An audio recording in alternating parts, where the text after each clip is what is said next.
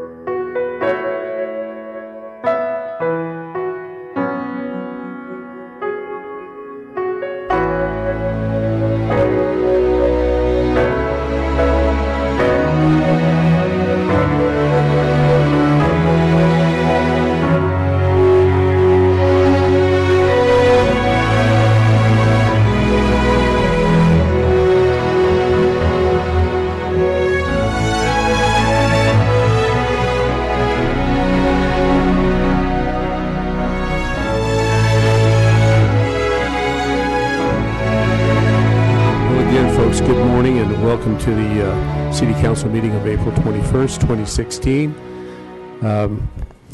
I can honestly say I really missed this place during the last 3 weeks. I was recovering and still am from pneumonia, and I was hospitalized for a few days at the end of March. So it's really good to be back here, and I wanted to thank my colleagues, Sal Quintero, Vice President, and Lee Brand for covering for me on the March 31st meeting. I was in the hospital.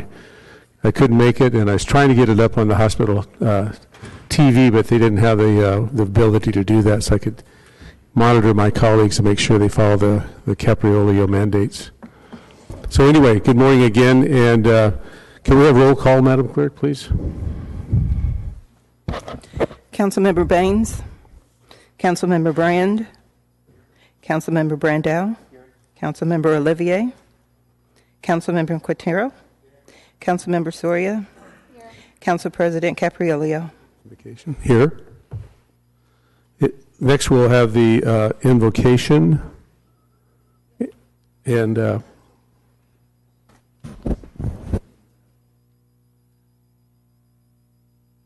Member Soria, if you'd like to chime in. Yes, we have Pastor Paul of the Central Community Church. Thank you for being here this morning. Good morning, Pastor Paul. Thank you for being here. After we conclude the invocation, if you'll remain standing, we'll honor our flag with the Pledge of Allegiance. If you'd all rise, please. We'll do the invocation first. Good morning. We're a city that embraces many cultures, and we celebrate their festivals and enjoy their rituals. They educate, enrich, empower, and enable us to more meaningfully relate to one another. A multicultural community is a genuine asset that can't be measured in dollars. Tomorrow evening, our Jewish community begins a 7-day observance of the Passover. That's a faith piece that connects to my own faith, and it speaks of deliverance from slavery and captivity. It speaks of anchoring their faith in the Almighty Creator God. It promised a brighter day and freedom to practice their faith. Their story enriches our lives. So I pray this day. Our Heavenly Father, we are grateful for our city leaders who govern and administrate the many issues that arise when people choose to live as neighbors, business partners, and faith communities. We ask for wisdom for them to govern with fairness and with justice. We ask for understanding that brings solutions to the problems facing them and us. May their energies be devoted to the problems that have the highest priority, and help all those who administrate to be aware that they serve a greater purpose that will leave a legacy for generations following us. We pray, believing you, our God, our loving God, are listening, caring, and active. We will watch for how you answer our prayer. We agree with the words of Jeremiah of old, a prophet of our Jewish community, who said, "The faithful love of the Lord never ends. His mercies never cease. Great is his faithfulness. His mercies begin afresh each morning." We say to ourselves, "The Lord is our inheritance, therefore we will hope in him." The Lord is good to those who depend on him, to those who search for him. So it is good to wait quietly for wisdom, for guidance, for salvation from the Lord. Amen. Thank you. Ready? Salute. I pledge allegiance to the flag and to the States of America and to the republic for which it stands, one nation, under God, indivisible, with nothing and justice for all. Thank you again, sir. Okay. Are there any changes to the agenda? I have a Yes. few. Oh, do you want to go first? Council President, I'd like to continue the item, the 5 o'clock item on the housing element until next week. Okay. Any other agenda changes? Yes. Let's see. Item 1F and 1J are duplicates, and we just need to remove item 1J. So 1F will be deleted and we'll go with 1J. Yes. Very good, thank you. Okay, and then the next one is item 2I. There's a change to the title. It should read, Bill for Introduction, amending Article 7 of Chapter 10 of the Fresno Municipal Code relating to management of real property. So we're adding of Chapter 10 that was left out by mistake. Those are the changes I have. Thank you. City Attorney, would we take a vote on Councilmember Brandau's item in particular, or is it just part of the agenda? No, his request to have it removed stands unless there's a motion that's upheld with a majority vote to keep it on. Okay, very good. All right, then do we have a motion to approve the agenda as amended?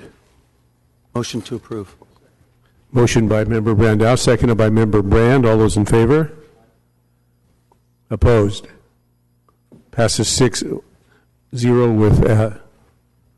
with Member Baines absent. He's at an Air Board meeting this morning. He'll be here this afternoon.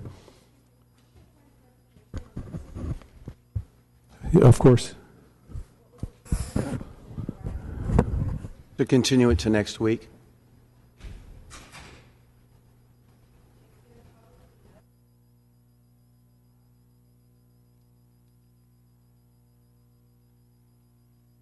Well, I think we'll just have to republic notice it for next week. Okay, do the next item. City Attorney, do you have anything to add to that, or? No, just to clarify, under the council rules of procedure, any council member can remove something from the agenda, and that stands unless there's a motion with a majority vote to keep it on the agenda. Thank you very much. Okay, next is the minutes of March 31st. Are there any changes to the minutes of March 31st? Seeing none, is there a motion to approve the minutes of March 31st? Motion by Member Soria, seconded by Member Brandau. All those in favor? Opposed? Passes 6-0 with Member Baines absent. Next are council member reports and comments. Member Brandau. Oh, no, that was... Okay, thank you. Member Brand. Just a couple things. This weekend, there's an MS Walk at Fig Garden for those who want to participate in a good cause. And also tonight, I have a forum to attend. I guess it won't be a problem, but I had to leave by 6 o'clock, so we may have it done before then. Thank you. You're welcome. Member Soria, you're up. Thank you, Council President. I actually have a few comments and then maybe some questions to our city manager. So just want to comment on opening night. I think there were many of us at the Grizzly game, and it was a terrific turnout. I believe it was pretty much sold out, so it is exciting to see the excitement behind the team. We're the national champions, and so it was a great turnout, great momentum that exists in the downtown area, so very excited to have been part of that. I also last week hosted the South San Joaquin Valley Division General Meeting of the League of Cities, where we discussed water issues. and our Senator Feinstein staff was able to present on a bill that will help. The Valley has funds to help, and so in the coming weeks in some of our meetings, I will try to bring a proposal to see if we can support that federal legislation that could help us get resources for water storage here in the Valley. I also attended a conference in San Diego as part of the League of Cities. I'm involved with the Public Safety and Transportation Policy Committee, so I like to track what is happening statewide through legislation that could potentially impact our community, and so that gave me the opportunity. So on Wednesday, I will be going to Sacramento for our Legislative Advocacy Day with the League of Cities. Just two more announcements. One, I will be having a community meeting at Inspiration Park, so that's west of the 99. We're going to be talking about public safety issues, some public safety concerns at the park, and we will also be having a presentation by the Fresno Police Department regarding the Beware software. I know that a few weeks ago there was an item that came before us, and we asked for additional time to get more public input and make sure that the community knows about the technology and the software. So we will be making a presentation. We want to encourage residents from the city of Fresno, and in particular residents from District 1, to attend this meeting to share any concerns that are happening in your neighborhood as it relates to public safety, but also to hear about this new technology that could be continue to be used here in the city of Fresno if the council votes to support that.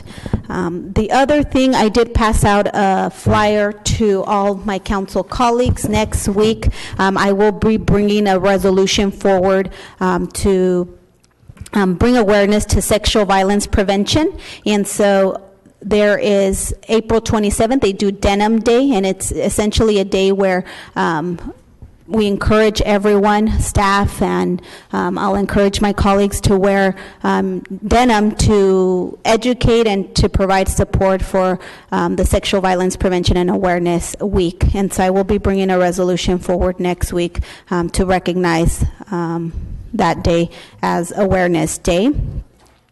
And lastly, I just had a question for the city manager.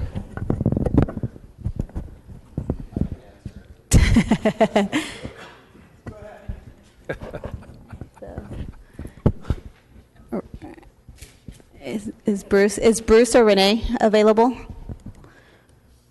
We had a question by Member Soria for the administration. And I know that I emailed and I gave just a little bit of background to Bruce and to staff, I believe to Jennifer, who's the director of DARM, regarding this issue. It's related to solar panel permits. So what has been brought to my attention is that the city is not complying with SB 1222, which enforces a permit fee cap for residential solar permits.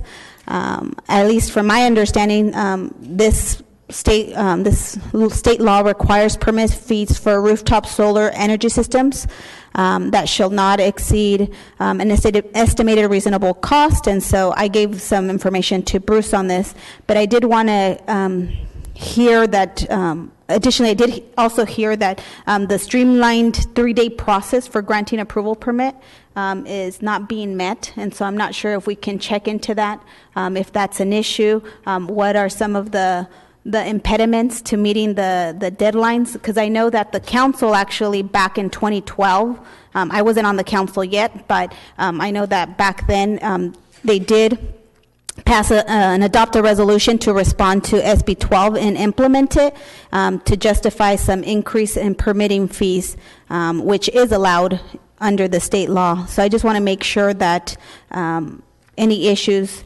that are related to the permitting process in terms of the shorter term, the short term or the expedited term are addressed. I know we have Kevin Pierce here from Solar City, who is district manager, and that handles permit and inspections for them. And so I know that they've been having some issues, and so I'm hoping that if there are some issues that we can resolve and that we're meeting our deadlines. I think that providing the opportunity for folks to use solar panels is great for our community. I know that there's state goals that we could be meeting with the solar panels and really alternative clean energy solutions. So I'm hoping that we can address this issue. Okay. Yeah, we will look into it and we'll report back to you. Great, thank you. And that's it for me. Thank you. Thank you, Member Soria. Next is Member Brandow.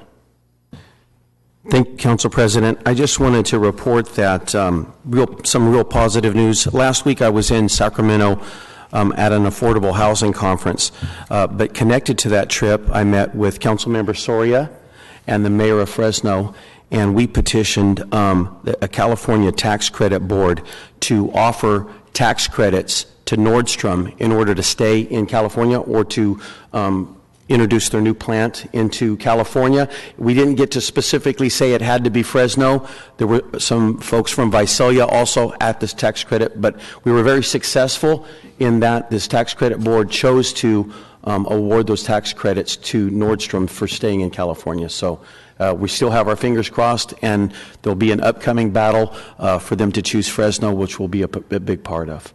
I want to report that. Well, thanks to you and your team for that advocacy. Obviously, we want Nordstrom's, and we're getting closer every day. As far as council comments from District 4, a huge thank you to the Northeast Police Department and the Narcotics Unit in particular. They took down a huge drug operation on Bulldog Lane near Stone Soup. So I wanted to thank Lieutenant Brogdon, Sergeant Landon, Detective Lee, Sergeant Beckwith, Sergeant Hedgen. Basically, they had a search warrant. They went into this apartment complex. It was a major problem for District 4, and we were thankful for their efforts to execute that search warrant, which resulted in 3 handguns, one with a high-capacity magazine, large amount of marijuana honey oil, as well as cash. And I thank you very, very much for that. It's really great. Thank you, guys. Next, another huge thanks to the Public Works team. They did some work in the neighborhood and got some light shining on some residents of District 4. I really appreciate Scott Mosier, Brian Russell, Timothy Smith, Dan Tuner, Aaron Aguirre, and Stacey Wharton for their effort on that. It really makes a difference to the residents of District 4. Also to Chief Donis and her crew working with the mosque on 4th and Shaw Avenue and getting, they're doing a huge remodel there. Also, last Sunday, the mosque, for the second time, did along with Fresno State ASI, they hosted a picnic for the Sierra Madre residents. And we had over 260 people show up. So I want to thank Fire Station 11. The kids love the fire truck, and Fresno State Police had their squad cars there and the lights, and they did a great job at the mosque, and I appreciate that. Great food, and it really brought out a lot of kids in that neighborhood and brought them together and showed them that we can have great neighborhood functions. We just need some leadership, and the mosque provided that. So we're going to continue that, and hopefully we'll go from 260 to maybe 360 or 400. So thanks to all involved with that. So the screen is clear. We'll go to the consent calendar. Would any member like to pull any item on the consent calendar, which would then be set over to 1:30? Anybody want to pull from the consent calendar?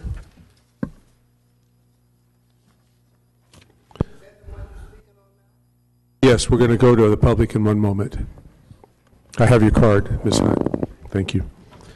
I'd like to pull item 1K and 1L to be heard this afternoon. Councilmember Soria? You've pulled one of the items that I wanted to pull. Thank you. Okay. Anybody else want to pull an item from the consent calendar? Next, we'll take it out to the public. Would any member of the public like to address anything on the consent calendar? And I have a card for Ms. Hunt.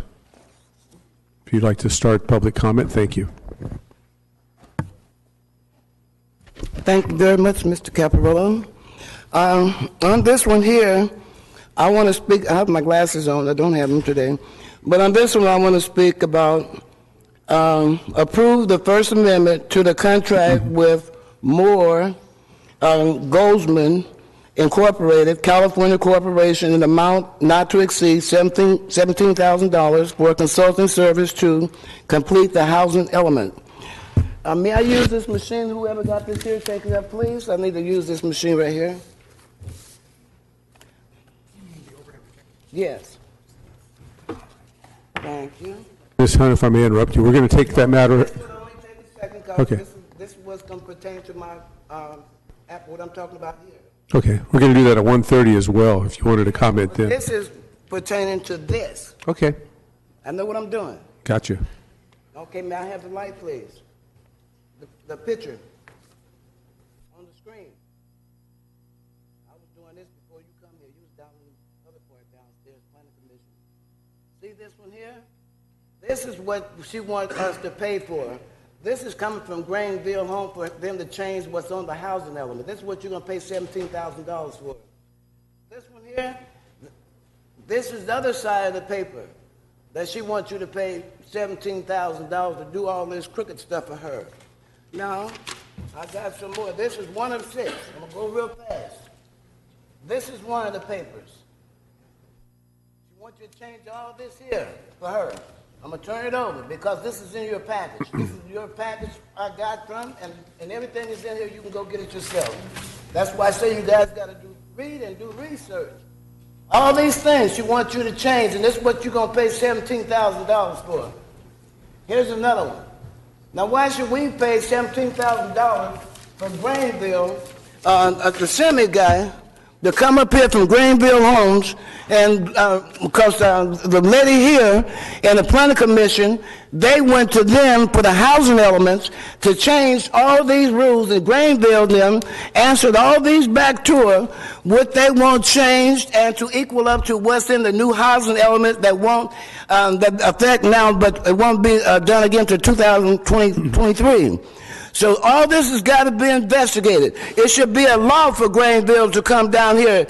It says we are truly appreciative of the opportunity to comment on the city 2015 housing element draft. We understand the proposed amendments to the general plan will meet the city housing needs. I don't have my glasses. Housing needs, and including housing for all income levels and special need groups within the city sphere of influence. Our comments as approach as attached to the City of Fresno red line documents. You can read this yourself.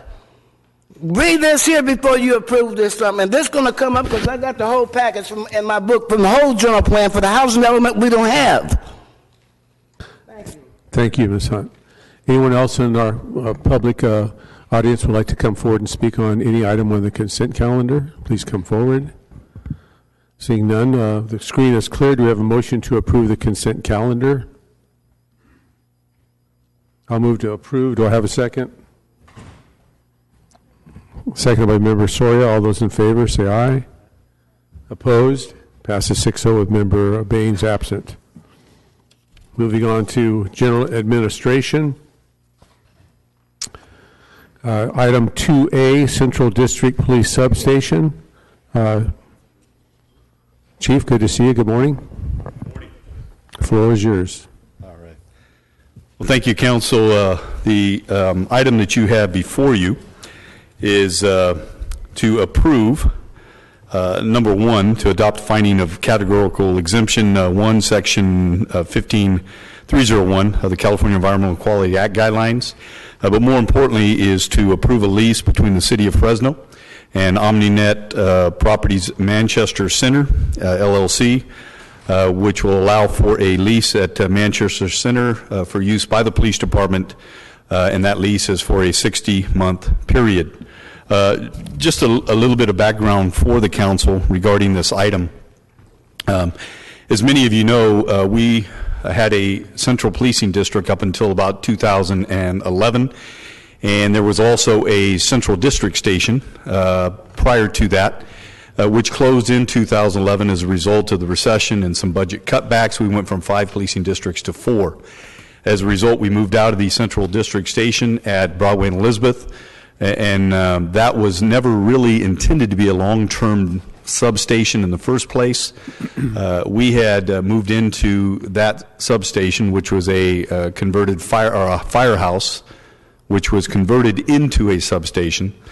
And it was supposed to be temporary, and we stayed there for 30 years.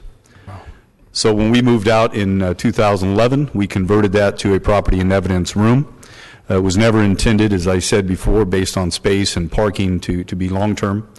But it has served as a property and evidence room ever since, until recently with some rains that created damage to the roof, some asbestos that was located in the building. Now the building is going to have to be destroyed. So there is no returning to that particular location, but we have located a suitable place in the heart of the Central Policing District, the new Central Policing District, and that is at Manchester Center, Blackstone and Shields. We have been in negotiations with the management, with the owners there, and we have come to agreement on a location, and it is a 8 to 10,000 square foot office space. The owner will be responsible for all of the tenant improvements as agreed upon by us. We have already met with them in terms of what those are, and will also provide us parking up to 100 stalls, and we have already made arrangements for that to occur as well. And this is a 60-month lease without any cost to us in terms of base rent. The base rent is being completely waived, and what we are going to be responsible for are operating cost of 43 cents a foot plus utilities. So we anticipate the cost being somewhere around $3,400 a month to $4,300 a month to occupy that 8 to 10,000 square foot office space. We will have approximately 100 officers that will work out of that facility on a 24-hour a day, 7-day-a-week basis. And we believe it is a perfect location, especially in light of the new district boundaries, which will go into effect once the district station opens, which we anticipate to be in August. I sent each of you the new projected district boundaries that will occur in August. The central district will now be from Belmont to the south, Ashland to the north, First Street to the east, Golden State to the west. And with that, I also presented you a breakdown in calls for service. That is how we were able to determine those boundaries, and also population within those geographical boundaries for that. But the item today is really for you to approve the lease. And I know there's been some concerns that have been raised in terms of building security, because it is in the central part of a mall, and we have addressed those security concerns. One of them was the ability to have common access to a hallway that would be utilized in the event of a fire escape. We have worked closely with the owner to address that concern and to relocate the locker room to where this would be a fully contained building, and the hallway would not come into effect for our officers. Second was parking. That was always a number one priority for us. We wanted to make sure that there was secured parking for our officers, for their personal vehicles, and preferably for our marked units. And we have worked with OmniNet Properties regarding that. And we have two options, but the option that we are pursuing is underground parking, which offers 80 to 90 parking stalls, fully contained, elevator access with no one that can access it beyond us. There's a gate that you drive in with a security pad, and again, it's fully contained with security cameras in the basement for our officers. So pretty excited about what we're about ready to undertake. And we just need council approval today to approve the lease so that we can move forward with this and create the 5th policing district again and move into the new facility. Thank you. Thank you, Chief. Is there any member of the public that wishes to comment on this item? Please come forward and give us your name and address.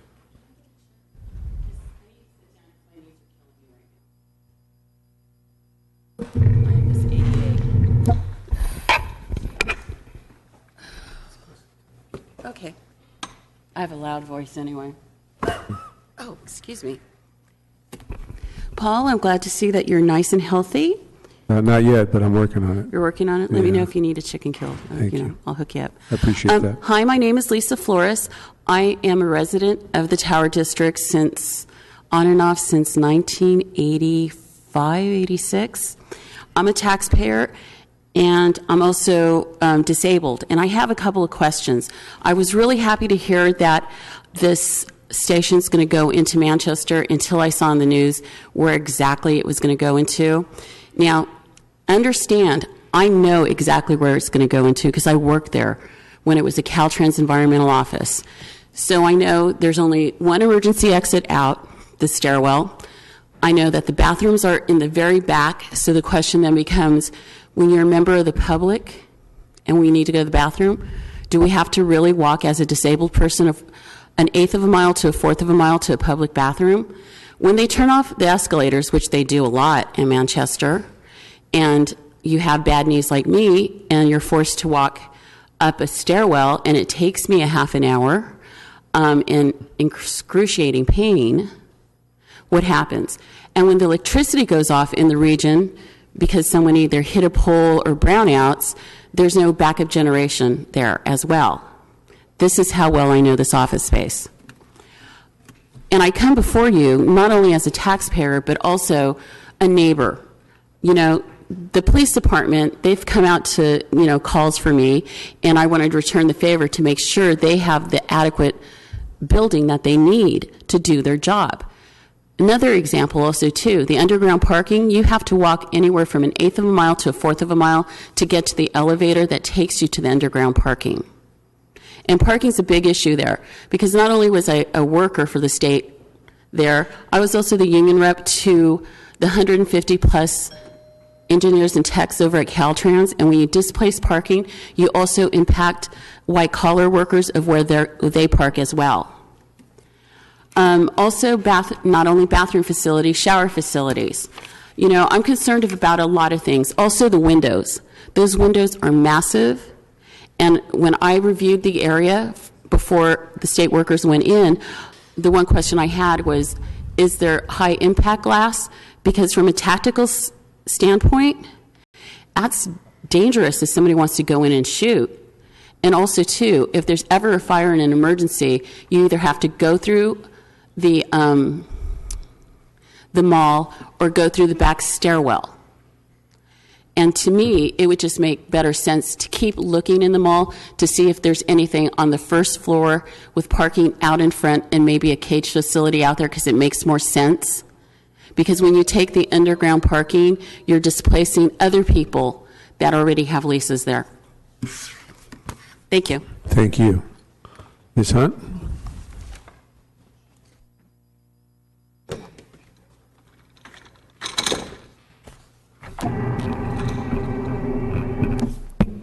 Thank you very much, Mr. President. On this, I love City of Fresno. I love the state of California. And I love my City of Fresno Police Department, and I love the Sheriff Department, and the people of the City of Fresno, and all of you dignitaries and everybody up here. That's why I come, to help. Now, the Police Department original building is right here across the street. But now, before the City of Fresno come up here, the Planning Commission had wanted the City of Fresno to move to Manchester. That was supposed to have been the big plan. May I have your attention, please? I'm not going to step here and waste my time and my line come up and I'm talking about something good, and then you guys not going to listen to me, and then you're going to tell me I can't talk my 3 minutes. I'm not going to stand for it. I could have been home. Now, all this here, that was supposed to have been the original City of Fresno when we moved from here, all the buildings. Now, those chickens over there, the one that caused that problem, is coming home to roost. That's a good proposal that they have going over here in the Manchester. Is more areas they can cover, more places where they can go. They can go north, east, south, and west. Once they figure out where Southwest Fresno is, it's not southeast like the signs they gave us. And you know that too, Mr. Caparella and all of you. so they can be in the middle, because we're in a war. Anything can happen. I want these men and women that's out there in our uniforms to have everything they need to protect us and correct all problems, and even the problem that goes on here in City Hall, the state, California, the school boards. I want the city of Fresno to be a police to everybody. All of these private entities and all these special interests and everything, get in their business, see what they're doing against the law. Because I sat down, I'm going to show you one. And a mayor goes around here all this time knowing all this stuff, having parties out here, say, Mark, having games, everybody getting drunk. But what about the people? Every day I wake up, I hear about people getting killed. And all our kids. I'm sick of it. I want the mayor to listen to this one. Here. What this is from the law office of Lonzo Smith, Briggs, and Wolf back in 2003. It's a request for entry of order for approving a master settlement agreement, release, stipulation, and dismissal, and order to master settlement agreement and order. There's a lot of pages in here. Sal, you knows this was here. Brand, you was here in the planning commission. You was here in the planning commission. And we got a profit sharing agreement with the county, 67% for the land and 33% for the city of Fresno. But I want to know and swear to know if these police get in any trouble getting out there after this stipulation which you guys read, you guys in trouble. You guys cannot hold a city police department, something that you're going to send them into a trap out here, and you know what the judge told you, don't go nowhere unless the city, county, close and redevelopment get together. How can you come together when the city of Fresno is the redevelopment and the agency, they everything, and they knows what that profit sharing agreement. You step one step over, the power. You're going to check and see if the powers are there. Don't let these guys walk out into no trap. And everybody's sitting around out there, walking around drunk. Everybody's spending their money. Kids, everybody don't have no fun. But the folks over here to the northeast, what about the southwest? Thank you, Ms. Hunt. Appreciate that. That's all I want to say, and I'm going home. Anyone else in our public like to come forward? Please give us your name and address, and you'll have 3 minutes. Thank you. Morning, council members. I'm Damon Kurtz, first vice president of the Fresno Police Officers Association, and I'm here to obviously address the Central Policing District station. I have a little bit of a prepared statement so I don't forget things, but so I wanted to talk to you about the Central Policing District station, and I want to make it clear the FPOA does not oppose this. We're not opposed to it being in the Manchester Mall. We have some concerns, and we've voiced those concerns on the safety of certain parts of the mall. And the plan itself. That's what. Okay, sorry. We can hear you better. We have some current concerns, and we've voiced those concerns with the chief. And there were multiple concerns, but there were two main ones, and he addressed some of them this morning, which was the parking, and there was a situation with the locker room being outside of the station itself. So I just wanted to make it clear we're not opposing this, and we never were. We were never part of the planning or the implementation of this plan. So we weren't aware of these issues, and it wasn't until Tuesday afternoon. And some of these changes are just being made this morning. So, and I think it's I want to talk a little bit more about how I think it's a little disappointing that the safety of our officers has become political rhetoric. I don't know why it's ballooned to this point. The FPOA cannot waive our right to negotiate for the safety of our members. And this is why we brought this up. We're moving forward on a contract that with plans that aren't in place, and that was the issue. We wanted to see physical plans in front of us that we can say, hey, we know what the station's going to look like, what the safety concerns are, be able to address them if needed, and that just wasn't the case. So, and I want to talk about a little bit what our officers do. They risk their lives every day and to do their job. But some of these safety concerns were trivialized by some, and it's made to sound that some way, because we're police officers, there's expected that we can't make requests such as a safe parking lot. I think that's a little bit ridiculous. And we have real-time situations here in the city of Fresno where we've had cars vandalized, personal and the patrol vehicles. We even had one firebombed in the Southwest Station. So these aren't unreasonable expectations of our city to do this. Now, if it came down to just us meeting with the chief of police, and he given us his word that he's going to fix these things, this would be a done issue. We wouldn't be here today. And I think I even mentioned that to some of you, that I'm very comfortable with what the chief is saying. But the problem is the chief is not the final say. and he's not. It wouldn't be the first time that the city has broken a verbal promise to the FPOA. And so we're asking for something to be in writing to solidify that.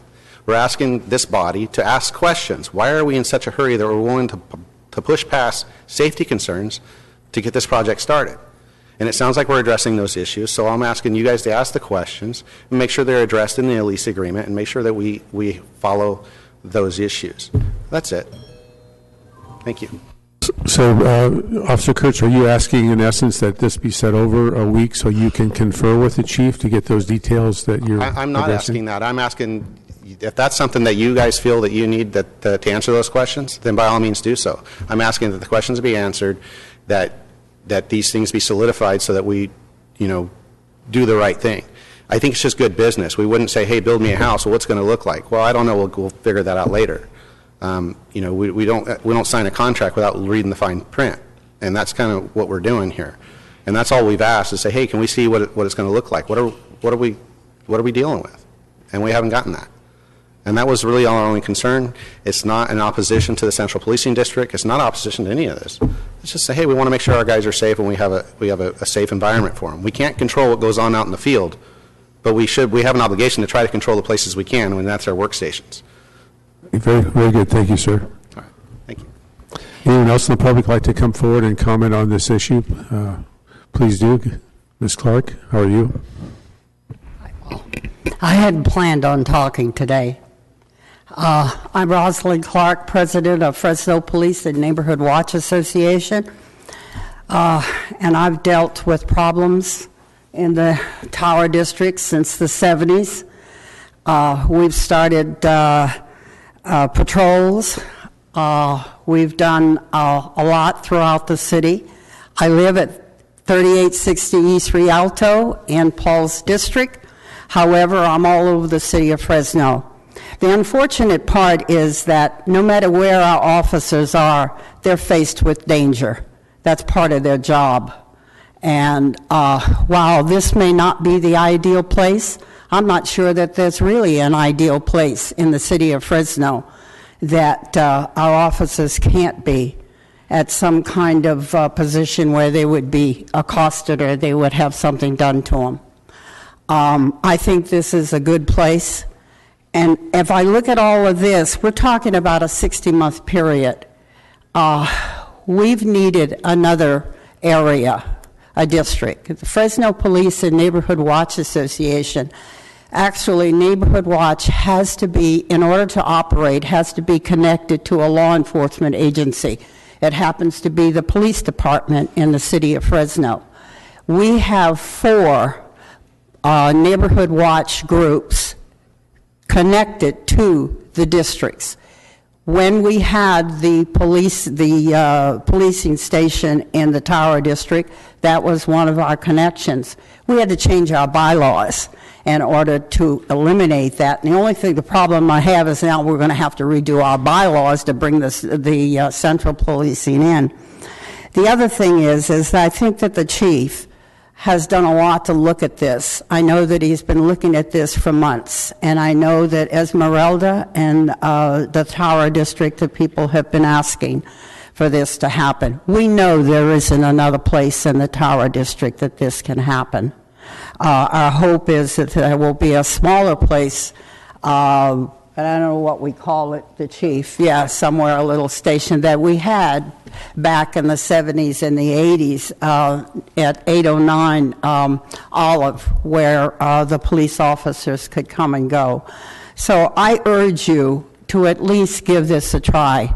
Try it. It's only, as I said, it's a short period of time, and let's get on with it, and let's do what we can do. The other thing is, you and I know that police cars are in danger no matter where they are,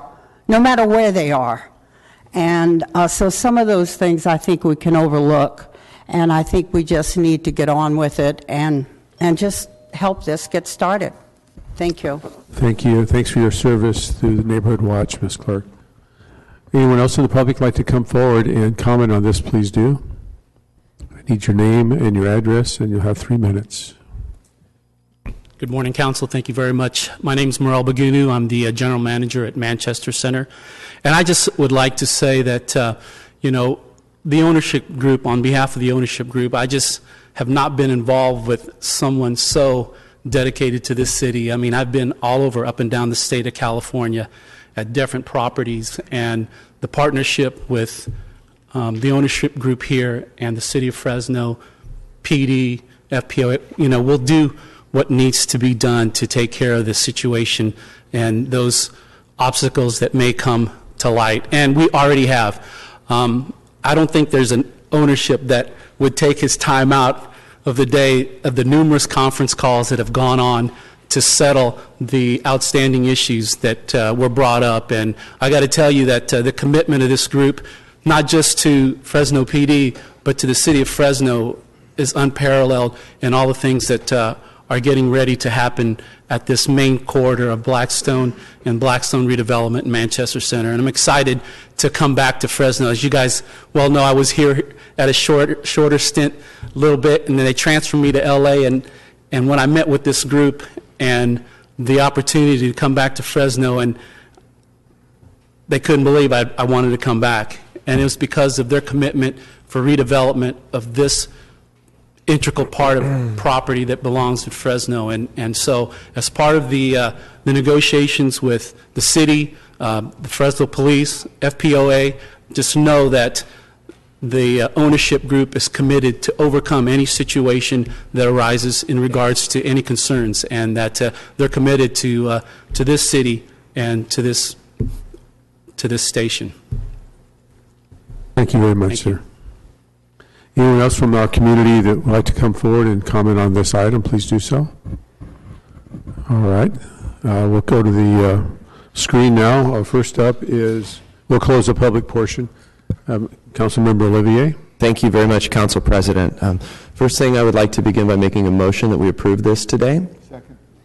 Thank you. The reason why I feel this way is because the opening is not slated for August. So we still have a number of months where we can address these serious concerns of officer safety. All this council is doing today is approving a lease, allowing us to get started on this process. Voting to approve a lease today does not mean that we don't care about officer safety. Voting for this lease today does not mean that we are flippant or trite about the safety of our police officers in the field. It's important that this body keep in mind today that all we're doing is moving forward to the next step. There are issues that have to do with, that we've heard, getting ingress and egress and locker rooms and bathrooms and things of that nature, but it's important that we move forward on this. This is an area that is crying out for police protection, and all. It's not just the 7th District. I know in the 1st District, Vassar and Glen has flared up in recent months as a location of some very serious crime. Pontiac and Effie, which is just north of the mall. Blackstone and Griffith, which is a headquarters for human trafficking in our community. Even the Manchester Transit Center, which our chief has addressed with reforming our fax unit, will benefit from having this station here. There's no question that the people who live in this area are demanding police protection, are demanding that this facility open. That's why it's important that this body not lose focus on what we're actually doing today. We're approving a lease, and that lease will enable our police officers union to sit with our chief of police and offer their constructive criticism and offer their expertise. And that way we can spend the next 3-4 months working together to get this facility open, because it is so very important. So I wanted to thank the administration for their commitment to Blackstone Avenue, for their commitment to this part of the city, for realizing that we have a serious crime problem in the neighborhoods surrounding Blackstone, and for making this commitment. I wanted to thank the Chief of Police for taking a critical look at this area and making this happen. But I know, Chief, if you want to come forward, in the next few months, do you plan to involve the police officers union in planning this facility? Yeah, we have We met this week. We met, I believe, Tuesday evening as well. And the concerns that they have raised, we have addressed. And one of them was a concern about secured parking and make sure it was close to the facility. That was always in our discussions from the onset with the owners of Manchester. And I can tell you that Ben Nazarian, the owner of OmniNet, has told me numerous times that the safety of our officers is paramount. He does not want to do anything that's not going to be safe for them. So he is willing to do so much for us, to include having us park in the underground parking garage by ourselves with access from a stairwell or access from an elevator that can only be accessed by us. So that's one. It has video cameras in there. And two is to make sure that there is no other common access to a hallway, even though it's a fire escape.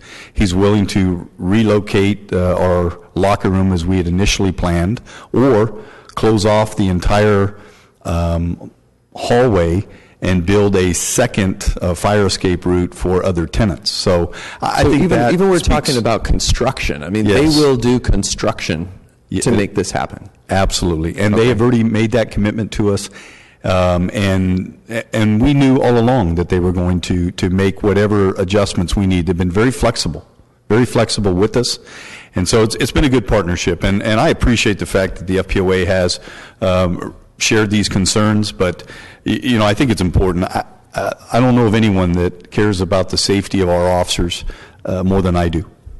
When our officers get injured, I'm at the hospital with them.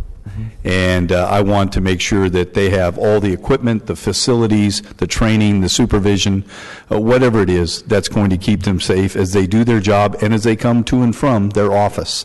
And I think we're taking those steps to do it. But we're committed to working with the POA and addressing any other concerns that they may have. Some of them we may not be able to. For example, windows on a building. Every one of our district stations has windows.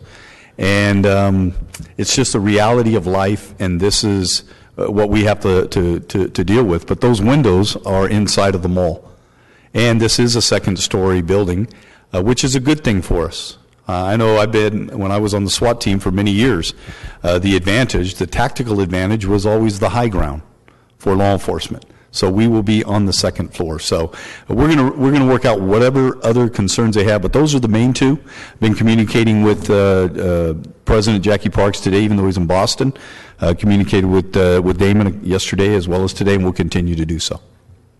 Okay, thank you. You bet. City Manager, is there anything that you would like to add, or are you pretty satisfied with the Chief's remarks? Well, I just wanted to reiterate that there's probably nobody who cares more about officer safety than the gentleman who just spoke. And he and I have had numerous conversations about how he loses sleep at night worrying about his officers. And as he indicated, when an officer is injured, he's one of the very first people to show up at the hospital. So I doubt anybody could question his commitment to his officers because he lives and breathes it every day. As far as his word, it was interesting that, you know, the FPOA, Damon indicated that they would rely on the chief's word, but the chief's word isn't the last word. And I guess that means that my word is the last word. So I will tell you, Damon, you can pass this on to Mr. Parks, as I did the other night. You have my word as well.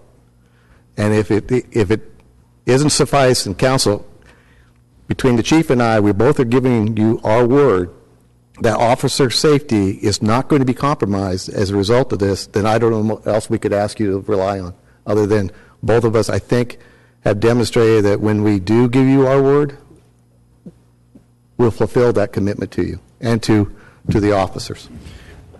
Well, and I can add that I'll give you my word that if this, at the end of the process, does not, if officer safety is still being, if you believe it's still being jeopardized, I will bring this back to this dais and I will bring it back to this council, and we can evaluate it as the leaders of this city government. So I think that it's important, again, and I'll reiterate today, to keep in mind that this is just we're inking a deal with a lease. We have a chief that will bend over backwards to make sure that this is a stellar facility. We have a city manager and a mayor who will bend over backwards to guarantee officer safety. And we have a mall management that will move walls and windows to make sure that that officers are safe in their jobs. So again, would like to urge my colleagues, a yes vote today does not mean that you're voting against our police officers. In fact, a yes vote today means that you're going to set them up to be in a first-class facility, in a place where they are welcomed and they are needed very badly. And I think it's important that we get the ball rolling on that. Thank you. City Manager Rudd, you're up on the screen later. You're good. Just want to make sure we're on. Okay, next is Member Brandau for your comments. Thank you, Council President. Chief, I'd like to chit-chat with you for a few minutes, I guess.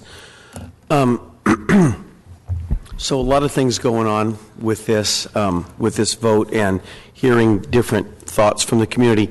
My good friend George Hostetler just wrote an article in the Central Valley Observer, which is a fantastic source of information. If people aren't receiving the Central Valley Observer, they need to be checking in on it. However, in this issue, George and we had a conversation yesterday, and George is suspect about some of the policing strategies that will affect Northwest Fresno that I represent. And you and I had a conversation. As a matter of fact, I'm very thankful to George because his conversation led to a greater conversation between you and I. And I wanted to clarify, because this report, and some people on the surface might think that Northwest Fresno is getting overlooked because the concentration of policing district headquarters are more centralized Fresno, and we don't have some kind of an outlier in Northwest Fresno.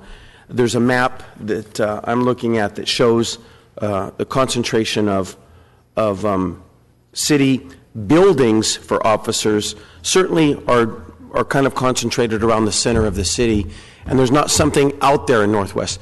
But here's what's very interesting, and this is what I need you to help the public with, as well as repeat it for myself, is in actuality, once this center is up and running, the policing dynamic for Northwest Fresno becomes improved. Am I correct there, or what's happening with that? Yes, and beyond that, let me just tell you the primary reason why I felt the need to recreate the Central Policing District was as a result of the impact that was occurring in Northwest Fresno, in the fact that our response times to in-progress crimes and life-threatening calls had increased dramatically since the closing of the Central District in 2011. And in fact, response times to life-threatening calls being 9+ minutes. Mm-hmm. And it was because of the incredible amount of geography that they had to travel in order to get to calls. We have removed a chunk of that geography. In fact, I believe we've taken out about 24 policing zones from Northwest and shifted those over into Central. And you can see that the vast majority of the new Central District is the old Northwest Policing District. Mm-hmm. And so what that means is that officers will now be able to get to calls more quickly in the Northwest Policing District as a result of the creation of the Central Policing District. That is an absolute promise and commitment, and it is factual. And if you look, I think we've shaved off about 5 square miles. The old Northwest Policing District was about 34 square miles. And you can see now it's down to about 29 square miles. But more importantly, the areas that we took away from Northwest were some of the most busiest areas. If you look on the legend for the new districts, we broke it down by calls for service that would be per district. And of all the 5 policing districts, the lowest call for service district will be Northwest by far. In fact, they will now comprise about 16% of all of the calls for service in the city of Fresno. We anticipate just over 80,000 calls will be in the Northwest District of the 488,000 that we handled this past year. So there's a direct benefit to the citizens of Northwest Fresno. And so, Chief, in layperson's terms, essentially you're cutting down the response times in North Fresno. Absolutely. And not only Northwest Fresno, but Northeast Fresno, because we are now carving out parts of Northeast and Northwest Fresno to make the Central Policing District. Anytime you have a concentrated focus of officers within a particular policing district, that's where they're going to be and respond to calls for service. Now, unlike a fire department, we don't respond to calls from a firehouse or a district police station. We respond out in the field, but our officers are assigned to various sectors, and that's where they patrol until a call comes out. The reality is there's always calls holding for our officers, so as soon as they come in service from one, they're going to the next. So from a geographical standpoint, the smaller the district, the better the response times. Sure, and the way I look at it, and I bounced this example off of you in our conversation, and you agreed that in the past, an officer that was called to a crime at, say, El Paseo, very far north Fresno, okay, northwest corner of town, that officer could have been responding from essentially McKinley and Blackstone. Correct. And have to make, I don't know what that is. That's got to be a 12-minute trip, even if you're moving fast. Probably with traffic, no east-west freeway in the Northwest Policing District, you're looking at 15-plus minutes. Okay, 15-plus minutes.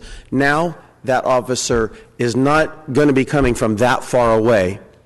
Yes, what has been carved out and placed into the new Central District is the area between Ashland and McKinley, Blackstone, west to Golden State. That's a considerable chunk of real estate that will no longer be part of the Northwest Policing District. Right, right. So I really think that if a person wants to, I do understand, I do agree with what George was saying. I can understand his viewpoint. If you're looking at the positions of buildings, you could say that we don't have a building out in Northwest Fresno. But if you're looking at the way your strategy for policing our city is, I have to take this as an improvement even for the citizens of Northwest Fresno. I wouldn't say even for, I would say especially for. Especially, I like that. As a matter of fact, if you have an opportunity, can you quote that a couple more times? Again. The primary reason, because so George and others that are interested, one of the main reasons for these adjustments. Of course, when you make adjustments, you get to readjust a lot of things, and I believe there's probably more adjustments coming. For example, we were actually going to. We were looking at different boundary lines for Northwest, even coming down to Shields, but we had to adjust the call load. But we also looked at freeway access. What's the easiest place to get off a freeway? And you have Clinton exit. You have various exits. So that's why we looked in some of those adjustments. We take into schools. We want to make sure there's not too many high schools in one particular district. We look at calls for service, how long it's going to take to traverse that geography. We look at single unit calls versus multi-unit calls. Northwest is going to be mostly single unit calls versus Southwest, Southeast, Central is mostly double unit calls. So we have to factor all of those in terms of how we deploy officers, the time of day, day of week. And so that's how we do it. And when much of it we do through a software program called Corona Solutions that does a lot of those. The where? Corona Solutions. Okay, different. No, not different the program. Corona you like. Okay. The other Corona. All right. Just making sure. I do want to add something. And George is right in the fact that the Northwest Policing District, as a result of the adjustment of the boundaries, is actually located in the far northwest portion of the Central District, right on the tip. But it's not where it's located as much as what surrounds it. And for example, it's located on Dakota at Hughes, but the Northwest officers still have to go down to McKinley. Mm-hmm. So they're still, although it's not centrally located, they're still going to be in an area that has a high volume of calls for service. Ideally, in the future, we'd like to look at maybe having a district station in Northwest, somewhere around Shaw and Brawley would be nice. But for now, I think this is going to be very suitable. Well, you actually just went into the next question that I had for you, which was sometime in the future, we could look at moving. I mean, you can't make adjustment to every station at any one time, right? So maybe in the future, we can look at moving this station, which is currently at Dakota and Hughes. We could move it a little bit further north. But it's just like this opportunity that we're given in Manchester. We're given, and I want to thank Mo for his involvement. But I mean, this is a golden opportunity, and those don't always exist, but we have to search for one in North Fresno. Yeah, and eventually, you know, the city's going to, as it continues to grow, evolve into a 6th policing district. And at that point in time, there'll be a shuffling of the boundaries, and this happens every so many years. Okay, so can you and I at least, once the dust has settled down on this decision, maybe start looking at some locations for maybe moving this Dakota and Hughes station a little bit further north and see if there opportunities exist. Yes, that way George will be satisfied. But in the meantime, I'm satisfied that policing in North Fresno is going to be improved because of the decision we're making today. Yeah, and the further north you go, the more the real estate costs. So we understand that too. Thank you, Chief. Thank you, Member Brandel. Next, Council Member Soria. Thank you, Council President. So I share some of the same sentiments as expressed by my colleagues. I'm very excited to hear that we are moving to creating this central station. I know that there's been a lot of people being outspoken in the Tower District about the impact in terms of crime more recently in the last few months. And so I know that this was part of the conversation that we had when we had our community meeting. So I'm excited to see that this is coming to fruition. It does consolidate the Tower District into one policing district, which I believe is a fantastic thing. Also excited about the fact that we will be increasing response times, not only for that Tower area, but I think for all districts throughout the city of Fresno. So that is very exciting. I do have and I think actually my colleague Steve just got my question answered in terms of the Northwest station. I'd like to be included in those conversations because while a lot of my district now lies within the central station, I still have parts of my district up to Shaw and west of the 99 that are included within the Northwest policing district. So when there are conversations related to looking at a potential new site, I'd like to be included. We know when there's a movement in terms of police station, it always becomes an issue of high concern in the community. I know, as you mentioned, the Northwest Policing station right now is on Dakota and Hughes, and it's also a very high crime area. So I know that if we decide to move it from there, we will, I'm sure, hear a lot from the community. So I think as long as we're included and we're having that conversation, so that we don't surprise people, I think that that's the way to go in terms of moving if we decide to move the station at a later point. I do also just want to send my appreciation to Mo for his commitment to working with us. I do recognize that there are still, and I know that you've committed to addressing the concerns that were raised today and even have been raised to you before today regarding the safety of the officers, because I am a supporter of not only the central station, but also I do support, and I believe that those concerns are very valid. I'd actually like to, and because we're dealing with contracts, I'd like to amend actually my colleague's motion to approve the lease condition upon addressing the safety concerns addressed by FPOA, which one I hear it's parking and the locker room. I think, is that something that we could do today? Yes. Still approve the lease condition upon making sure that those things are addressed? Yes, you can. Okay, and it seems like we have the commitment from Mo, and so I think that if there is agreement from my colleague to amend his motion to ensure that we do really get those things in writing and as part of the contract, I would be very happy to support this lease agreement today. Okay, so I would like to actually make the motion to approve the lease conditioned upon addressing the safety concerns. I'd second that motion.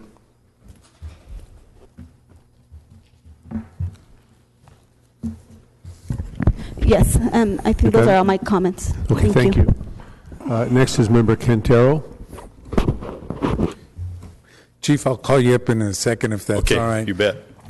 Damon, it seems that in your presentation, the two biggest concerns that you voiced was that of parking and the location of the locker room facilities.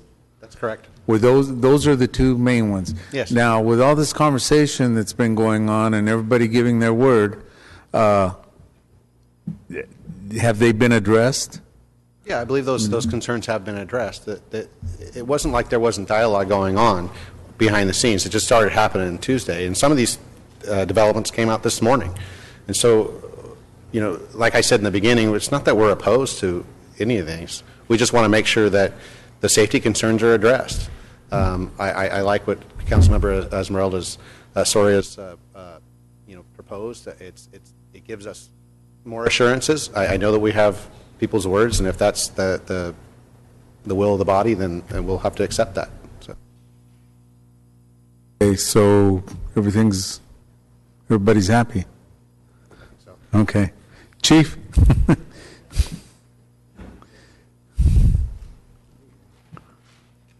Kumbaya. For just clarification purposes, for the record, can you reiterate the what you're going to do in terms of the parking concerns in the locker room? Sure. The way I'll address the parking lot or the locker room first. Plumbing is always an issue, so you're trying to build your locker room around the existing plumbing. And so what was intended initially was to have the locker room on the far, I guess it'd be the west side of the building in Manchester. And what we learned was there was a hallway that separated the locker room from the additional office space. When initially we walked through, I thought that was all going to be contained, and that would only be occupied by us. But what we found out was that the fire code would not allow you to block that off without having another fire access lane for other tenants. So that presented a problem. So in working with the owner and with Mo, they've been very accommodating to simply do one of two things for us. One of them is to block off that fire code, that access point, so that it is only occupied by us, and then create a second fire lane, which I don't think is the preference for us. And then the other option is to take the existing locker room and move it within the other building so we are fully self-contained. Those options are both available to us, and I think we'll take the latter, is the way it looks, and I believe, based on what I hear, Mo and his folks are agreeable with that. And so that's one. And then on the parking, the preferred parking for us would be downstairs in the parking garage. It is a good facility. It's self-contained, and we're finalizing the details of that. So it's downstairs, accessed via an elevator, where no one from the public can get to the parking garage through the elevator. There's also a stairwell that leads down to the parking garage, and it is fully contained and secure for not only personal vehicles but police cars. And we'd probably still have 6 or 8 patrol cars that would be by the doors, the exit doors, just for the presence. So the parking stalls are about 80 to 90. 80 to 90 parking stalls? Yes. So we needed to be safe, sometimes 100, but we're going to be fine with 80 to 90, and then whatever we can park by the back door. Are you going to have any on-street parking by the buildings for civilian type cars? We will have, as you know, that entire area is all civilian parking. So people can come to the rear, come to the front. And that district station initially isn't designed necessarily to have somebody there all the time and as a reception center, but eventually it'd like to be that. Uh-huh. Okay, so it's not going to be a type of station that is for any walk-in traffic, public use type thing. I believe that's where we're naturally going to evolve to. Prior to the recession, all of our district stations were like that. Yes. And then we went away from that, and I believe we need to get back to that, even if that means putting a cadet or two in that reception area. That's our plan, at least during certain hours. Okay. Okay. Thank you very much. You bet. Appreciate You're welcome. Thank you, Member Quintero. Next is Member Brand. Don't leave. Uh-oh. Some of the questions I had have been asked by my colleagues, but just focusing on the change on, you mentioned the response times are faster now for both Northwest and Northeast. And it's, I don't know what the boundary was before, but the boundary on Northeast is now down to Shields Avenue. Was it? Yes, down to McKinley prior. Mm-hmm. So there was, I can tell you exactly what's no longer going to be in there is at least 14 zones, policing zones, will be removed from Northeast and placed in Central. So what that means is, and what it really does is the areas that were generating a lot of calls and the crime on the southern part of the district are now no longer in the Northeast district. They'll be in the Central district within close proximity of Manchester, and that will free officers up to be more available for the entire policing district. So, in other words, if the Northeast had, hypothetically, 200 officers with a bigger area and more calls, they still have 200 officers, but a smaller area and less calls, and that's where they have a faster response time, more efficiency. And the reality is probably about 80 officers in Northeast. I can always think big. Yeah, I know. Well, you're looking at the future, I know. And so, but yes, it's true. But we are adding officers as part of the restructure. I didn't touch on this earlier, but I did yesterday at the news conference. Starting in August, we are restructuring our department now. That coincides with the creation of the Central District, moving into the Central District Station. Eliminating some of our special units, downsizing some of our special units, merging some of them, creating new ones that are smaller, and that is going to allow us to move approximately 40 officers and probably another 10 to 12 sergeants into patrol. We'll have an impact on our special units and some of the functions they do, but it will give us additional officers. And also by that time, there will be an additional 40 officers out of the field training program that will be assigned to patrol. Okay. So we will have approximately 85 to 90 more officers in patrol in August than we currently do today. And that makes this plan even better. So this is part of the transition to community-based policing we talked about a few months ago, right? So with the goal to get up to around 300, is that what we will be at least 300 officers in patrol, live bodies, not including individuals that are injured. I'm talking about folks that are out there able to do the job every day. It'll be the most that we've had in patrol ever.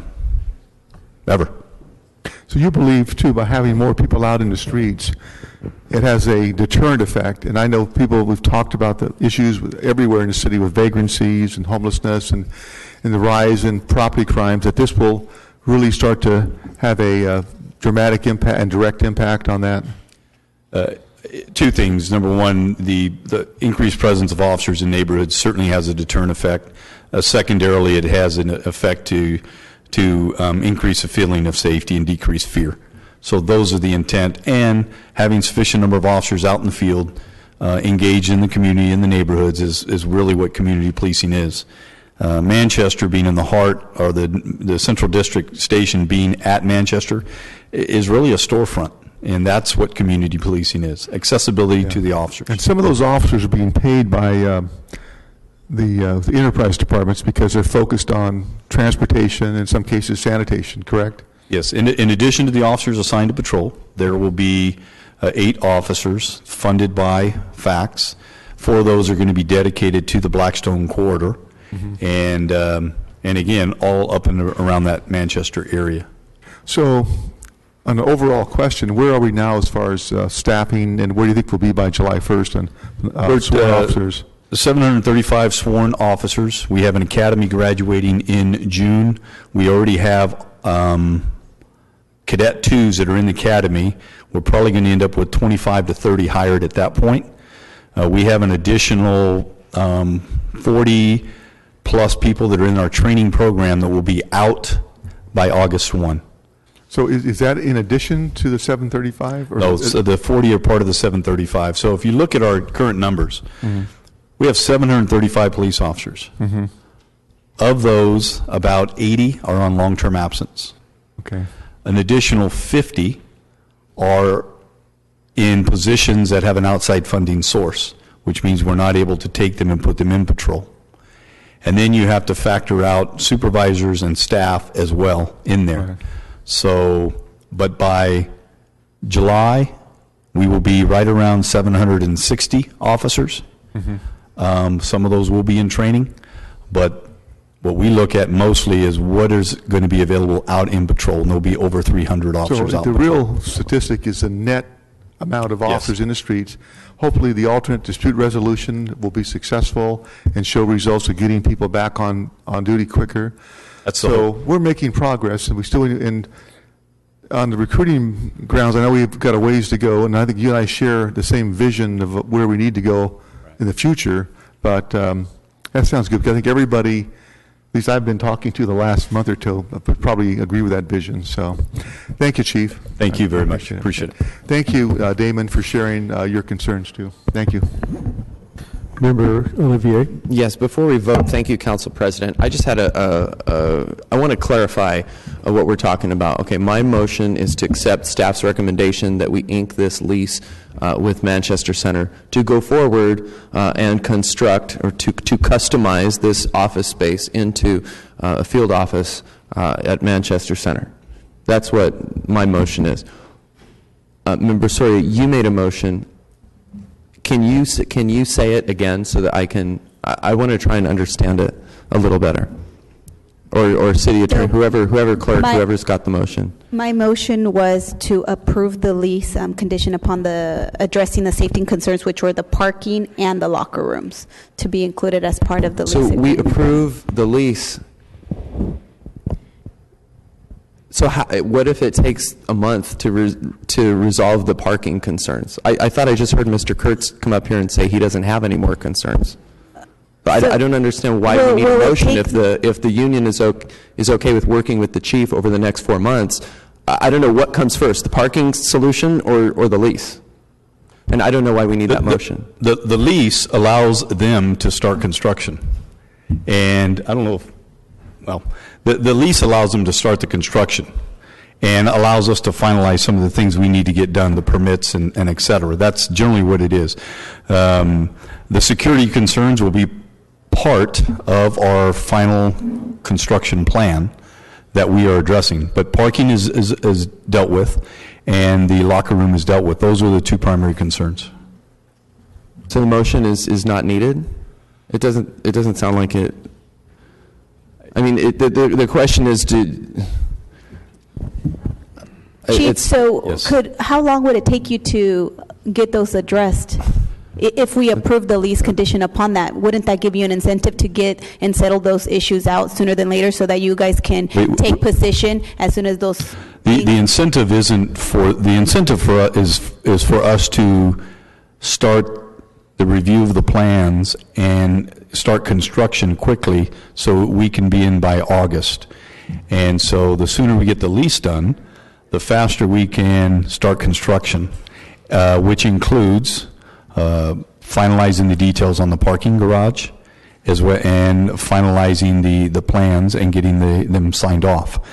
So I don't think just conditioning upon that, since you're working on it, I don't think it should delay it any further. I think that Right. seems like you guys are pretty committed. So making the motion just adding that to the motion just guarantees really that we do get it done. And that's really my intent behind it. My intent is not to delay any further. I just want to make sure that the valid concerns, which it seems we're all in agreement that we want to address, that we do put it on the record and put it in writing. So that's important for me. Yeah, I'm fine. I've made my public commitment here. With or without the motion, we're going to take care of those issues. And I mean, You have Mo has stood up here and said they're committed to doing them. We're committed to doing them, and I can assure you, I'm not going to walk away from here and not do the things that I've committed to today. let me ask the representative, can you come back up from FPOA?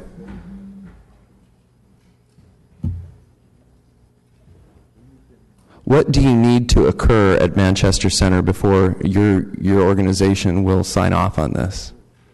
I don't necessarily need our sign-off.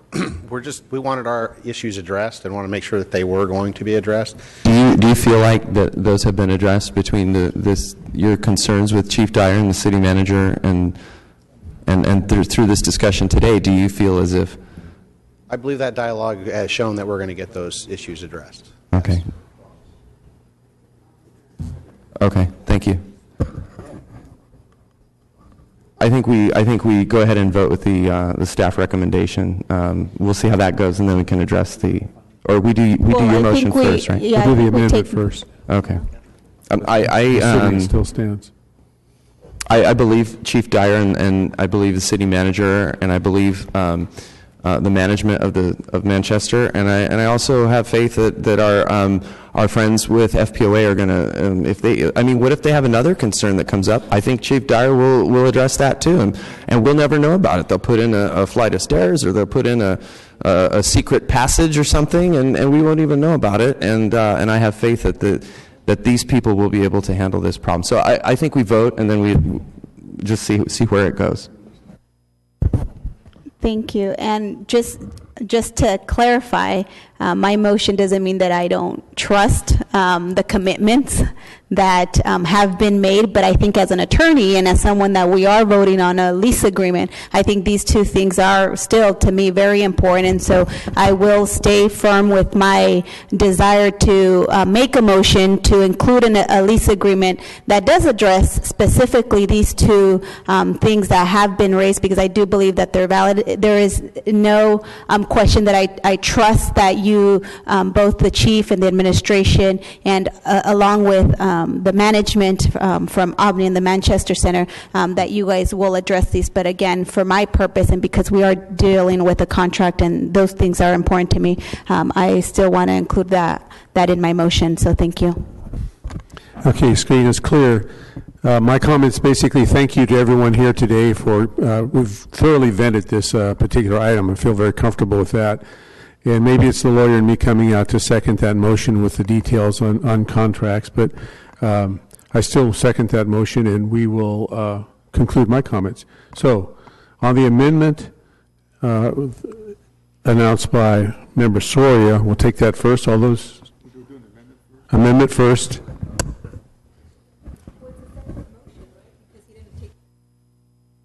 Right, Councilmember Olivier made the main motion to approve, and then Councilmember Soria made a motion to amend that. So you always vote on the motion to amend first, and then take up the main motion, whether or not it's amended. So at this moment, we're voting on the amendment to the contract, and that's it. Then I think everyone's agreement to pass this particular item. It's just first on the amendment to vote whether or not that should be included. So there's no doubt it'll pass 7-0 as far as initiating the lease agreement. It's merely a matter, do we want to include that clause as an amendment? So is that a correct statement, Member Soria and City Attorney? Yes, on this vote, it would be a yes vote would be to approve Councilmember Soria's amendment. Correct. Okay, all those in favor of approving Councilmember Soria's amendment, say aye. Aye. Those opposed? So I think it fails because it's a tie, 3-3. Yes, a tie fails to approve the amendment. Okay. Those in favor were members Soria, Capriolio, and Quintero. Those opposed were members Olivier, Brand, and Brandau, and member Baines is absent. Okay, now we'll move on to the first motion to approve the lease agreement for the Central Police District Substation. All those in favor? Opposed? Passes 6-0 with member Baines absent. Thank you very much. We're going to move on to the 10 o'clock item. It's a little bit late, but we're going to do it. It's a continued hearing regarding the vacation of the alleys in District 3, and that's Public Works.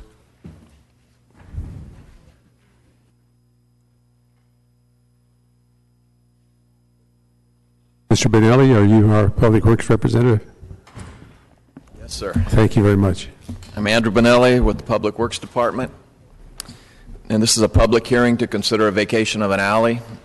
This is an alley that is between Broadway and State Route 180. It's an alley that's no longer used. It was really a portion of it was taken up by State Route 180, so it's a dead-end alley. No longer needed. There's a church that is proposed to be built on the site. Staff is recommending that the alley be vacated so that the church can go ahead with their plans. Very good. Thank you, sir. Anyone in the public like to comment on this particular item, please come forward, give us your name and address, and you have 3 minutes. Seeing none, we'll bring it to the dais. Anyone on the council members like to comment on this? Screen is clear. Seeing none, do we have a motion to approve? Motion by member Olivier, seconded by member Soria. All those in favor? Opposed?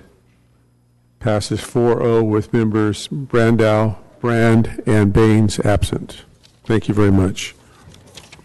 Next, we'll go to item 2B, approving a master agreement for local transportation projects, again, Public Works.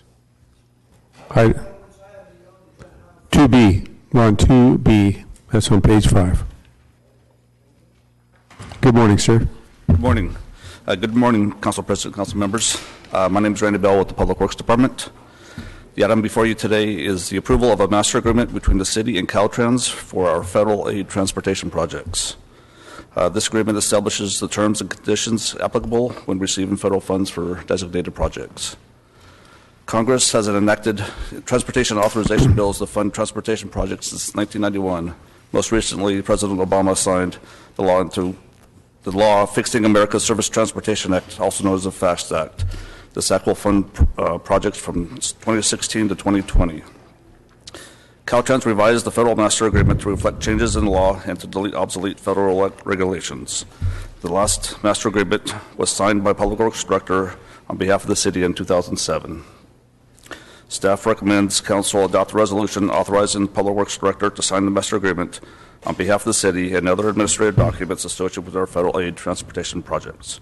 This ends my presentation, and I'm here for questions. Thank you very much, sir. We'll take it out to the public. Anyone in the public like to comment on item 2B, please come forward, name, address.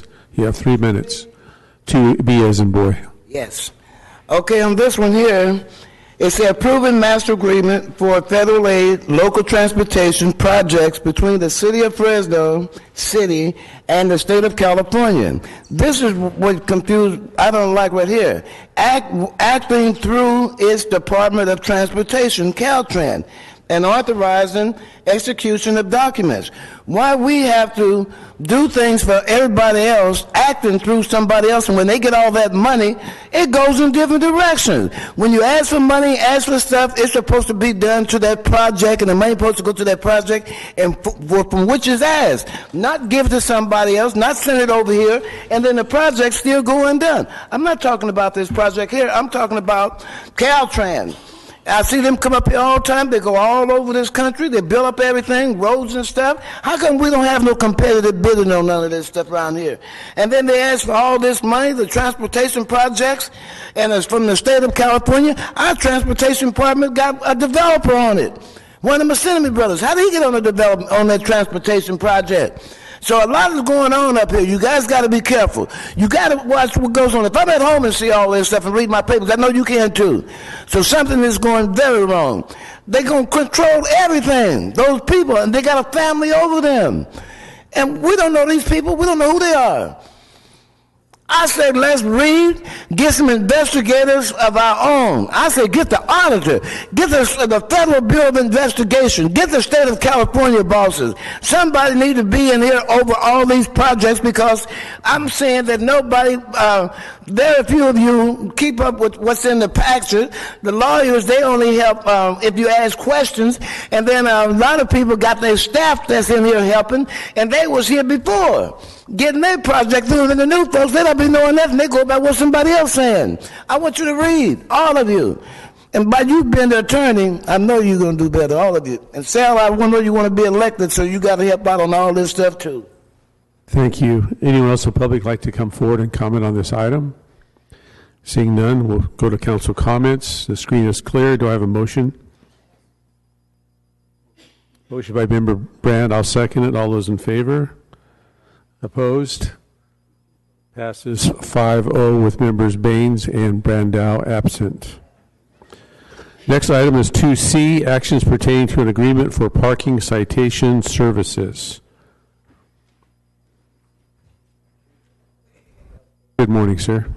Morning, Council President. Council President Del Estabrook from Parking Services. And you know, every time Chief Dyer mentioned the word parking, it was like somebody was stabbing me. I would have loved to help out with that one. I got a headache now from it. So, okay. So we're here this morning to hopefully award a 3-year contract to Turbo Data Systems, which is a parking citation contractor, in the amount of $508,640, with 4 2-year options extensions available. The average cost of this contract is about $170,000 per year, and that depends on how many citations we issue and how many are processed.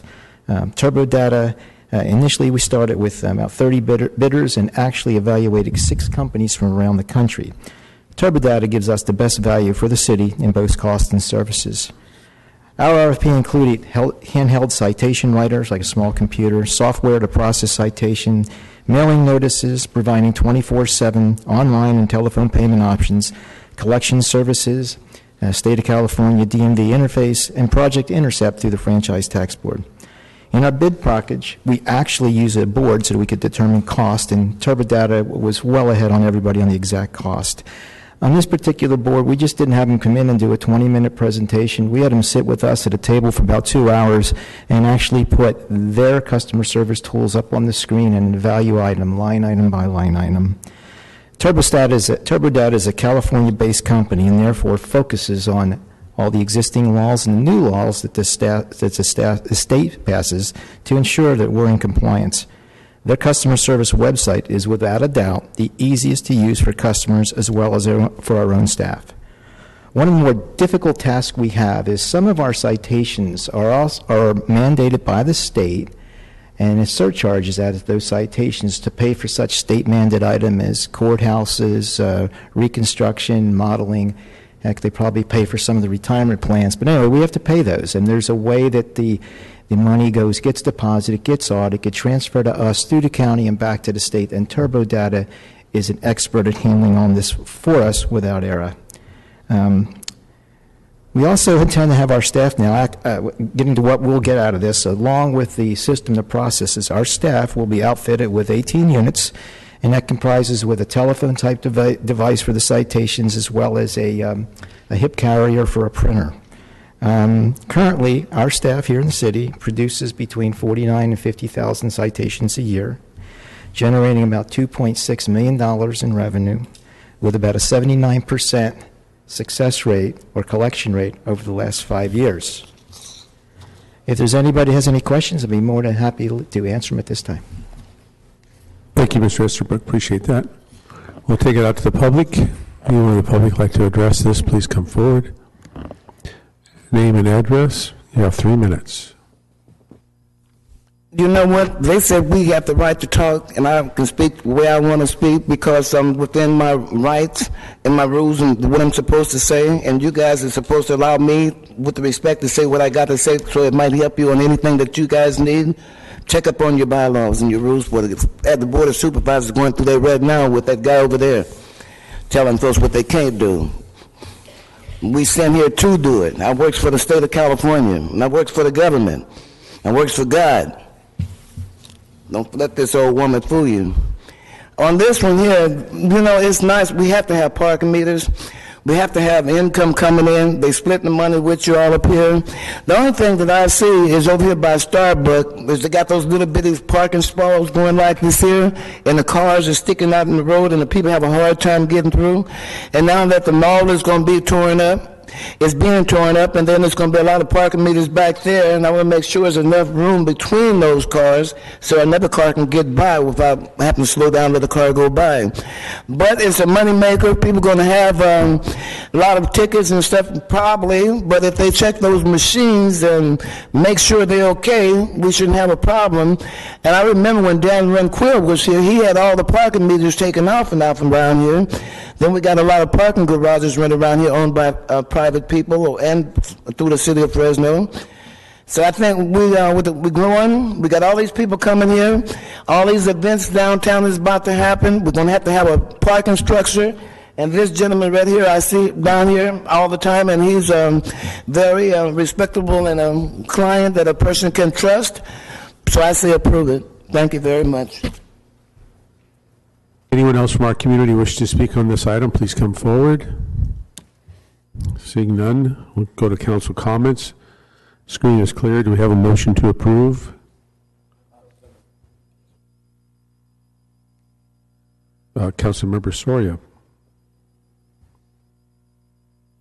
Dale, just a quick question for you. So right now we're using Turbo. Yes, we are. And so they've been working.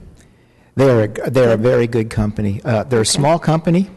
If there's something I don't like, I can pick up the phone and get the president on the phone right away. They're that good and that receptive. And they're a California company specializing in municipal services, so they've probably got 20 to 25 cities throughout our state.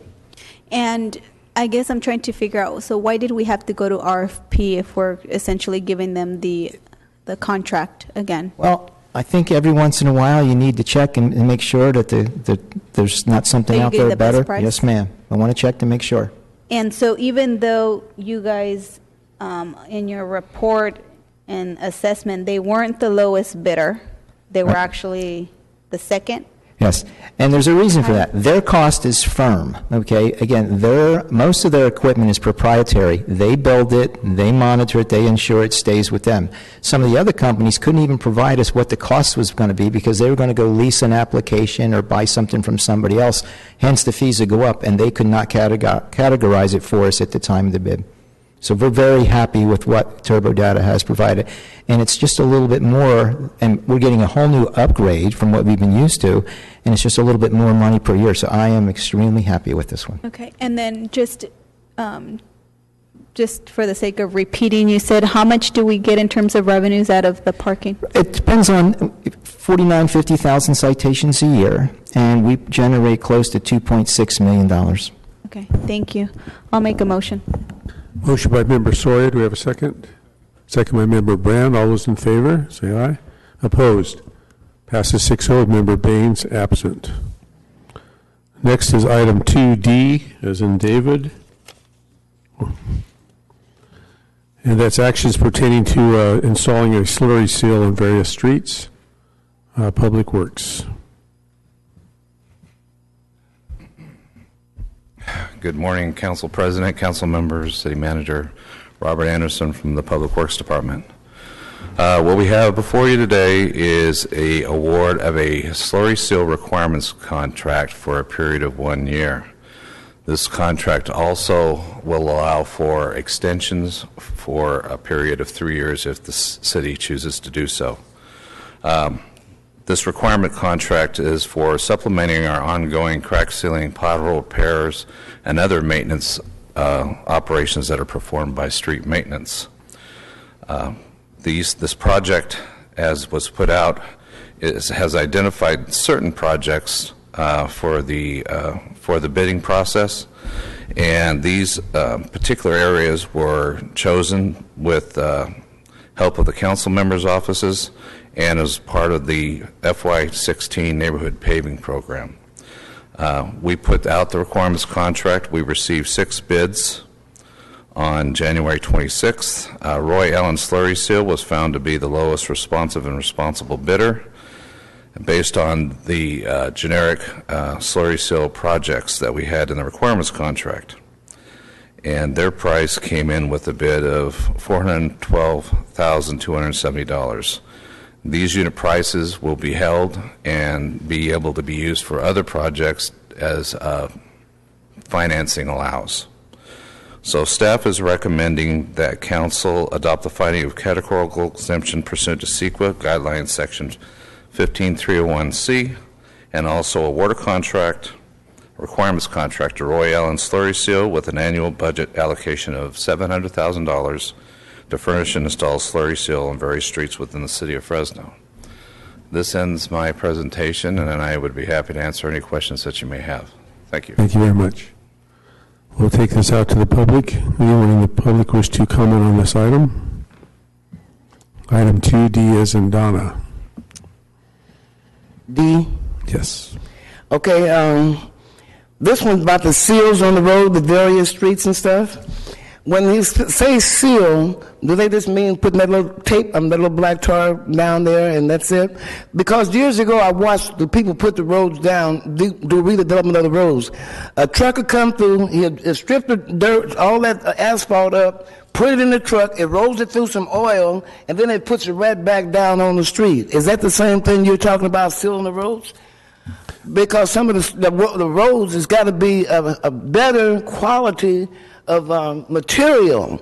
We can't just say we're going to put just something out there. So I want these guys, whoever's in charge of this, to get the top quality of these roads, because they wear your tires out, they cause accident, people get killed, and then that stuff don't last long when they just put it in there, roll the same stuff around and put it back on the ground.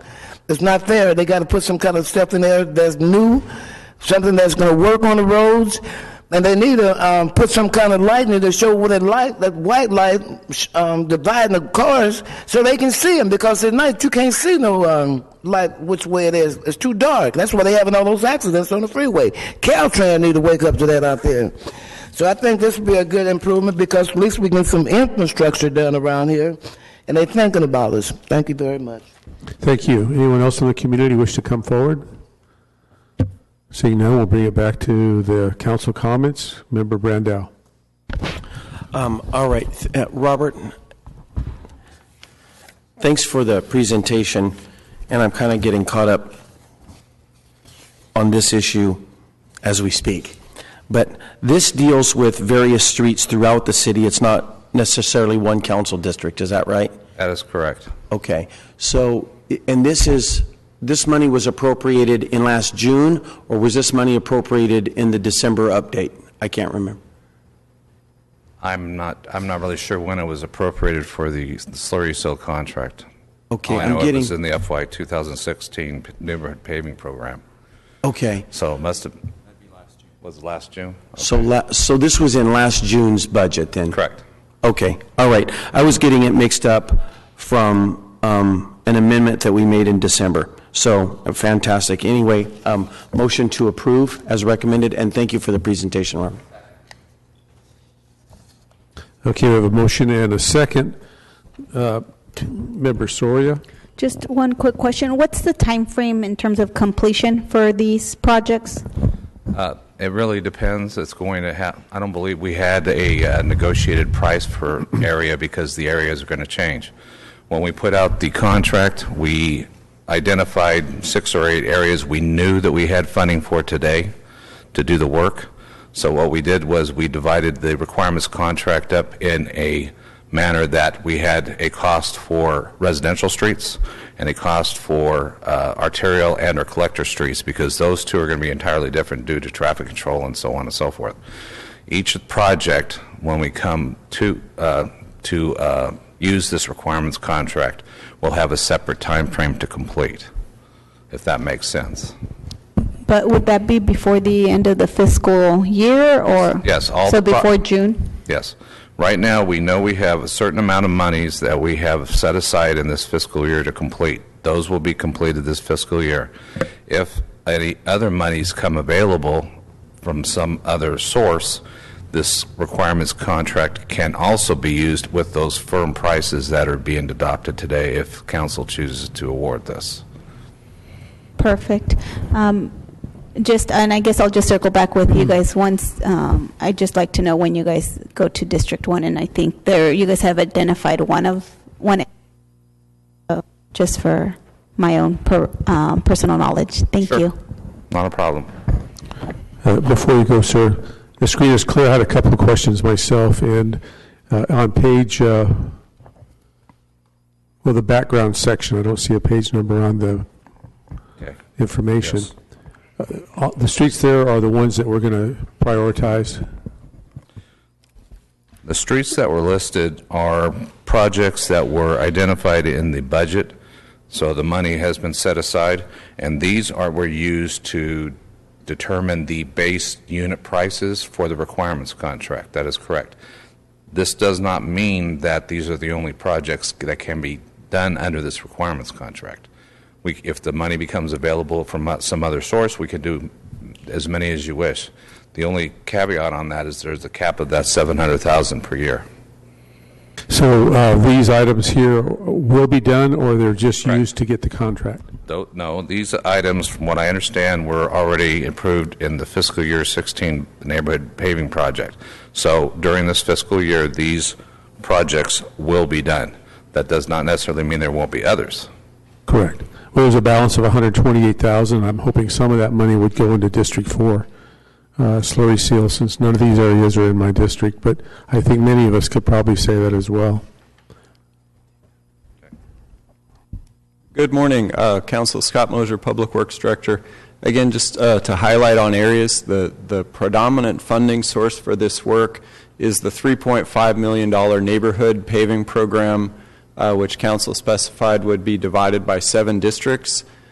In working with some of the Council offices, the preference was to focus more on mill and pave and not have any slurry seal done in a certain Council district.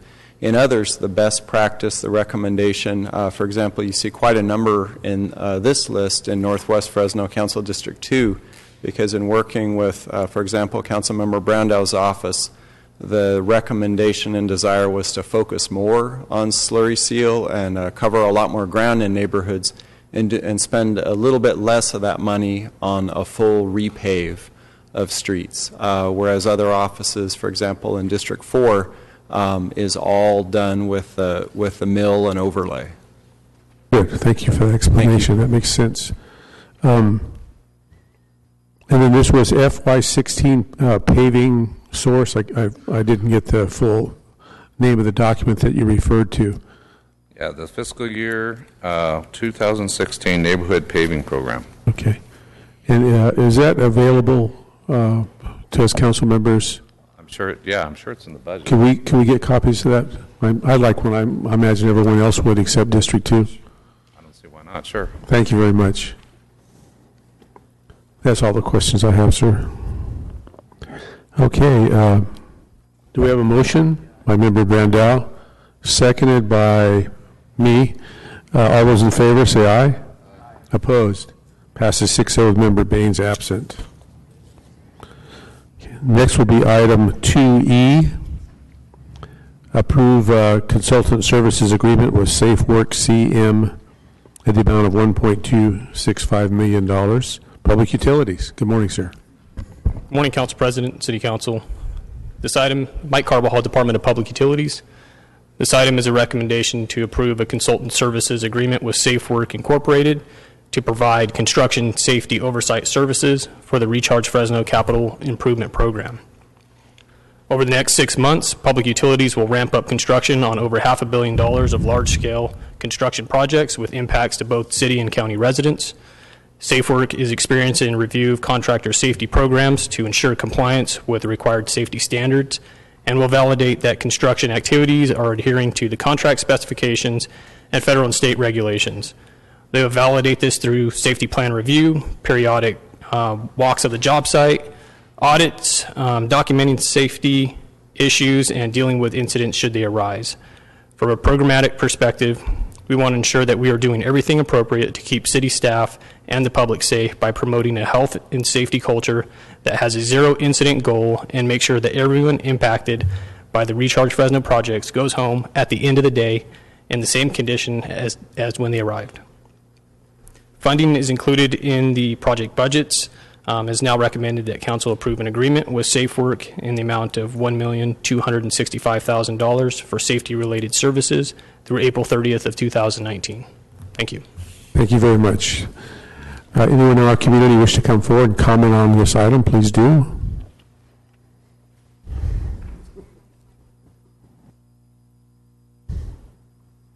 This would be a good investment. It's a consulting service agreement, and it's for a small amount of money for the services they're going to give. But it's such a dangerous job. It's a construction safety oversight, and they need the oversight. We're all going to have safety concerns, so we all need to have someone to look over our back on the contracts and on various water issues, because we do not want to be like Flint.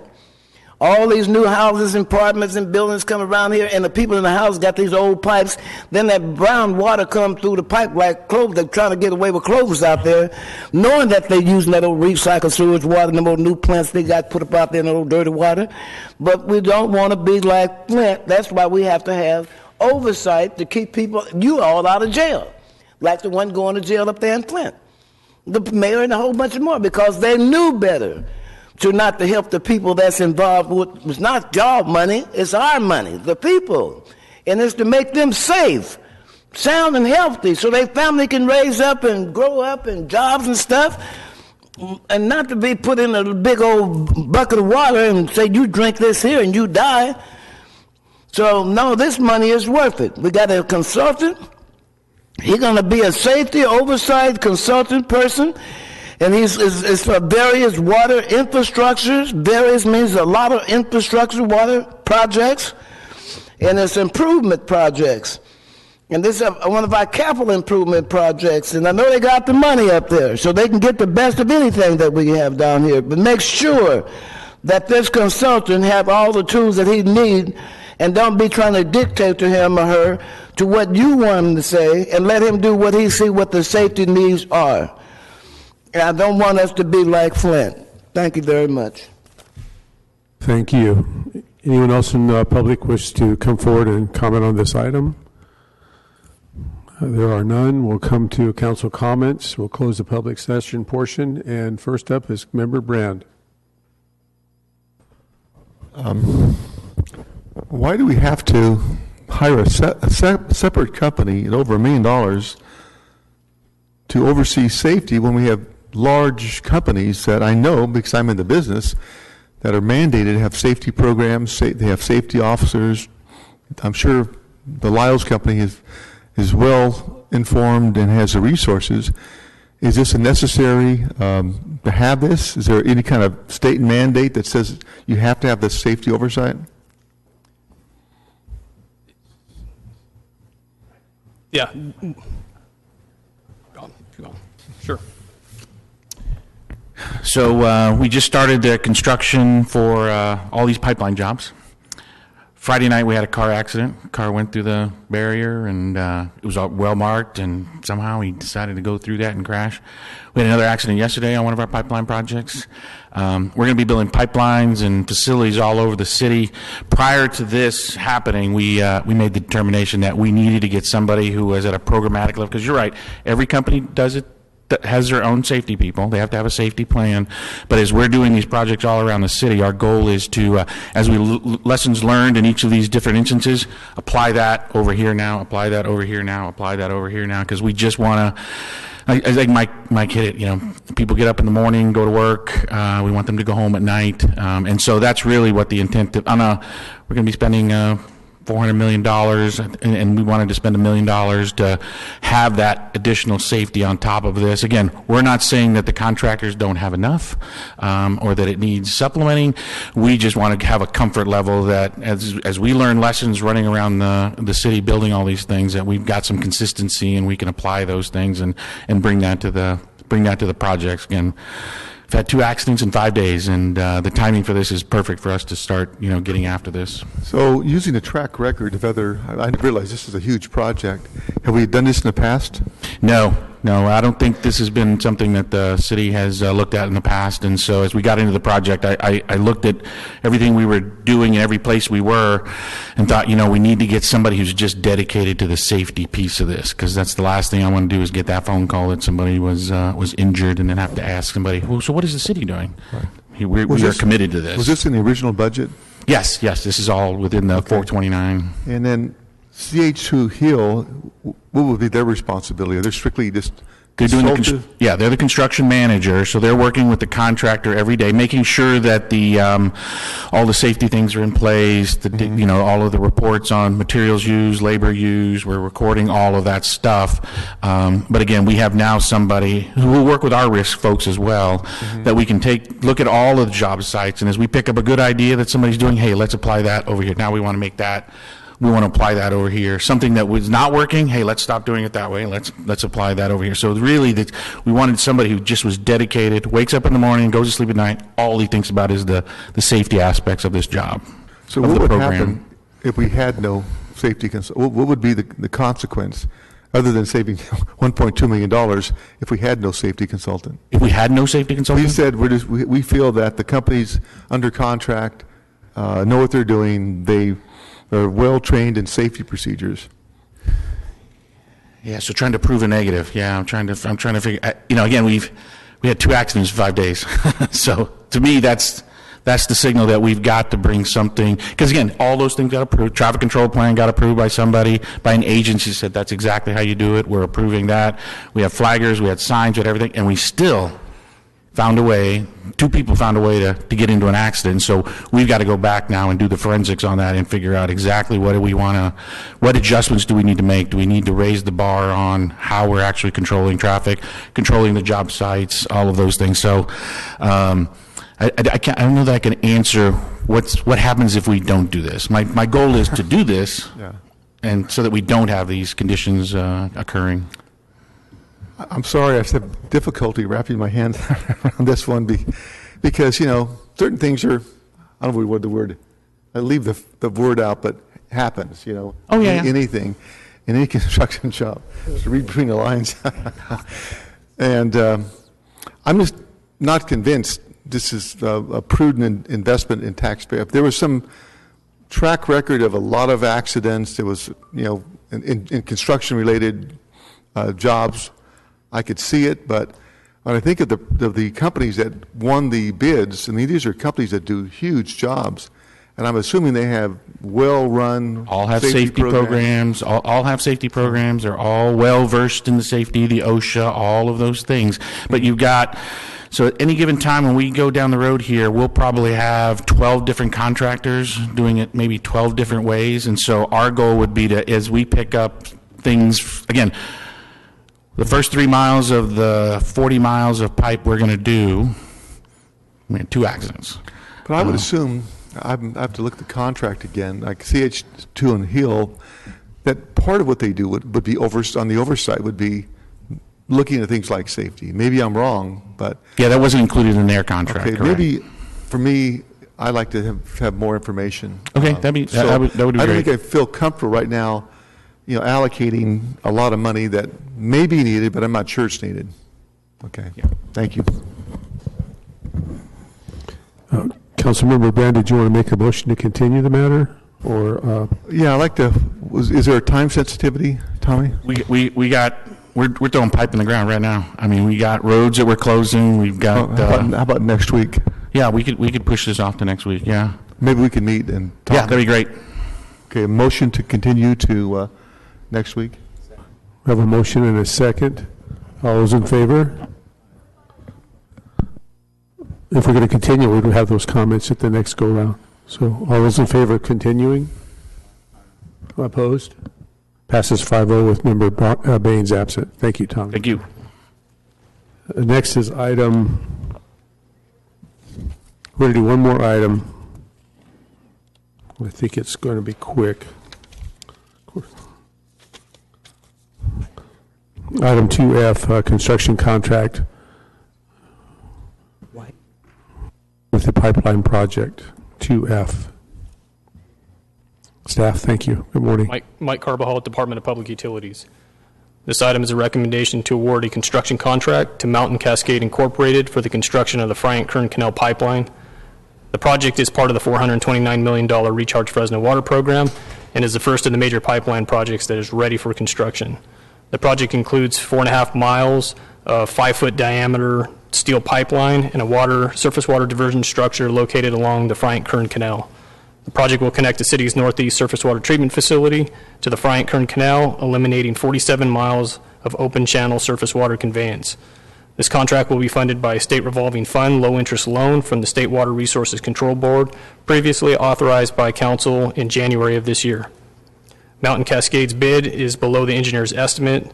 The estimated project cost is within the budget allocated in the $429 million water program, and the recommendation is to award the construction contract to Mountain Cascade as the lowest responsive and responsible bidder in the amount of $15,157,862. Thank you. Thank you very much. Any member of the public wish to comment on item 2F, as in Frank? You know, I see prejudice up here between these two people because I know that Mr. Brand has real estate companies and stuff like this here, been on the planning commission for things down here. And this project here is in District 6, which is, I know in another area, but I know I've been hearing about we want to get all the water and put in a little reserve, and I know we sold Orange Cove water last year and had the people out here letting their yards be all dried up because we was in the water saving drop.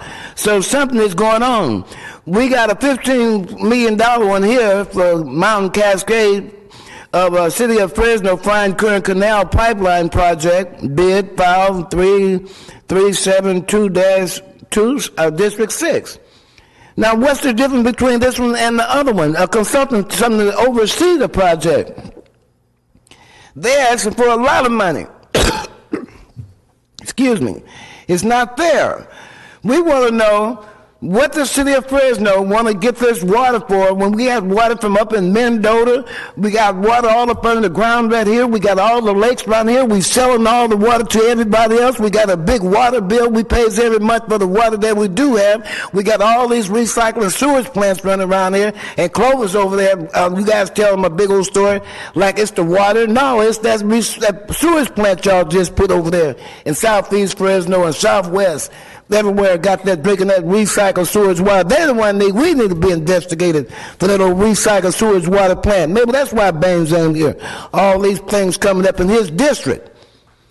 So with this one here, that Frying Dam that was put there, the farmers built that Frying Dam so they can store their water up there. And then all these other companies come down here want to take Frying Dam and put their water and stuff around up in here. They taking stuff, making money out of it, especially when all these electricity places around here, PG&E own Huntington Lake, all them lakes running around here. They got all that water. Now they're around here looking for gold. They don't want to start me to talk about the state of California and its gold and who we really is. So I think that District 6, if you're going to share some of this here water for local Fresno people, it's say for the City of Fresno Bryant Dam Canal pipeline project. I want to know where that pipeline's going. You get all this big bills, you got all these pipelines, but they don't put that much, and the lawyers don't tell you unless you ask them some questions, and we approves it. But if you can't prove one, that's going to make sure that everything is all right with the project and have him call back because it don't enter your business because you got rich millions of dollars in your account for running for mayor. So how did you get that money? Working for City Hall. Thank you. Anyone else in the public wish to comment on this matter, please come forward. Good morning or afternoon. Good morning or afternoon. Yeah, it's 12:13, so. 12:13. My name is Mitch Epperly, and I didn't come here to comment on this, but if this lady doesn't realize that the state of California figured out back in the 50s that they needed more water in this state and did what was known as the California Water Project in order to keep our underground water underground for those who need it.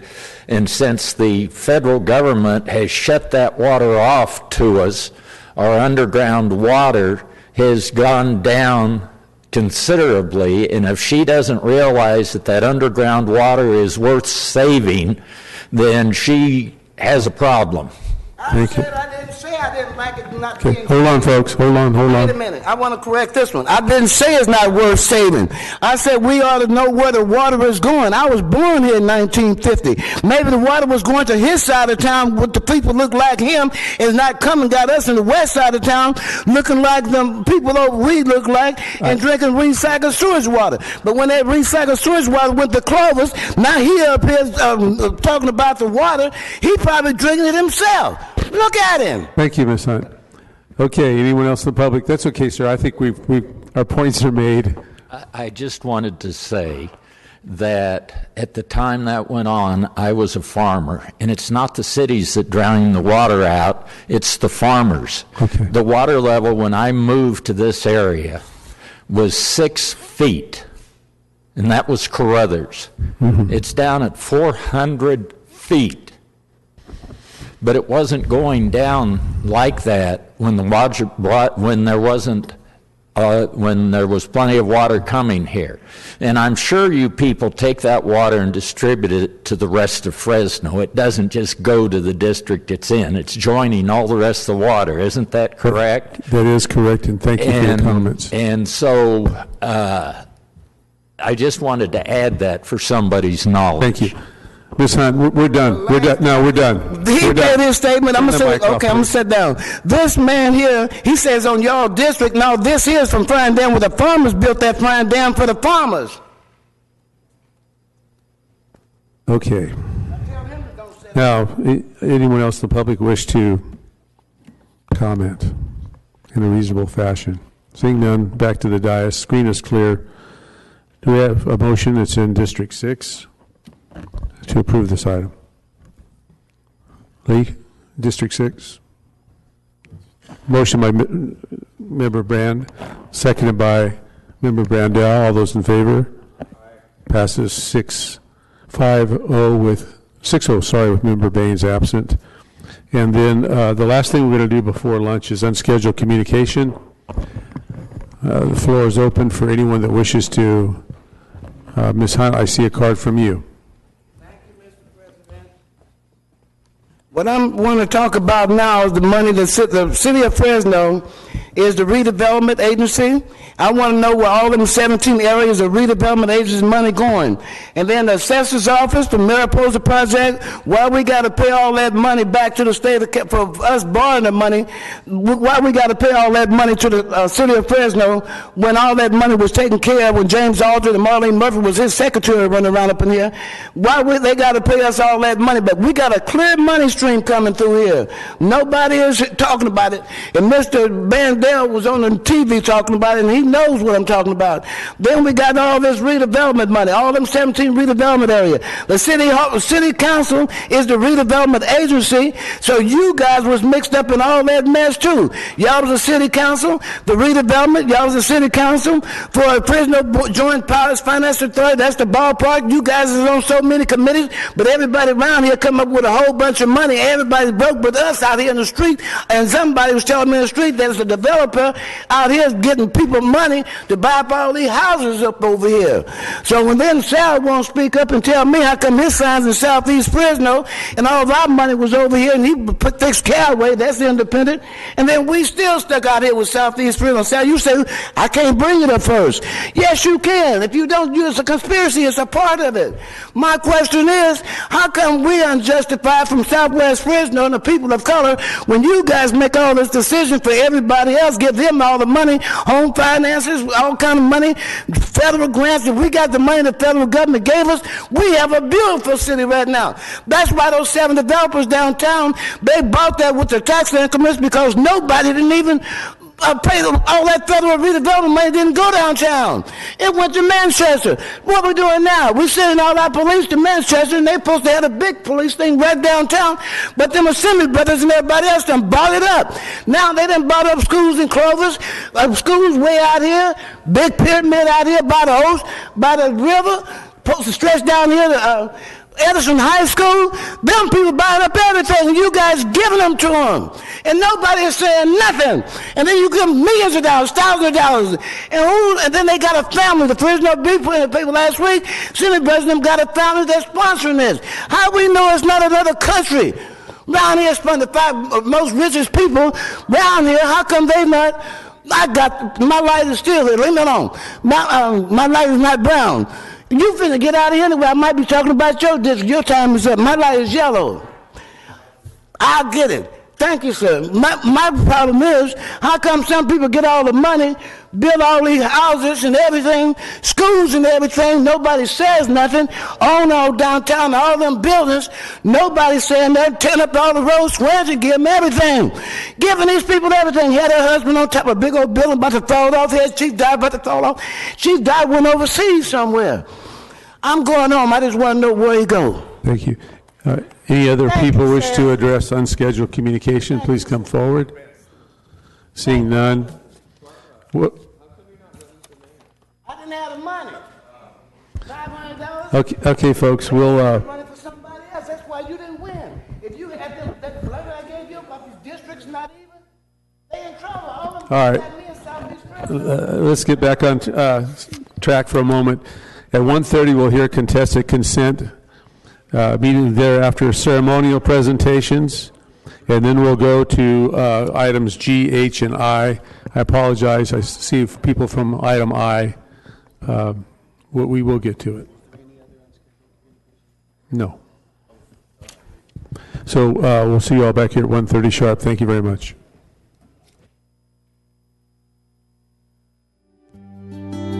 Everybody here this afternoon. And we have a quorum, and we can proceed. What we're going to do first is some unfinished business from the morning. It's some pulled items from the consent calendar. That shouldn't take very long, and then we'll get to the exciting part of the day, which is recognizing all you wonderful people.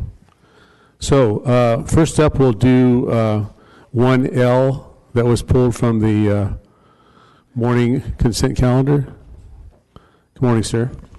Good morning, Council President. Council members, Joe Trujillo, Housing Manager. You might want to put that mic closer to you, so there you go. Thank you. Joe Trujillo, Housing Manager.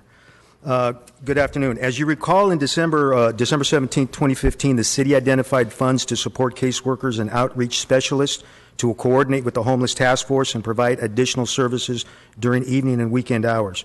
Because this work is so closely aligned with the Emergency Solutions Grant that is administered by the Housing Division, we've also coordinated the item for today.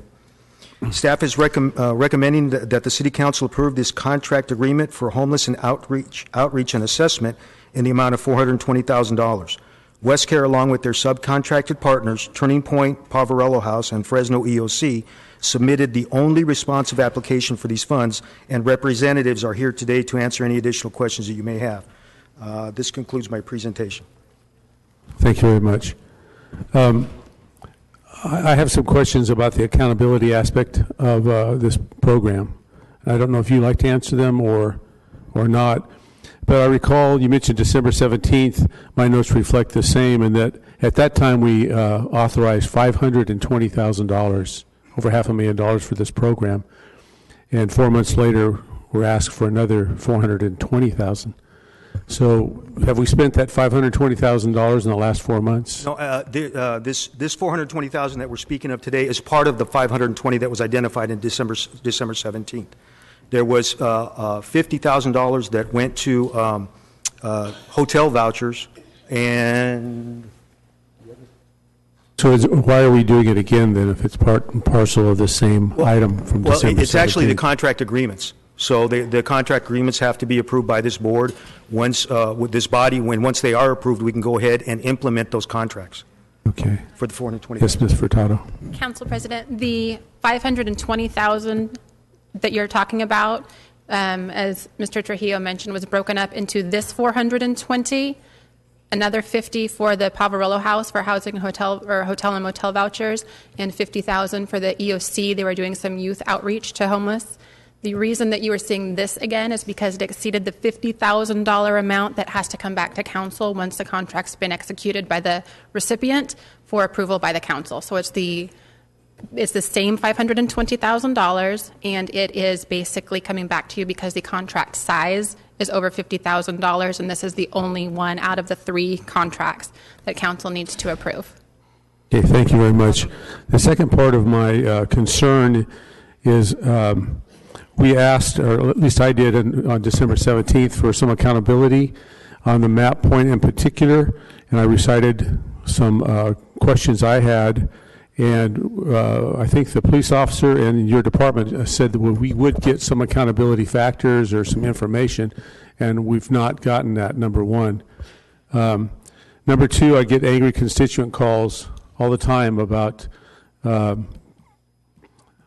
homeless, vagrants, whatever label you wish to apply there. But we get those calls, and then we tell them map point, the process and procedure for that.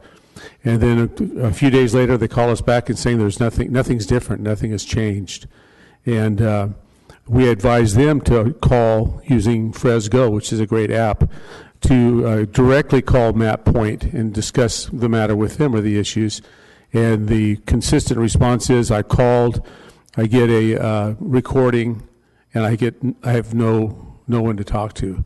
So I think we have a duty to communicate not only with the council, but with our constituents as well. And I'm just really disappointed that from December to now I haven't gotten any information, and my constituents are not being satisfied with our services. So hopefully I can get that accountability, and my colleagues as well, as to what's going on. We've kept a chart. We're very diligent about that with the complaints that we receive and transferring that information to MapPoint. And then the rest of the page, I have it all columnized and so forth. It's blank.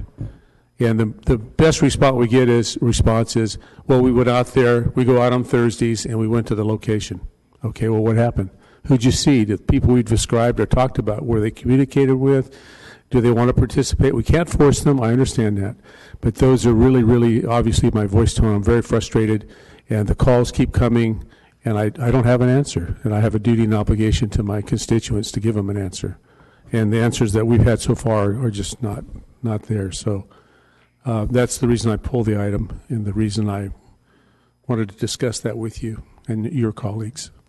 Council President, the accountability issue is that's part of what the $420,000 is for, is to go for additional outreach, so they can provide outreach when they normally may not be available or have people available to do so.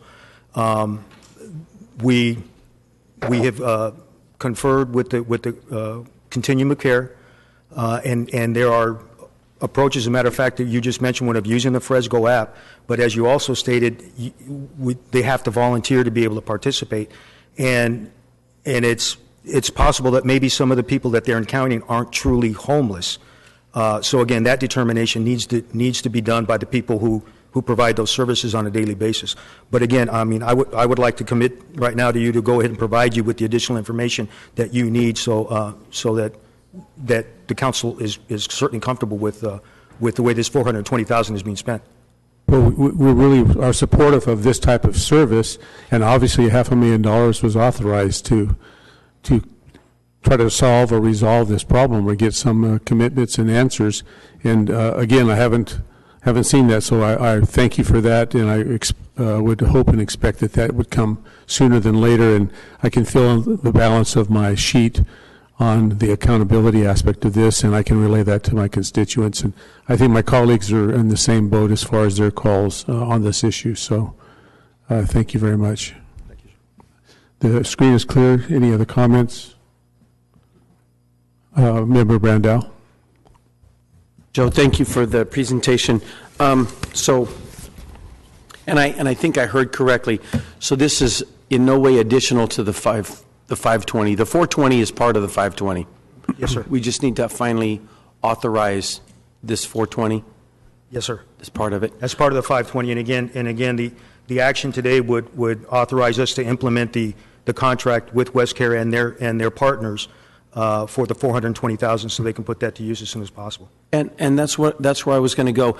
So, are they waiting on this money to hire the actual personnel that will be doing case management? That, in matter of fact, I'd like to invite Sean Jenkins up from West Care.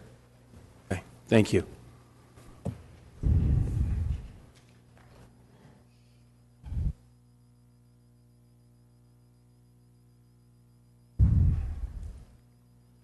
Hi, Sean Jenkins, Senior Vice President for West Care. And yes, we are waiting for this contract to hire the outreach navigators, case managers for this. There's 7.5 FTEs for that. Okay. So, Sean, I think what Council President Capriolio is a little bit frustrated. We didn't know, so we thought this would already be in place. So let us bring us up to date. How long until these caseworkers will be out working in the community helping our citizens? Well, we've got subcontracts ready to go to EOC, Poverello, and Turning Point. And then as soon as this is signed, then we can execute our contracts with them. West Care is hiring 3 staff. Poverello is hiring 2.5. Turning Point and EOC are each hiring a staff, so they'll start that process immediately. Okay, this has to deal with the caseworkers that we have appropriated money for, which this is the final vote for, I guess, to put them out in the field to interact with the homeless folks Yes. that have needs, that want those needs met. These folks are going to be caseworkers for that, right? Exactly, and in conjunction with the Homeless Task Force. Right, in conjunction. And how many caseworkers specifically? I think it was 4. Or? There's 7.5. Okay. 7 and a part-time, 7.5 Are all of those out in the community? They will be. Okay. That's not necessarily administrative staff behind the scenes. No, that's all out Bingo. in the field. Perfect. And coverage 7 days a week, Monday through Friday from, 6:30 until 8:30 in the evening, and then 8 to 5 Saturday and Sunday. Perfect. Thank you very much for coming up, Sean. Joe, thank you. Member Soria? Just one question. So thank you for clarifying that. The question that I had in regards to all these outreach persons that we'll have. So it's great that we're going to have these people out in the community to get in contact with many of our homeless population. So as part of these funds or part of the work that you guys do, have you guys already identified the appropriate housing opportunities that exist to house these individuals? I'm just curious to that because I know that that's kind of also part of the discussion and, part of kind of our housing element and some of the things that we are trying to address with the housing issues in the city of Fresno. So I'm just wondering, now that we're authorizing these people to go out and do the case management and identify these homeless individuals, are we also prepared to have the housing stock available to help them house them? Are you guys working on that as well? We are still working on that, and we actually have a meeting right after this with Fresno Madera Continuum of Care and a lot of the different partners to talk about strategies on how we're going to do that. We are utilizing our resources the best that we can, and we do have a housing matcher that matches the current vacancies with the most vulnerable person on the list, and trying to house those first is a priority. But we still do have some work to go in our community to find enough dollars and housing inventory to house everybody, but we're continuing to work on it. Great. It seems like you guys should be part of the conversation as we continue to develop, and we have a little bit more time for the housing element where organizations like you guys could really provide us with insight in terms of your expertise and solutions, policy solutions, because I do think that as a council we have a responsibility to look at policies that will further fair housing and additional affordable housing stock throughout the city of Fresno. So I hope that you guys are part of that conversation as we continue to move forward in discussing issues of housing, because as we all know, the stock is limited, especially when we're talking also for the homeless population, affordable housing. And we'd be happy to. Thank you. Thank you. Item K, I pulled. My questions there have been answered, so I make a motion to approve items K and L. Seconded by Member Brandau. All those in favor? Opposed? Passes 4-0 with members Brandau, Member Brand, as well as Baines and Olivier absent. Okay, folks, thank you. That takes care of our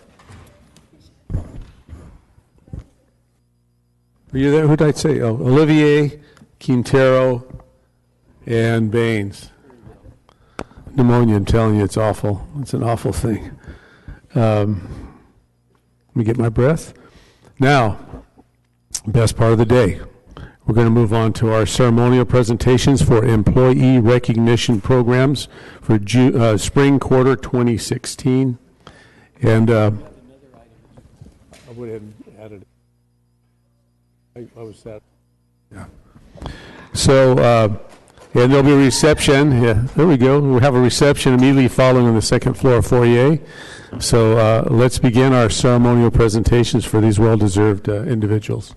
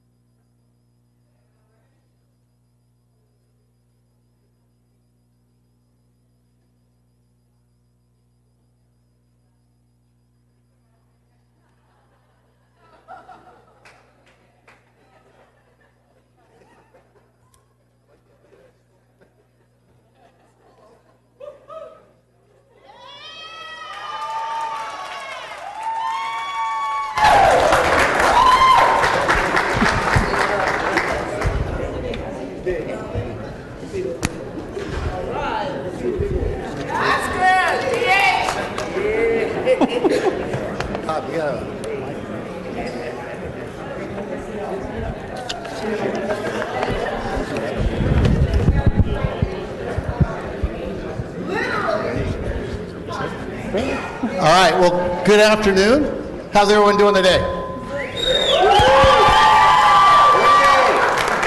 Well, I was walking down, there's some cheers coming from the Parks Department. And don't kid yourself, it wasn't for either one of us.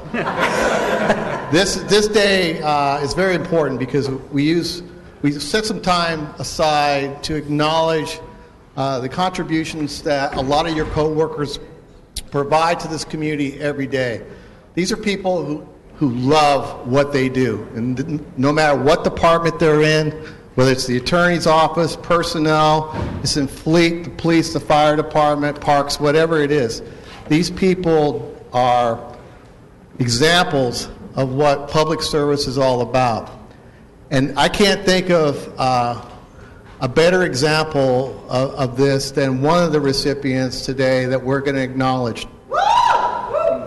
Real quickly, I want to introduce rest of you, and he's going to be recognized later on. He was already an employee of quarter, so that kind of demonstrates the caliber of employee that we're talking about.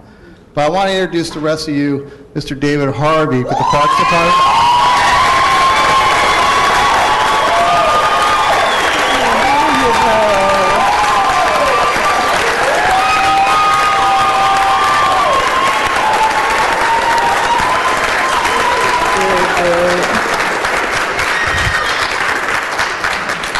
Dave's been a mainstay at Frank H. Ball for, I think, since how long, Dave? 30 plus? Wow. And he's following the footsteps of Billy Hicks, and if you all do Billy Hicks, those are some big shoes to fill, and Dave's done a heck of a job.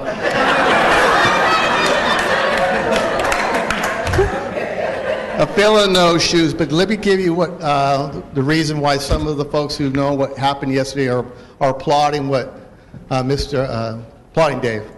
Yesterday was an incident at Frank H. Ball, an unfortunate incident, in which, like in a lot of places in our community, there was an exchange between rival gangs, and unfortunately, as a result of that incident, exchange of gunfire between the two gang members.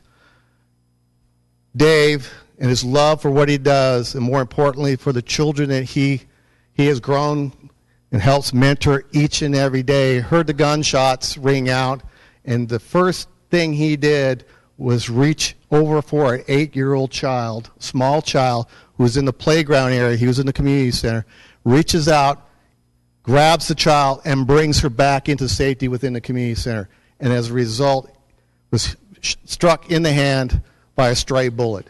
This is the kind of passion and dedication that exemplifies the level of employees that we're recognizing today.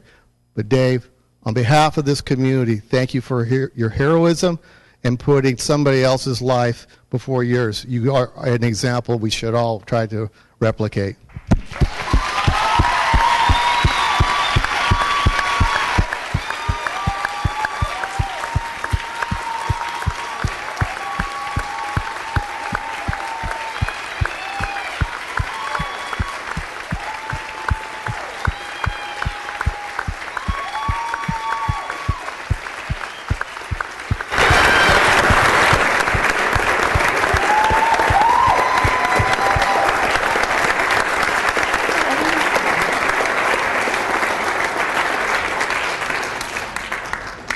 All right, Paul, any comments?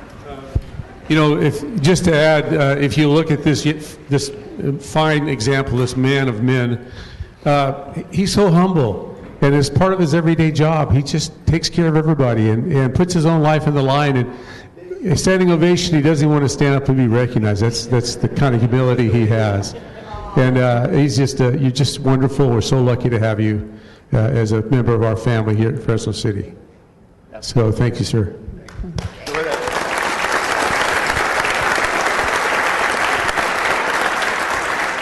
So Yvonne?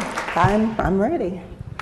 Good afternoon, everyone. I'd like to welcome the recipients, staff members here to support them, and their families who may be here to attend as well. And we're going to start off with the City Attorney's Office. So I'd like to welcome Naomi Schwartz down to be recognized.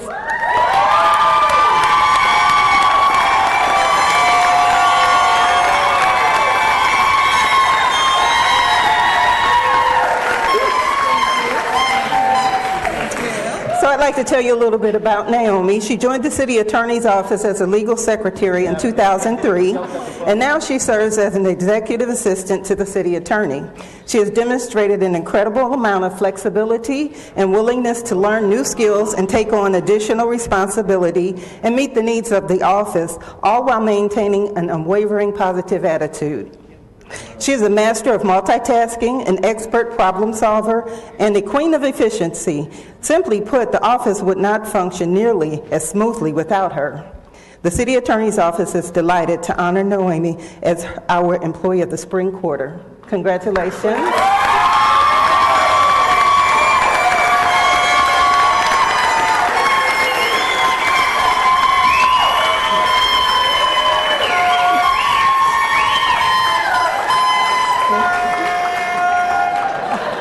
Next is the council office, city clerk's office, mayor's office, city manager's office. It's the group of offices, and the recipient for this particular group of offices is Victoria Cuevas. Victoria? Yay.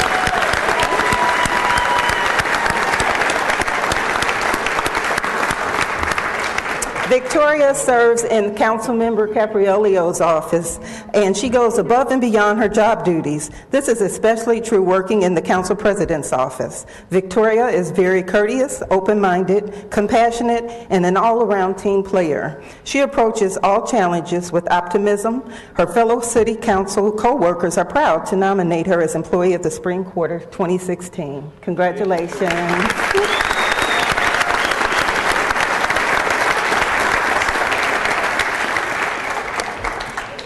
And now from the DARM department, we'd like to welcome Bonnie Christensen.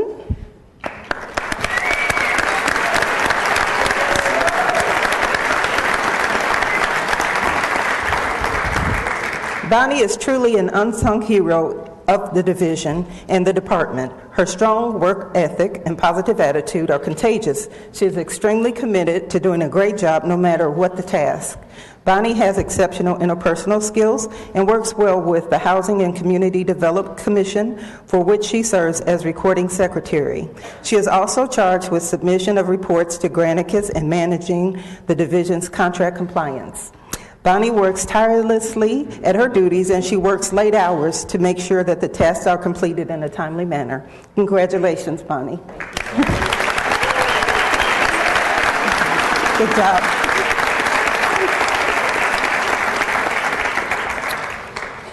Now we're going to move over to the finance department, and we'd like to welcome Suni Jaffer.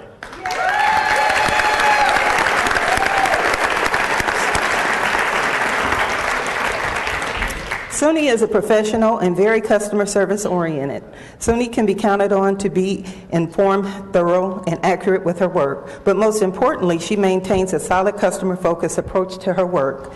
Suni has always exhibited great work ethic. No matter what is asked from her, she never complains and she does it with a smile. Her knowledge and demeanor leaves us with the complete confidence that the job will be done and done correctly. Congratulations, Suni.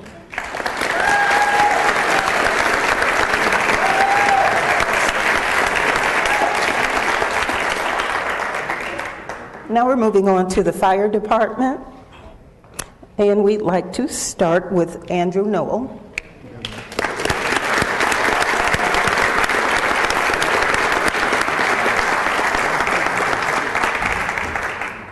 Captain Newell is currently assigned as an administrative captain working in the role of GIS specialist. He is in charge of managing GIS programs which assist the field units in response to emergency incidents. These programs include fire hydrant to emergency incidents.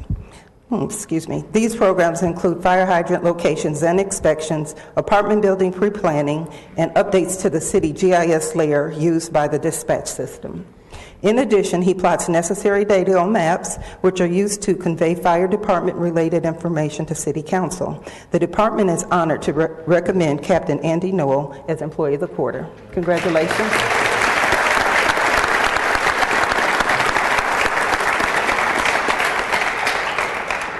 Also in the fire department is Cody Charay.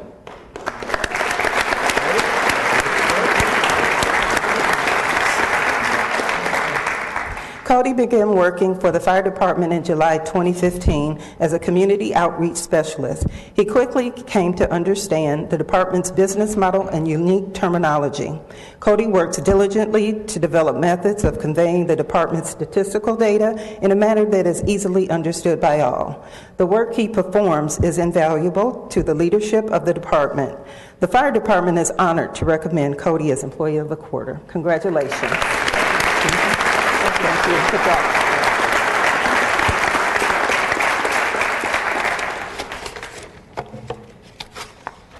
Now we're going to move over to the Information Services Department, IT. And we're going to be recognizing Joe Gonzalez. Joe has been recognized for stepping in to help support the city's network infrastructure, as well as his outstanding performance on the first phase of the upgrade of the city's wireless infrastructure. With the departure of key staff, Joe quickly stepped in to fill the void. Even with his current workload, Joe did not hesitate to step in and help support where he needed. In addition, he has been instrumental in helping to implement the first phase of the city's out-of-date wireless offerings.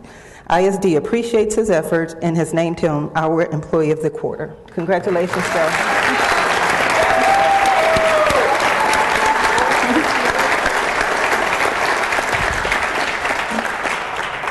Now we're going to move over to the Parks Department.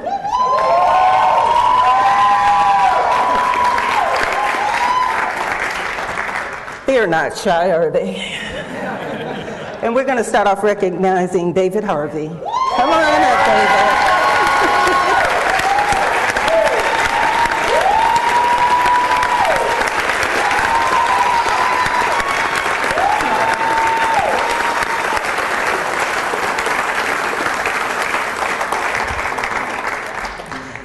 David Harvey's high-performance standards for the past quarter are well-deserving of recognition. His strong work ethic helps to enrich the lives of visitors as well as Parks Department by providing quality programs, excellent customer service, fiscal integrity, and strong leadership. David has been a team player and is willing to perform additional duties. In addition, he has been a mentor to other staff, always provides guidance for Youth Sports League, and is very adept in conflict resolution. David is a highly regarded professional who is an excellent role model and is deserving of this recognition. Congratulations, David.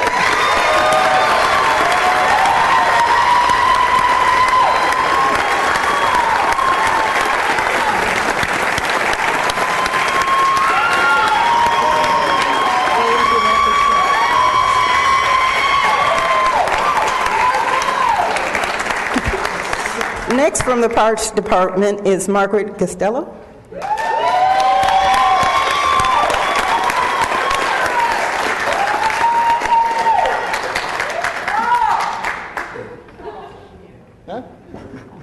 Margaret has been an excellent employee in the Parks Department.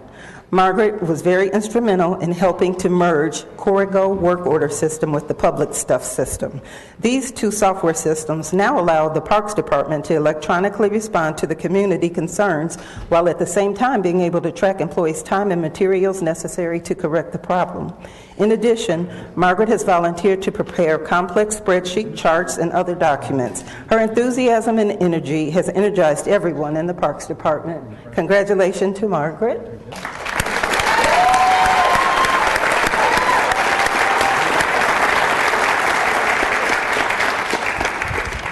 Moving on to the Personnel Department.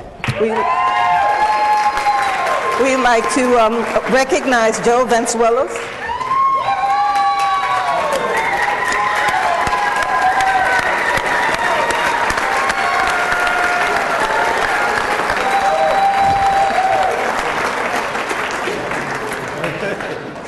Joe transferred to the Personnel Department in June 2015. Ever since then, Joe has brightened PSD with an outstanding, friendly, helpful, and positive presence at the front desk. He routinely goes above and beyond to assist our customers, both in person and on the phone. Joe frequently receives complaints from citizens on his he receives compliments. Compliments from our citizens on his outstanding customer service. He is enthusiastic and eager to learn any and everything he can, putting forth his best effort every single day. One of Joe's greatest attributes is his positive attitude, which serves as an example for all employees. We truly are honored to have Joe on our team. I didn't know Joe, but when I saw this write-up, I knew that this is who they were talking about. So congratulations.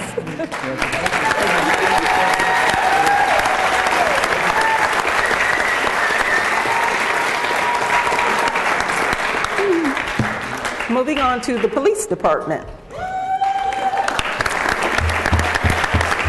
We'd like to recognize Brenda Liston. Brenda Liston. Brenda has 19 years of service with the City of Fresno, all in the Police Department. He's currently in the Records Bureau, where he utilizes his skills to train new employees in all records functions and is often called upon to assist in troubleshooting challenges. Oh, whoops. Okay, this is Frazier. Oh, okay, he was next. He's a little excited, I guess. Okay, you had me going. Okay. Right, wherever Brenda is, so sorry. Okay. Todd has been an officer for the Fresno Police Department for 25 years. Todd is currently assigned to the Volunteer Services Unit as a Citizen on Patrol, COP coordinator, with the added responsibilities of being the Crime Stopper coordinator as well. In an effort to expand the COP program, Todd helped to produce a public service announcement for the radio, TV, and Spanish media outlets. After hearing the ad, over 130 people applied for the program. In addition to his department obligations, Todd is a Fresno Police Officer Association board member, a FPOA legal defense trustee, the Baker to Vegas coordinator, and a member of the Police Activities League's board of directors. Congratulations, Todd.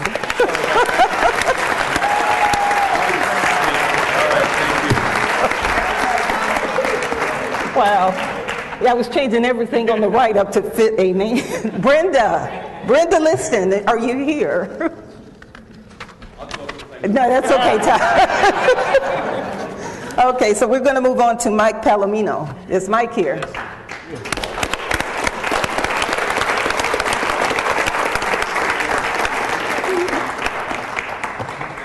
Sergeant Mike Palomino has been employed with the Police Department for more than 34 years and has held the rank of sergeant for 22. He is currently assigned as one of the Watch 1 patrol supervisors in the Northeast Policing District. Works can explain how valuable his experience and demeanor have meant to the members of the Northeast District. Recently, Sergeant Palomino was instrumental in developing and organizing a patrol response to the numerous homeless complaints in the Northeast District. Through his guidance and leadership, officers in the Northeast have been actively addressing the homeless by issuing citation violators and removing shopping carts in an effort to reduce blight and homeless complaints. Congratulations.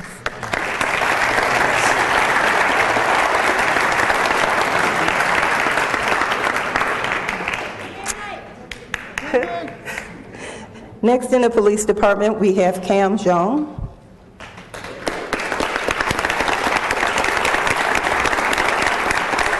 Detective John has been with the police department since December 2009 and is currently assigned to Street Violence Section Gun Crime Unit.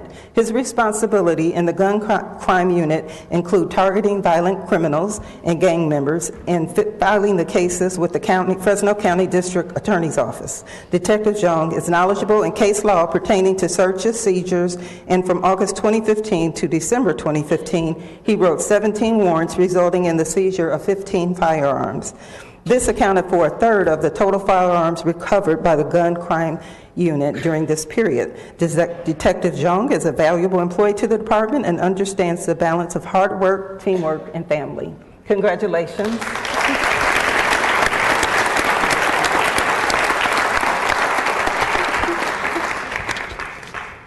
Moving on to the Department of Public Utilities. And we'd like to start off with John Morales. Jonna Morales. Oh, Jonah. Okay.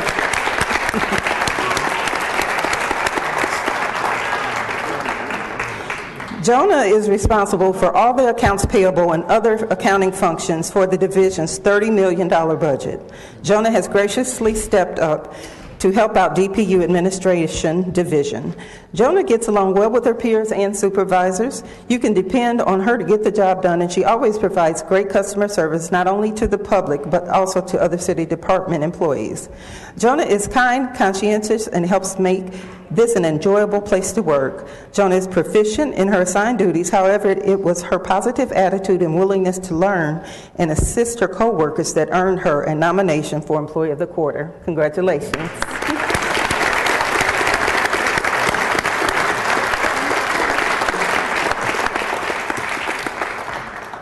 Sticking with the Department of Public Utilities, we'd like to honor Lisette Solis.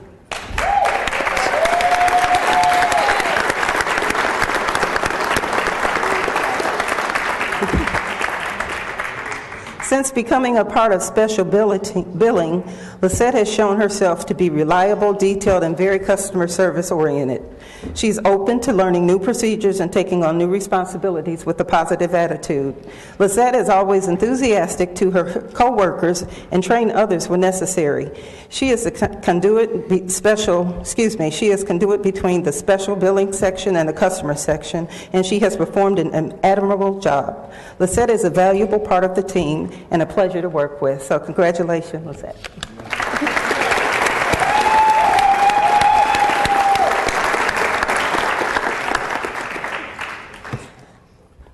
Still with the Public Utilities Department, we'd like to recognize Steve Lynch. Steve here?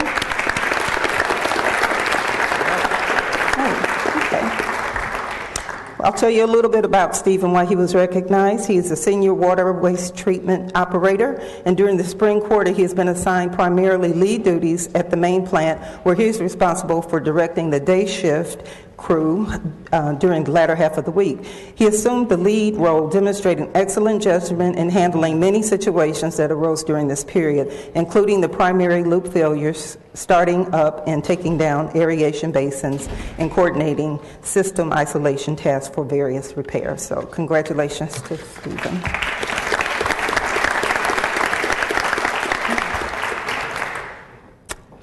Next is Sean Bourne, still with the Department of Utilities.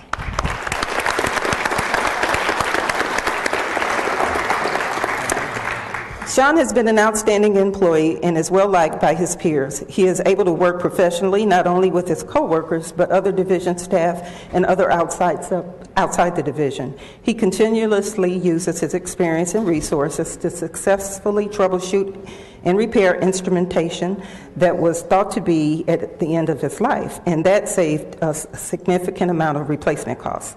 Recently, using his radio technician experience, Sean was able to identify the frequency and general location of a radio signal that was interfering with the city's ARM system.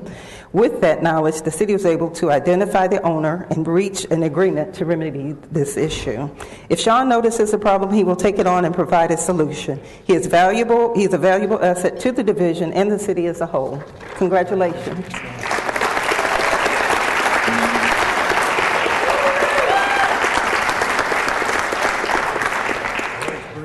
Moving on to the Public Works Department, we'd like to start with Dennis Laughlin.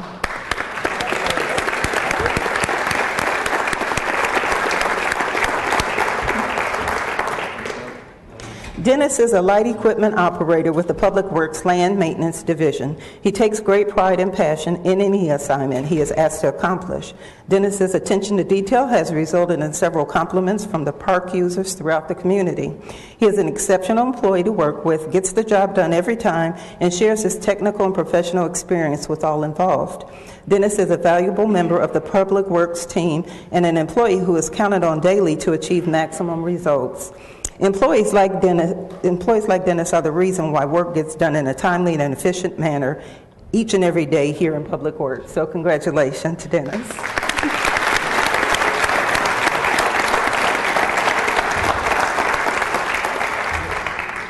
Next in Public Works is Matt Connell.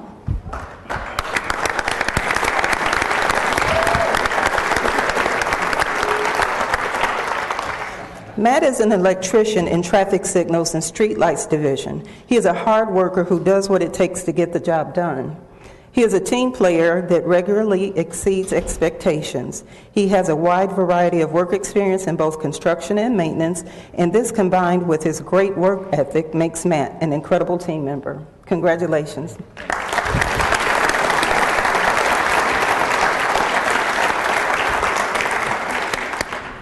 Next in the Public Works Department is Maddie Morris.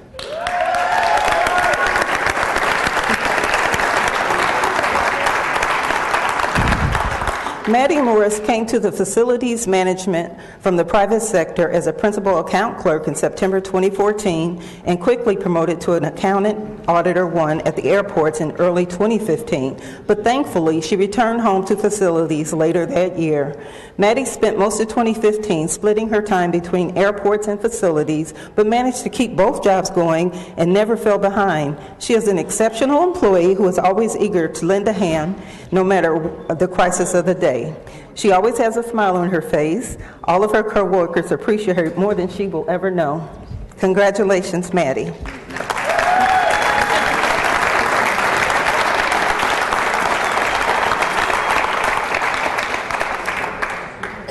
Still with the Public Works Department is Scott Seam.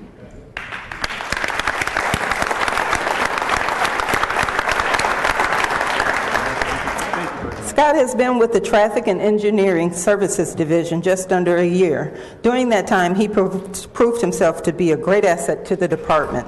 Scott is our go-to when help is needed with a grant application, putting together cost estimates and conceptual drawings, and all last-minute requests. He is very flexible and willing to help out. Scott is part of our high-speed rail project review team and took the lead on preparing our bicycle-friendly community application.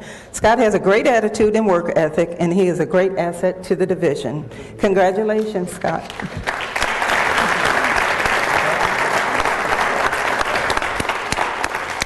We're going to move on to the Transportation Department. And we'd like to start out with Jack Buchanan.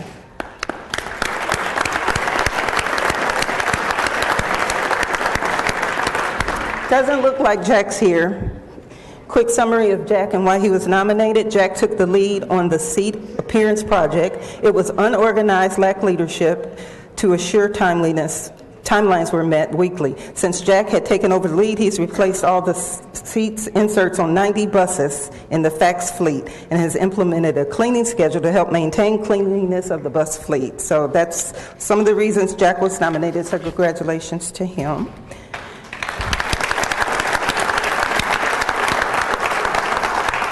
Gregory McLean, also in transportation. Gregory McLean.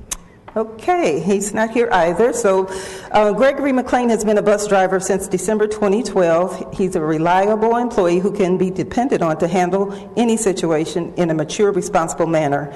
He accepts changes or additional work assignments with a positive attitude. Gregory has a professional attitude toward work and his colleagues. He projects a positive outlook and is a pleasure to work with. So that's some of the reasons Gregory McLean was nominated. And last but not least, in the Transportation Department is Gus Sandate. There he goes. Gus is a light equipment shop lead worker and has been recently tasked with running both the light equipment shop and the tire shop as a provisional equipment supervisor. Gus has done an excellent job of ensuring the City of Fresno fleet is maintained, repaired, and in great operating condition to better serve the people of Fresno. He's very knowledgeable, and when it comes time to get it done, you can count on Gus. His ability to quickly diagnose and repair light equipment vehicles has minimized service disruptions throughout the city. His efforts and hard work are greatly appreciated. Gus displays a can-do attitude and is very dependable and a great asset to the City of Fresno Fleet Management Division. Congratulations.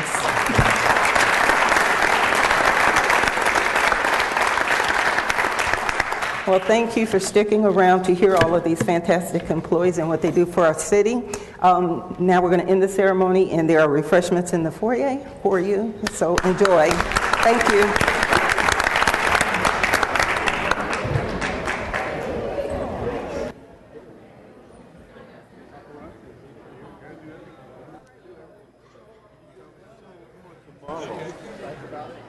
I have an idea.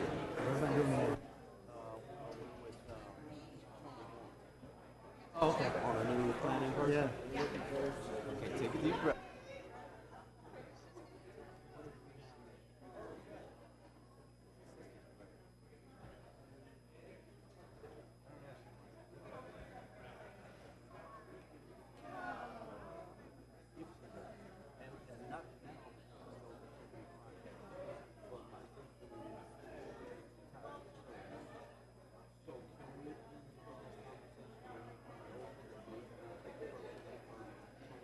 That work? Yeah, we can do that. I'm almost at the point where he wants to have someone to continue a little more regional transit and stuff, or even kind of scheduling, which is what I think Jeff does. It's create too much of a.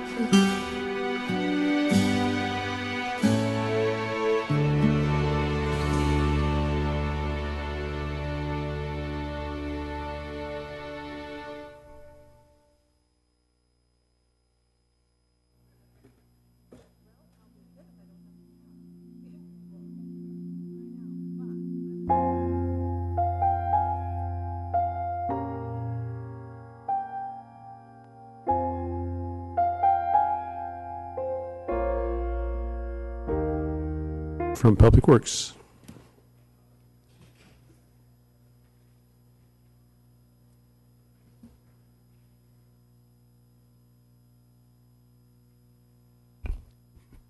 Good afternoon, Council President, Council members. I'm Scott Mosier, Public Works Department.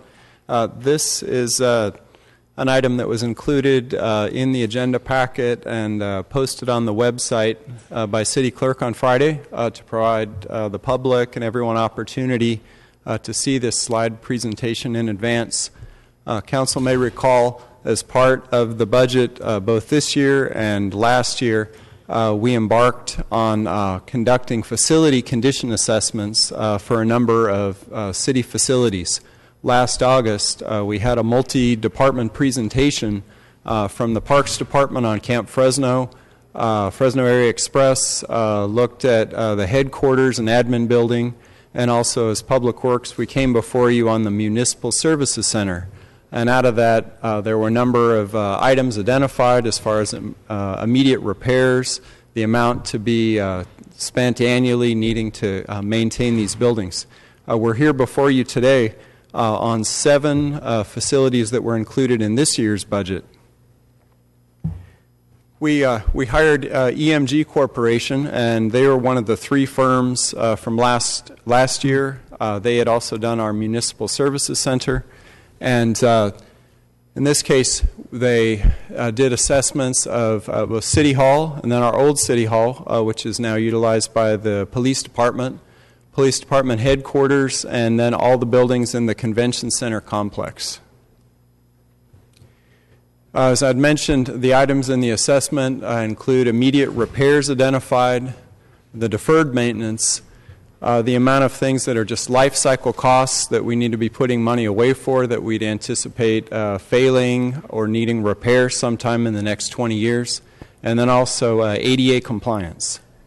And one very important thing in here with these numbers I want to note is, again, the scope of the work is that we'd hired an outside professional, EMG Corporation. They do this as regular business for a number of cities, counties, different special districts, and private sector, and they represent the consultant's expert opinion. We have not vetted out every single project within the list. This represents their opinion, and of course, before we were to go forward and budget projects and conduct those projects, we'd make sure that it was just the right scope and just the right time. So what was in the assessment that they conducted? It includes the site improvements, which is the area around the buildings, and then everything in the building from the foundation to the roof, all the walls, windows, doors, stairs, every element of that. Also included are all the mechanical, plumbing, electrical systems, everything within that building, including things like elevators, fire protection, security. And let's go ahead and just dive into City Hall. There are full assessment reports for each one, but what I'm going to do right now is just cover some highlights and then provide plenty of opportunity for question and answer. So City Hall, which I've been here 14 years, and at that time we were calling it New City Hall, and I often still hear the building as New City Hall. It is now 25 years old, built in 1991. 200,000 square feet, and the assessment identified about $750,000 in immediate repair needs. Some of those immediate repairs include ADA improvements to the restrooms. Again, that's not a repair type situation, so to speak, but something that would be recommended in an ADA transition plan. Repairs to roofing panels. Some council members may be familiar. We have had leaks in the building just this winter. Some extensive leaks in the mayor's office. We had in the finance department where we have buckets up in the roof catching that water, and up on 3rd floor, 4th floor as well. Cooling tower pumps, piping, and work on the elevators.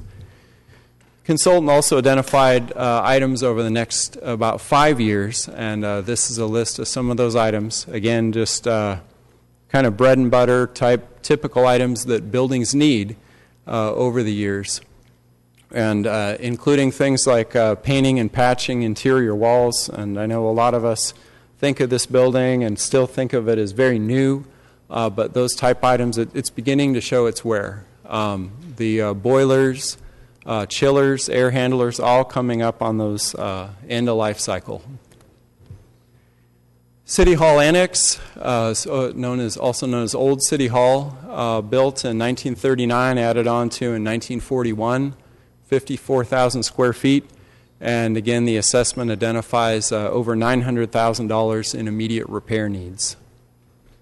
Those include the HVAC system, air handlers, exhaust fan. The interior lighting is more of an opportunity. The old lighting not being very energy efficient, needing upgrades, so LEDs recommended. And one piece of good news is we do have the parking lot slurry seal resurfacing underway. That's wrapping up, and that was part of the security fencing and lot improvement that the council had approved. Some items over the next 5 years includes carpet, plumbing, switchgear, fire alarm, doors, walls, fairly extensive, and that's nearly $1.5 million. Moving on to Police Department headquarters. This building is built in 1960, about 46,000 square feet, and the consultant teams identified over $300,000 in immediate repair needs. That deals with, again, very basic items in the building, such as the boiler system, the old diesel generator in the building, air handler. We actually have some design money this year for the air handler. Again, lighting fixtures, and a piece of good news on the parking lot. Looking forward to about 5 years on PD headquarters, the estimate is nearly $1 million worth of repair needs. And again, that ranges from typical things, doors, tile, carpet, cooling tower, chiller system. We've also looked at the convention center complex. And this is one where we also had sent this over to SMG to take a look at that and provide us their feedback. The convention center and exhibit hall, which again we often call the new exhibit hall, now at 17 years of age, we've identified almost $700,000 of immediate repair needs at the convention center. That deals with the interior carpet, which fortunately that's already underway. The selection is happening now, and the schedule is getting put in place for convention center carpet replacement. Looking at rebuilding some of the VFD motors, and talking about, again, very basic type things that are building needs related to the wall joints, booster pumps. Last item on the list is the sliding gate motors, and one of the SMG staff members was not aware that those motors had been functional at one time. They've gotten used to a manual slide on the gate. These have been inoperable for about 7 years. Looking forward to the next 5 years as far as the new exhibit hall. Again, we're talking about roof repair, just the epoxy coating on the interior floors, and all the essential elements of the building, things like exhaust fans, circulation pumps, heat pumps, water heater, fire alarm equipment. A good example of SMG's feedback is on the last item, the commercial kitchen equipment, and it's a recommendation of probably the next 5 years that's something that's going to come up. Thankfully, all of those commercial appliances, they're all working. When events occur there, SMG's not getting complaints from caterers and people who come in to use that. But the consultants looked, and we've asked for a professional opinion from them, and looking at this, again, like the private sector, and they've said, you know, City, you'd better anticipate some dollars. Just been real quick, I want to understand something. On this slide, when it says 2017 to 2022, that cost estimate, that's a total for those years? That is a total for those years, for all five, all combined. Okay, all right, thank you. All right. And again, at the end of this slide presentation, there's a summary of all the buildings and all the dollar amounts. Looking at Selland Arena, again, back in 1966, we of course had the expansion in 84, and the assessment identifies about $500,000 in immediate repairs at Selland Arena. One, again, is ADA improvements, which we can talk through how that works on a transition plan. Even little things like exterior sidewalk repair, HVAC, the heating, ventilation, AC system, condensing units, heat pumps, and so on. Thankfully, again, none of those items are some that are immediately failing. As SMG has looked at it, we're trying to just keep things patched together, but those are some that are just on the brink. Looking ahead to 2021, again, here's an extensive list of things that the consultant has said, again, be watchful of. These you will likely need to allocate funds to deal with, such as the walk-in freezer, things like the cooler, gas furnace. Moving over to Soroyan, again, that's part of the 1966 construction, and we had a great project there in the recent years, but we were not able to address everything, and the consultant has identified about $500,000 in repair needs. That includes the roof. On this slide is a photo, and you may be able to see toward the right side standing water on the roof. From when this photo was taken, there was a recent storm event, and there is a spot on the roof that's holding water. Repainting of exterior walls, air handler, heat pump, and looking again to recommended repair needs in the years to come. That includes, again, just things like the interior walls, carpet. That's one that's a little more subjective. What quality of facility do we want to have? And even things like the piping, looking at the old galvanized piping and upgrading, replacing that with copper. That's looking at $870,000 over the next 5 years. Valdez includes the central plant, which services all the buildings, and that's why this number is much higher. The assessment identifies $2.8 million in immediate needs at Valdez. SMG, in talking with Mr. Overfelt, pointed out that Valdez have one of the lowest usage rates at the facility. It does command a bit lower dollar amount, perhaps in part due to the condition of some of these items. But immediate items deal with things like Mr. Overfelt agreed, definitely things like the interior floor, wall, ceiling finishes, definitely in need of work. The whole HVAC system, and we do have a diesel generator which is working now, but the facility has 2 different locations. One we replaced recently, one that's an older generator. Thankfully, that's still going. We have a little bit of redundancy, but we'd estimate that needs to be done. And again, the kitchen appliances and equipment are quite outdated for that facility and would recommend replacement. Items that we'd anticipate potential failures over the next years, consultants recommending money be put aside would include the sump pump to handle the part below ground that has to be pumped out during rain events, and the usual items for buildings, air handlers, exhaust fans. That estimate, thankfully, is only $280,000, but those immediate repair needs are, again, $2.8 million. So I want to just wrap up briefly. Buildings that we evaluated, they ranged from new exhibit hall at only 17 years old, all the way back to 77 years old on the old City Hall, the City Hall Annex. The assessments in total identify $46 million in repair needs over the next 20 years, and the immediate repair needs is over $6 million.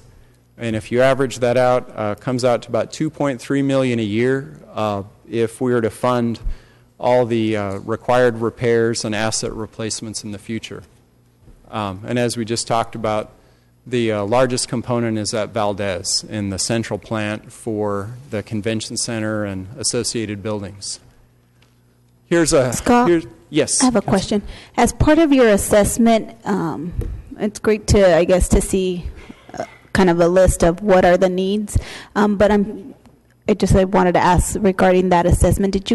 Have you guys considered also incorporating kind of an energy needs assessment as part of the whole facilities assessment? Because it seems to me that if we're looking at what the needs are, looking at lowering our energy bills, which are probably substantial given these large buildings, and to condition them, or keep them cool. It seems like there would be an opportunity to do some cost savings on that end if we're also looking at the opportunities for energy savings, given that our operation costs go up and we have shrinking budgets. So have you guys put any thought into that as part of the assessment? Absolutely. In terms of energy efficiency, a few things came up. At the police department facilities, one of the big items identified was the lighting conversion to LED, and then also through dealing with the heating and cooling system and the controls on those. The consultant had identified with that upgrade, then that'd be a modernized system which provides more energy efficiency. I don't believe they looked at anything pertaining to insulation or that type of change. And I want to mention at the convention center, there was recently work done with SMG to basically modernize and go with that energy efficiency upgrade throughout most of the facilities. City manager may recall specific buildings. Yes, what there was about $800,000 of unspent bond proceeds. We invested that in upgrading the air handling system, new LED lighting. The LED lighting looks like it's got a 4 to 5 year payback period. In the case of the convention center, we had bond proceeds that we used. So the challenge will be, as we identify these repairs and potential energy savings that could come by modernizing the facilities, there's the ability to pay for it up front and then gain that cost savings over a period of time. So in the case, again, LED lighting was about a 3 to 4 year cost savings. Some of the other improvements may have a longer return on investment than What about solar? I think solar in terms of the... We have evaluated solar at the convention center, at all of our facilities, and there's just not enough demand or space to generate enough savings. So what we have been trying to look at is trying to enter into an agreement where we provide a large solar farm, and in exchange work with PG&E to buy some of that power at a discounted rate. But we have to find someone who's willing to enter into the market and again provide the capital for such an asset. Yeah, I think that we should definitely be looking at kind of solar, because I think there is an opportunity. We do have a number of facilities, and while maybe right now in terms of the demand wouldn't be there, but I still think that it's an opportunity that we should be looking at, especially with the grants dollars that are out there from the state, given some of the goals for 2020 and beyond that the governor has as a means to reduce the greenhouse gases. I think that there is, I don't know if we've done entire audits on all our buildings in terms of the energy needs, but I know that there's grants through the Energy Commission that we should be looking at if we haven't already, to make sure that it's part of this as we're looking at an assessment that is much more comprehensive. Thank you. Right. Council, I just want to draw your attention. This is a summary table. I know we've been going through a lot of numbers and facilities quickly, but here at a glance you can see the results of all 7 assessments that were conducted. Again, immediate needs of over $6 million, and that number is included in the 20-year needs of $46 million estimated. And again, if we were to average that out over a 20-year period, and basically, for example, the sinking fund type approach, how much money on average would be needed each year? That's $2.3 million. And again, if we were to look at the next 5 years, which we often do in terms of capital improvement plans, that 5-year need altogether is $6.4 million. So again, to kind of recap, that immediate repair needs $6.5 million, and then beyond that is really anticipated another $6.4 million of need after that immediate work is done, and then the balance of it would be estimated to spread out over 20 years. Again, staff is available for questions if we wanted to drill down to any specific projects or needs in that. One of our main goals was, again, to conduct that facility assessment to really be able to make wise business decisions about each of our facilities and identify needs. And then also we want to make the council aware of those findings. So staff's available for any questions. Thank you. Thank you, Scott. Well done, well illustrated, and easy to follow. So thank you very much for that. I'd just like to announce that since this is a workshop, it's not open to public comment. However, we will come back to the dais and let my colleagues make their comments. And the first one is Member Brand. Hi, Scott. You answered the question earlier about the convention center. When we did the Finance and Audit Committee report 3 years ago, Bruce, we recommended that a independent energy audit be done for Sullivan Arena, and it was done. And I recall it was about $800,000 to convert Sullivan Arena, which was paying about $1 million a year in PG&E. SMG agreed to finance the entire amount, and now saves Sullivan Arena about $500,000 a year by going to LED. In fact, it also did improvements in Soroyan, and the Fresno Bee reporter Monroe criticized because it was too light. They didn't have the mood for certain types of concert venues, which I think they did straighten out. So we actually went too bright, but we've done a lot of improvements out there. I believe this is one of the most overlooked parts of our operation, our budget, is the infrastructure and facilities. I'm looking back in the Reserve Act that I wrote back in 2012. It said we're supposed to put about 0.5% a year, which would be roughly 1.5 towards facility maintenance capital reserve. And I don't think we put anything other than we just do it when it falls apart. And I can say if we don't do anything and don't follow a schedule of $2.2 million, this will cost even more. Because in my business, we take care of properties. And when you neglect properties, the cost of roofs, the cost of siding, the cost of parking lots, painting, all escalates when it's neglected. So I think we need to pay attention. I realize there's a lot of other pressing needs at the city, but we should at least put something there every year as a way to stay on top of this thing. But thank you for the detailed assessment of our capital facility needs. Thank you. Thank you. Member Brandow. Thank you, Council President. Hey, and good job, Scott. Might have looked like I wasn't paying attention, but we were discussing these issues. So I have a couple questions. When we address the streets in the city of Fresno, you guys have done a fantastic job kind of letting us know the pecking order as far as the prioritizing. Have you done the same with this list and gone through and prioritized? So if we can't come to a place where we can spend $2.2 million annually, but we could spend 1.5 or 1.2 or something like that, have you guys prioritized this workload at all? To date, we have not yet prioritized this list.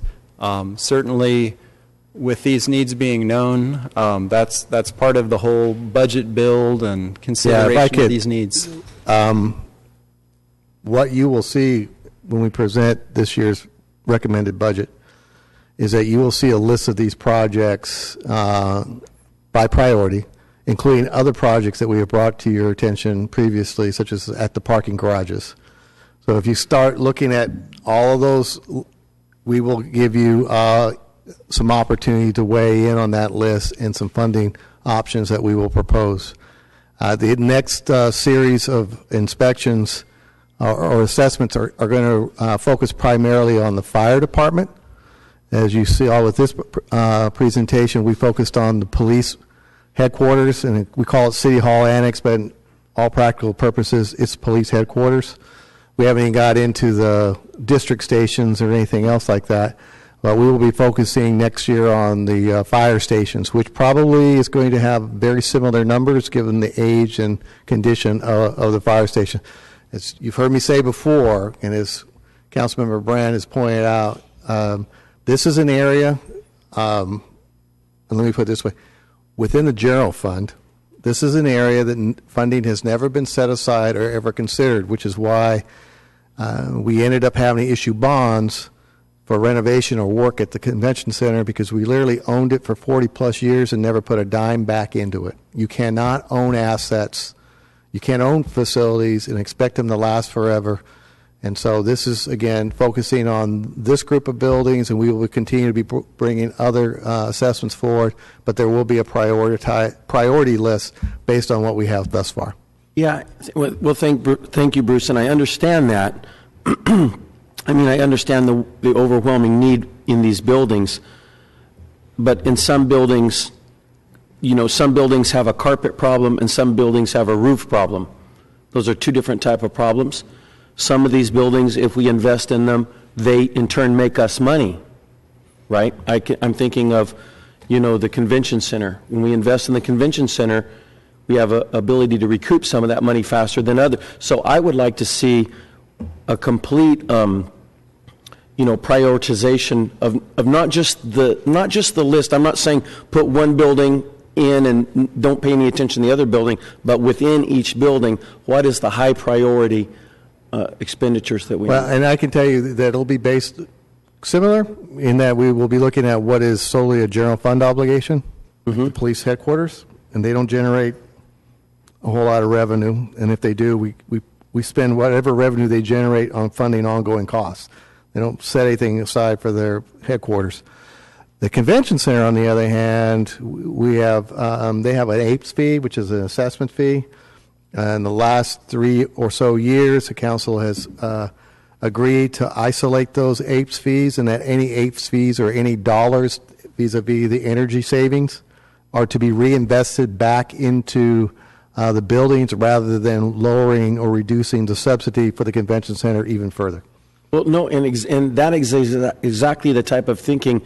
Like if we invest more early in the convention center off of this list, then that can begin to attract more events, which then in turn I would not be opposed to taking that money and applying them to these other buildings. But so to me, that's all about prioritizing. So, yeah, I appreciate it. Thank you, Scott. Thank you, Council President. Thank you, Member Brandow. Member Soria had some brief comments. Thank you, Scott, again. Just one quick question in terms of since we've identified how much it will cost us over the next 20 years and so forth. So can we expect that this budget cycle will see some funds allocated towards this? And we're looking, I think in the slides you guys point out to about $2 million. Is that kind of what you guys are thinking? You should anticipate seeing some of it funded, but we have other assets, public safety communication system. We set aside, $800,000 last year for that? That's probably an $8 to $10 million asset that's got to be replaced. And so far, neither police or fire have been able to identify a grant source to help pay for all that. But yes, you will see funding set aside to address. I can guarantee you're going to see funding set aside for the parking garage, just because, you know, that was an opportunity again that I think we need to present to council because of the conditions over at Garage 9. But yes, you will see money set aside for some of this. Thank you. Thank you. Next is Bruce. Did you want to? You good? Thank you. And last but not least, Member Quintero. Thank you, Mr. President. It was a good presentation, Scott. I got a couple of questions. One of the things that we had talked about in the past with regards to the convention center and looking at the money that can be generated off that, as Councilmember Brandow stated, I recall a few years ago we had an event that the organizers were very interested to bring to Fresno, but we didn't have the square footage for one room. And if you'll recall, it was the Antiques Roadshow, and they generate a lot when they come here. And is there anything that can be done in terms of getting them the amount of square footage that they would need by removing some of the walls and redoing the configuration to where we can attract those larger venues? That isn't so cost prohibitive. Of course, Council, that's not something that was in the scope of what we looked at here. This would just fix it.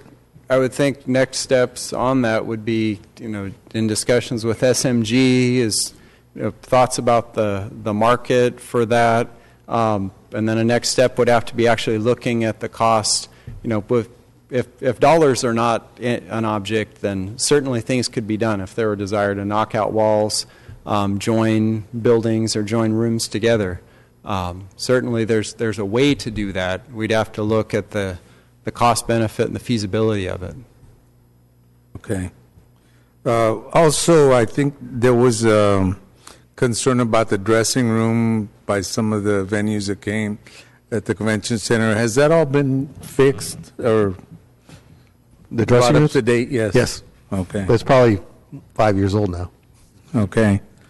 And some of the other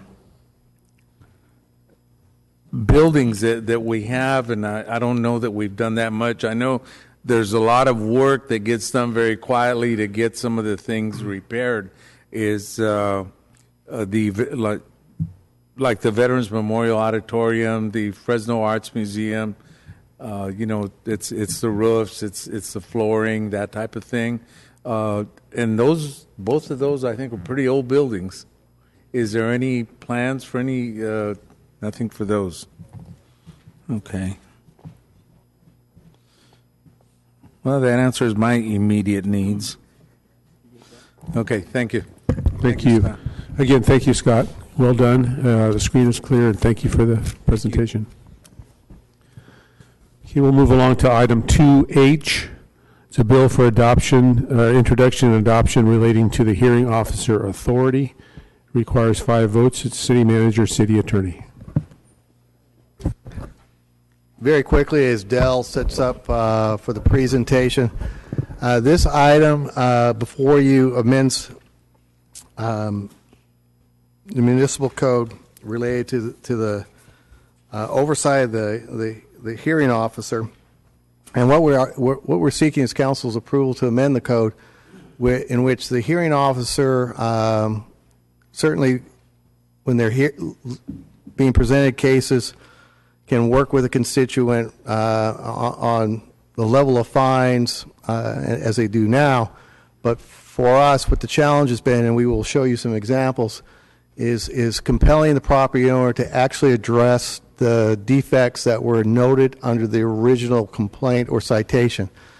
Now, understand the process in that we go out and do an inspection, a notice is sent. After the inspection, then the owner is given 18 days, and then after 18 days, if no work's done, then we also, that's when we issue a citation, and the citation is what actually triggers an appeal. So we could be into this thing for 30, 45 days, and then more importantly, it could be another 30 days before the hearing officer actually hears the case and then reviews the case and makes a decision, which could be another 2 weeks. My point is, we could be into a case for 2 months, going on 3 months, and then go before the hearing officer, and the hearing officer's determination is related to the level of fines and not necessarily correcting the deficiencies. So we're going to show you a couple examples of some properties that have been through the process, and absolutely nothing has been done to the property, and they are still the eyesore and the challenge for that neighborhood that they were when they were originally cited. And some of these cases started as far back as November of last year. And if I'm correct, they still look the same. And the photos you're going to see were taken about 2 weeks ago. So Del, if you would. Good afternoon, Council President and Council members. I'm Del Estabrook from Code Enforcement. And as Bruce said, I'm going to introduce an emergency ordinance for the City of Fresno amending subsection F of section 1-409 of the Fresno Municipal Code. Dale, could you get that microphone a little bit? My colleagues are... There you go. I'm sorry. Again, emergency ordinance, section 1-409 of the Fresno Municipal Code relating to the hearing officer authority. So I'm going to introduce it, and then Bruce is probably going to jump in, and he'll make the recommendation. I'll keep the comments short. Next slide. So under citizens, staff, council members, all of us, we have major concerns regarding blight and fires in these homes, code violations, building violations that go on and on and on. So some of the tactics that we use are some of the tools in our toolkit. We have a new blighted vacant building ordinance that we use. We have a brand new receivership program on board. Through our strike team overseeing problem properties team, or STOP, that Bruce has generated, we are actually seeing some court action on some properties. And finally, we have our hearing officer authority. Next slide. So some of the things that we look for with these problem properties, we want to make sure that the windows and doors are in good shape. The landscaping is not 4 foot tall. Keep it trimmed even if we're in a drought. Please keep it clean. Trash and debris, building code violations. A biggie is police and fire response, criminal activity, property damage, and again, health and safety. Okay, this property, 367 North Abbey, was a 2-story commercial building less than a half mile from here. On the first picture in the top left, you can see the boards were pretty fresh at the time. We probably could build about 4 houses with the amount of times that we boarded this facility alone, because the boards kept getting torn off, ripped up, and we would redo them. This particular building caught fire 3 different times. And it was also, there's the picture in the middle there, you can see some temporary shoring. We actually shored it up so it wouldn't cave in. So after the 3rd fire, there was just so much structural damage that we were able to abate it. But this thing went on for over a year, 3 different times. It gets to the point with some of these properties now, and we get notified through fire anytime there is a fire, especially with residences. And more often than not, when they tell me what the address is, I said, this just burned.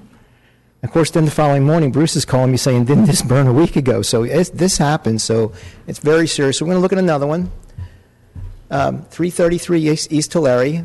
Okay, again, 2 fires on this one. I think I fenced it 3 or 4 times. You can see the boards, you can see the blight, you can see what happens inside, and you can see the garbage that's left. This one may turn into a success story. We understand that we have a buyer that's contacted us, and he says that we do some things. We work with him. He's going to tear it down and put a new house on it. So that's exciting. But I've had to manage this property for about 1.5 years now. Last one. 1224 East Lansing, little place. You can see the burn marks. It never really burned completely. Our fire department is so responsive and so well trained. They get it out before it does damage. But again, 2 burns on this. You can see the roof's got a covering on it because the roof is caved in, so it's got plenty of structural damage. Again, over and over and over, you can't get the property owner to do anything. They've all gone through the hearing office. And the hearing officer has upheld them for the most part, but you can't get things done. Okay, so what do we want to do to combat this? Okay, so right now, as the current ordinance is currently written, our hearing officer can't compel them to do anything else. So what we're asking for is a 30-day repair requirement. So they go in and they file their appeal. He upholds the appeal, and then he tells them, you got 30 days. You got 30 days to start making improvements, and he sets another hearing date, and the responsible party for the property shows back up. And he's got to show us some permits, or he's got to show some pictures that the work is being done. And again, we're not going to hammer him if he is making a good effort. I mean, sometimes when you get an electrical permit or a plumbing permit or a roofing permit, it does take time. So there's a second hearing, and if he's making good on his promise of getting things done, and we're monitoring too, well then we can keep working the system so that he can get this thing changed. If there's no effort whatsoever on his part, then the hearing officer would have the ability to, whatever fines that we've levied in the past, to double them. So usually when you do something this drastic, that usually gets some folks' attention. And lastly, again, as we're finding out, when you take somebody into court, things get done a little bit. Well, the court takes a little bit of time to get scheduled, but once you get them into court, or the threat of court action is there, people seem to change their tune and start making repairs. So what we would do then, if they don't do anything, is we would charge them with a misdemeanor criminal action in Superior Court. Okay, so again, effective date. Bruce is going to talk a little bit more on this, but if you do decide to approve it, we could get this effective immediately and start work on it next week. Bruce. So thank you, Dale. Again, there as a result of our efforts to restructure or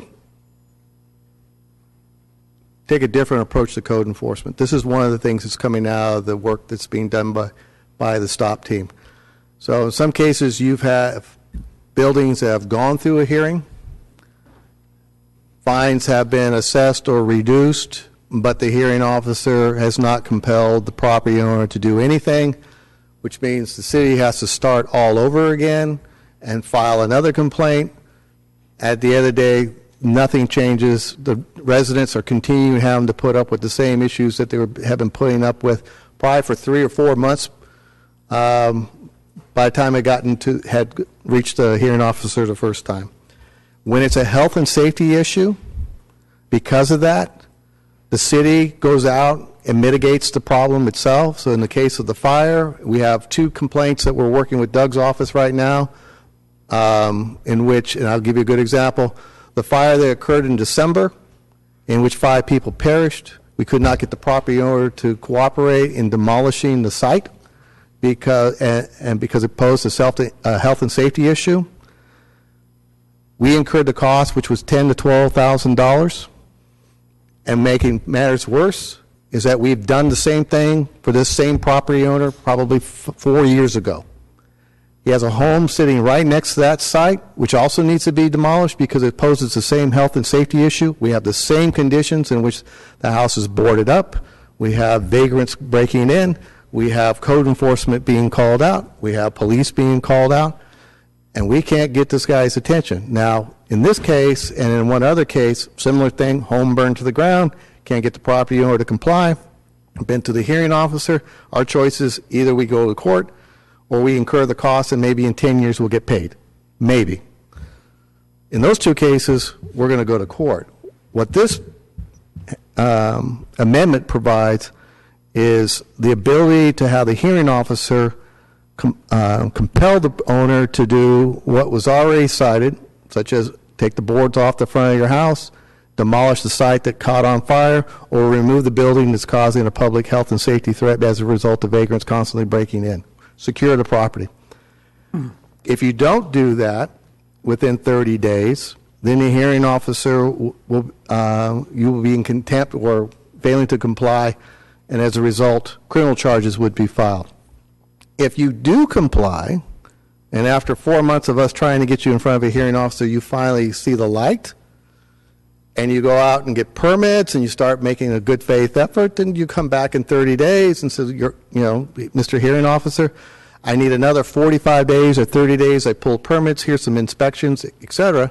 Then the hearing officer certainly has the latitude to adjust the fines and work with the property owner like we have in the past. The intent here is to deal with those property owners who, after we have cited them and the hearing officer has heard their appeal, the amendment what you see or have before you today is intended to get them to correct the deficiencies or the defects that were first noted when the code officers went out there. It's very simple, and quite honestly, I believe a long time coming. So that concludes my remarks. Thank you, City Manager Wood. We'll take this out to the public. Is there anyone in the audience that would like to comment on this particular item? Please come forward, and you'll have 3 minutes and give us your name and address. This is on the hearing officer authority. Seeing none, we'll bring it back here for council comments. Councilmember Brand. Thank you, Council President. And I want to thank the city manager for meeting with the industry people to resolve some differences. And I know there's some other stuff you're going to discuss. I think this is a a step in the right direction that addresses what I've seen 7.5 years here, that on just not having the teeth and the ability to enforce, consistent and major problems out there. And as we discussed last year during the vacant building ordinance, when the houses out there, total blight, total eyesore, attractive nuisance for drugs and criminal activity. And by the way, Dale, can you come up? Yeah, okay. On the vacant building orders, I've called a couple times to register properties, and 2 times they've said the program's not up yet. Or is it up where you can register yes, properties? I have over 300 homes Okay, registered on it right now. About 2 months ago, they answered the phone and they said, no, the program's not working yet. So it is working, right? Yes, sir. Okay. Thank you, Dale. Sure. Okay. So I think this is a great step towards working towards a long-term solution on substandard housing. Let's have a couple recommendations that could be done in the future. And one, our current penalty and fee assessments are pretty much generic. In other words, if you're fined, first fine's $100, $500, $1,000, but it doesn't differentiate between the type of the code violation. So if somebody has weeds that are too high and they get a $100 fine, and somebody has a roof that's caved in, they get the same fine. I'd like to see a restructuring or a matrix of our fees so that those serious things like a hole in the roof, mold, major water problems, blight, where it's becoming a criminal nuisance, that they have higher penalties, and that the minor, if your paint's peeling, the weeds are too high, those things would have, in other words, the crime fits the punishment. I don't think we have that right now. I think it would be a good addition if we really want to be serious and move forward and focus on those really serious issues. And the other issue, as far as a potential policy, is on fire losses, where let's say the value of the loss is 25% or more of the value of the property. I had a house in Woodward Lake, this is a $1 million plus house, that burnt down 2 years ago, and it's still sitting there. And I think finally, thanks to Dale and code enforcement, and the HOA was powerless to really get this person to rebuild their house. And I've seen it before in my industry where I've had owners that there's a fire, they get the check, and literally they use the check for something else and leave the unit unfixed for some cases for years. And it's really more prevalent when you have a single-family house, because then you got the eyesore for the neighborhood. I'd like to see or explore if we could put an ordinance in that would, I know you can pick the number 20, 25% when there's a loss, that on the fire, whether it's a commercial structure or residential structure, that 1 year should be sufficient time, unless there's extenuating circumstances, to rebuild, because an insurance company is going to have a check. And I'm in that business too, and insurance companies write very generous checks. They'll write you a check for $100,000, it'll cost you $50,000 to repair, so there's almost always going to be enough money to cover the loss. And a lender's going to come, if the lender, they'll sign off, there'll be progress payments, but there's really no reason why somebody, other than they simply just keep the money from the insurance proceeds and don't want to do the repairs, no matter whether it's in Woodward Lakes or Southeast or Southwest Fresno, anywhere, you need to have a ordinance that says you have a timeline to rebuild a substantial fire damage unit. If it's a kitchen fire, it's a different thing, but your roof is out and you got debris and your fence is down, I think you need to make some changes. But I'm going to thank the administration for moving forward on this item, and thank the industry for supporting quality housing, and I'll make a motion that we approve this item. Okay, we'll have a motion by Member Brand, seconded by Member Quintero. Member Soria. I just wanted to make some brief comments. I'm encouraged to see that we're putting some teeth into, the ability for the hearing officer to go and collect.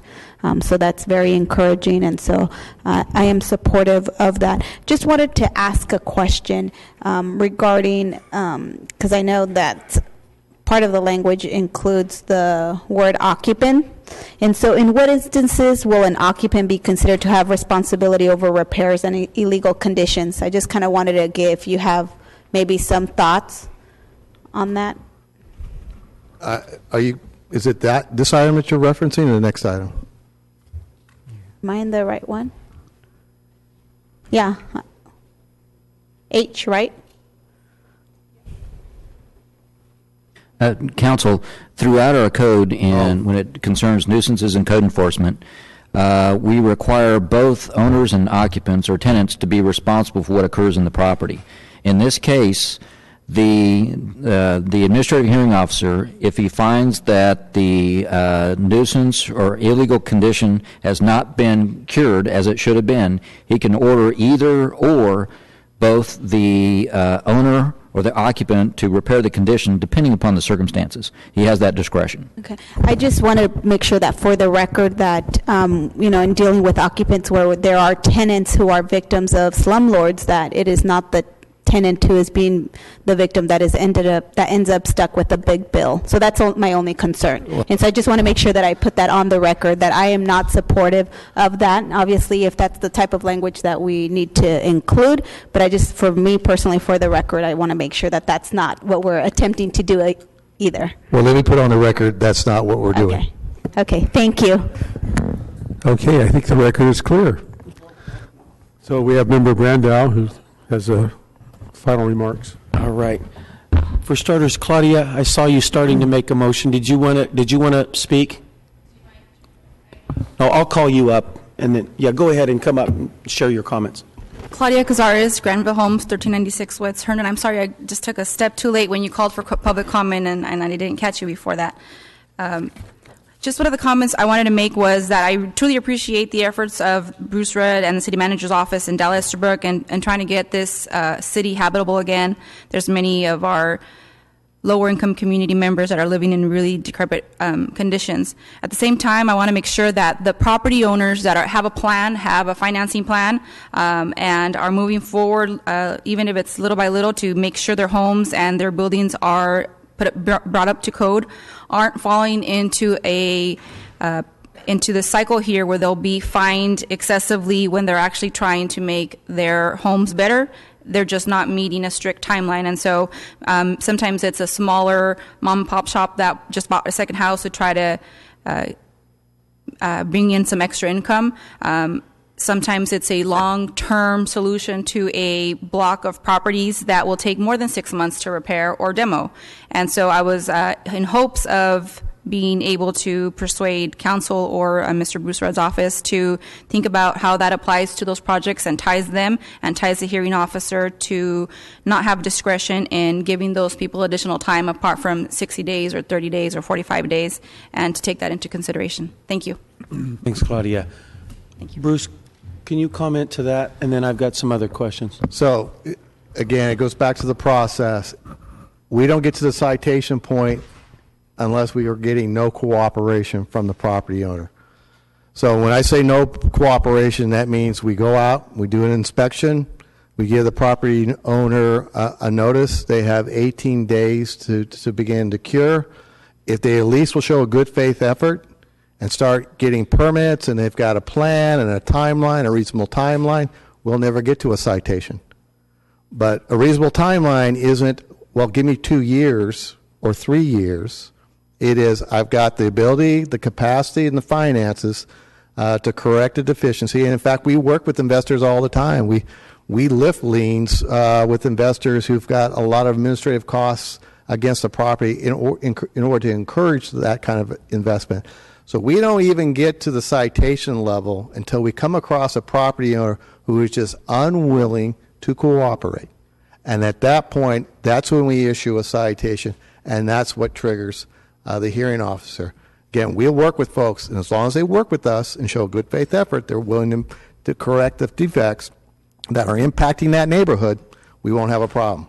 It's when you don't cooperate that you will find yourself having to make those repairs maybe a little bit faster than you thought you should have had to. Sure. Thank you, Bruce.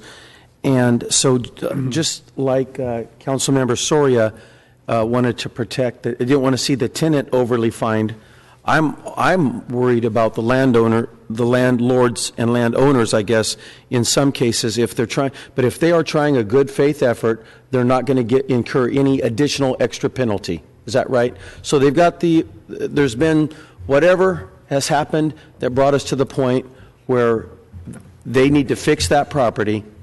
As long as they begin to interact with the city and get those repairs taken care of, or whatever the case may be, then they're not going to incur an additional fine somewhere along the way.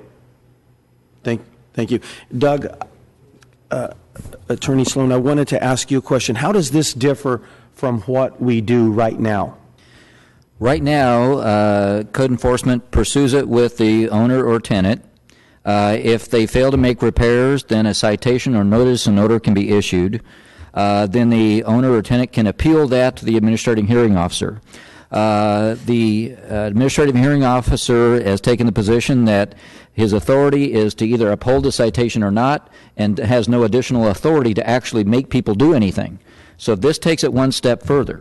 This is more analogous to Superior Court, what a judge's power would be, and says that, hearing officer, you have the authority to order the repairs to be made, and then follow up to see that they're made. And if someone blows off the hearing officer and fails to do it, and with no good excuse, then they're going to have an additional fine and possibly be pursued for the equivalent of contempt of court. Okay, and then when you say it gives the administrative or the hearing officer the authority to direct that the repairs are made, it's my understanding that it's almost mandatory, isn't it? Yes. It makes the hearing officer have an obligation, in other words, to demand. If you finally get to a hearing with the hearing officer and it's proven that the repairs still have not been made, then he shall require the repairs to be made. Shall require. Yes. I like that. All right. And then there is discretion in the follow-up. If at the subsequent hearing the owner or tenant comes in and says, look, I'm doing my best, but I'm unable to complete it yet because I can't get a permit from the city or I can't get financing for anything beyond his control, then the hearing officer can set it out further for an appropriate time for follow-up. All right. Thank you. Thanks, Doug. I guess for me, I think, in all honesty, I think there's been a great, well-balanced approach, well thought out, that's trying to take in both sides of issues, tenant side, landowner side, hold both sides accountable, hold both sides accountable to fix properties that are currently being neglected, or if they reach the hearing officer point and they've already been notified, that means police officers have been out there usually multiple times by that point. A huge expenditure of resources on the taxpayers of the city of Fresno to continue to send police officers out there in the past with little to no enforcement power to make sure that the changes are actually made. I think with some of the things that the city's been through in the last 6 months, discovering what's going on at some of these locations, I think this is a well thought out approach. It gives some teeth to a policy that can begin fixing properties in the city of Fresno. So I'm definitely going to be supporting this today. And Bruce, I think you guys have done a great job getting us here. And I'm also glad that it's an emergency policy that we're setting forth so we can begin enacting these fixes immediately. So thank you. Okay, screen is clear. We have a motion and a second. All those in favor? Aye. Opposed? Passes 7-0. Thank you very much. Okay, Council, well, go ahead. You introduced it. I was going to just say, go ahead. Go ahead, Bruce. Well, the next item, first of all, I also want to acknowledge that this is a team effort. I want to acknowledge the help from the City Attorney's Office, Doug Sloan and Katie Dorr. They've been very helpful. They're part of our STOP team meetings every week, as well as a couple of others from his office as well. So you are going to see some wholesale changes real quickly over the next few months. The next item before you, Council, is related to the code section, which is used primarily by the Fresno Police Department. Councilmember Baines, when he was with the department, is very familiar with this process. In my discussions with the California Apartment Owners Association earlier this morning, it And I can understand why they don't really understand the process, because these are responsible property owners, so they're probably not subjected to the 708 letters very often, if never. But because of that, and maybe some misunderstanding as to how that process works and what's being proposed today, I would respectfully ask council to consider tabling this item until next week, so I can sit down with the apartment association and clarify the process and whose role is what in that effort. Thank you. Member Brand, do you have a comment on that request? Just to add that, I think one of the major areas was this liability regarding HOAs and what we cannot do. And I think I'm confident that we can find a solution. So I'd like to make a motion that we continue this item till next week. I have a motion by Member Brand, seconded by Member Quintero. All those in favor? Opposed? Passes 6-0 with Member Brandau absent. Folks, we're going to take a really quick recess, about 5 minutes, and then we're going to go strong until dark.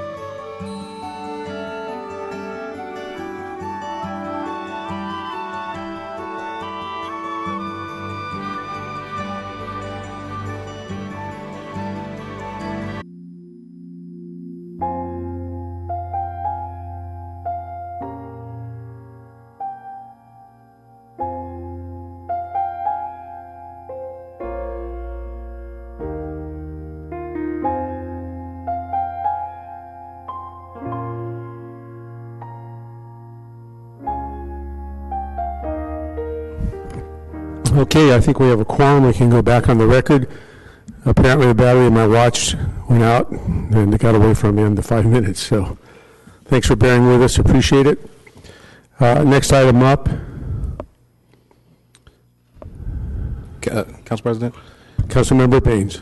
I'm going to pull 3A. And City Attorney, because I'm not going to reintroduce that.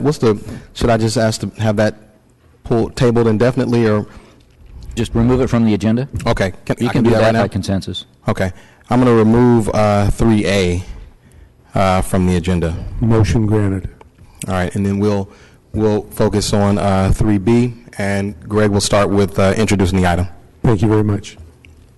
Good afternoon, Council. Gregory Barfield, Chief of Staff to Councilmember Oliver Baines. Before you today is an ordinance, the second reading of an ordinance to the City of Fresno, adding Section 4-117 to the Fresno Municipal Code relating to national target hire and contracts for any public work of improvement. This action is being brought before the Council today really to allow for an opportunity for us to put folks in our community to work.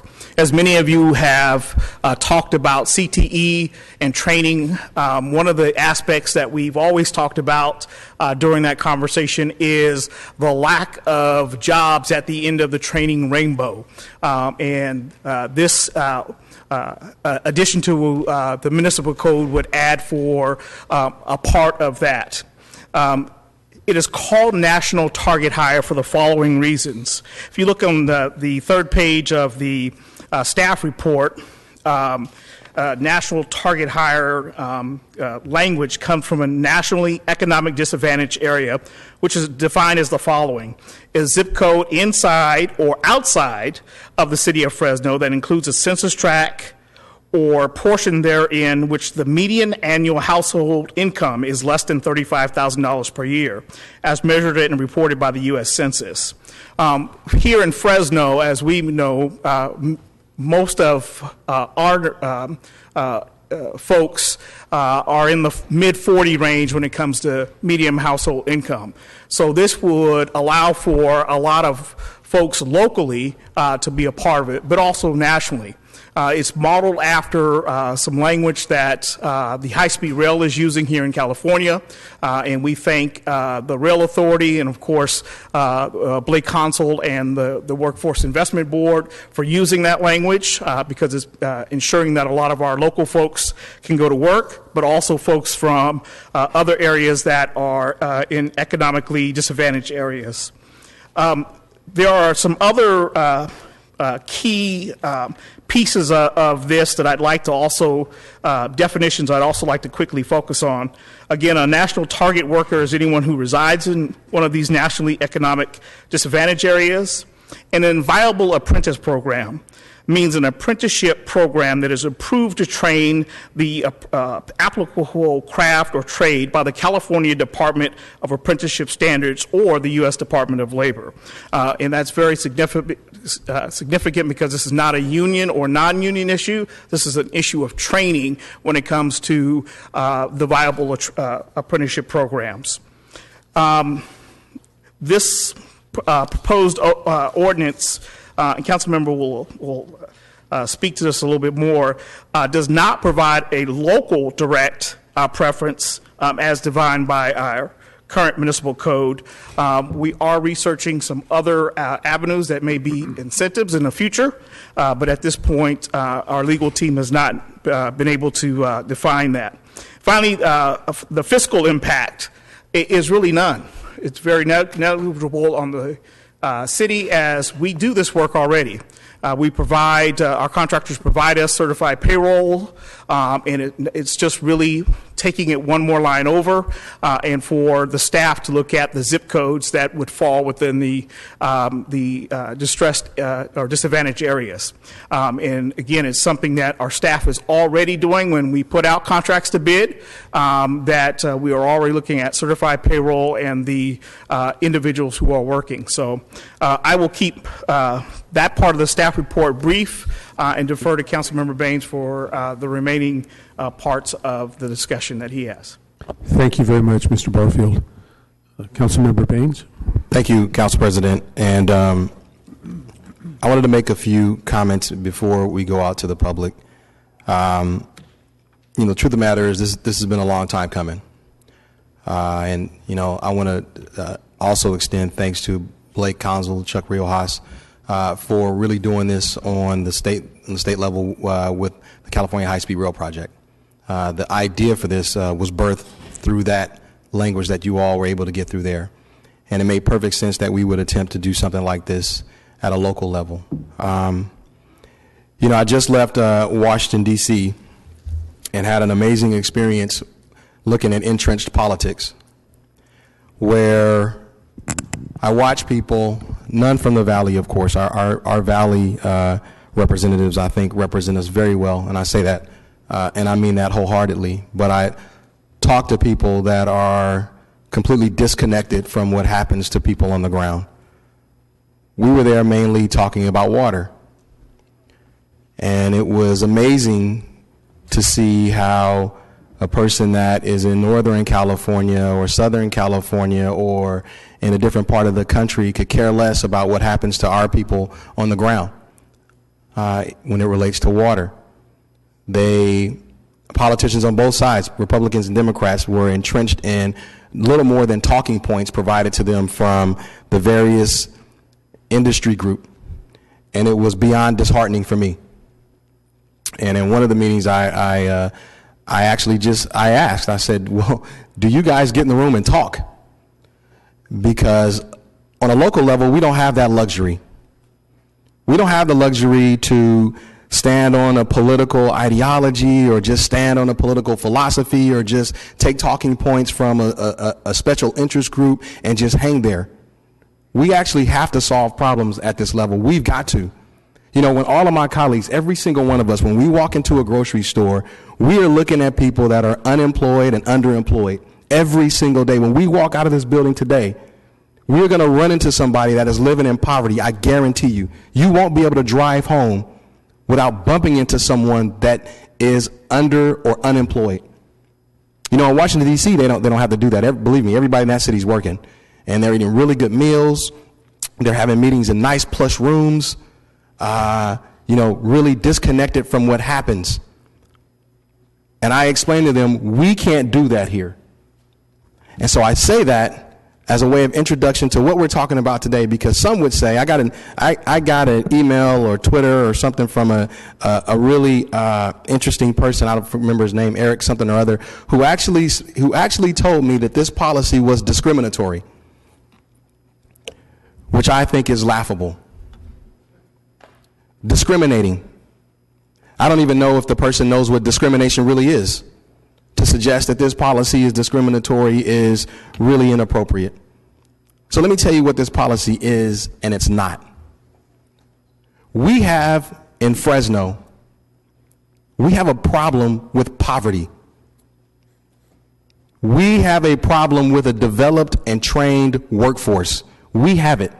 Every single council district, every single one of us, every single one of us. Every single one of us has a zip code and a census tract that is poor. All of us. All of us. I'm going to give you a couple of numbers. 224,000.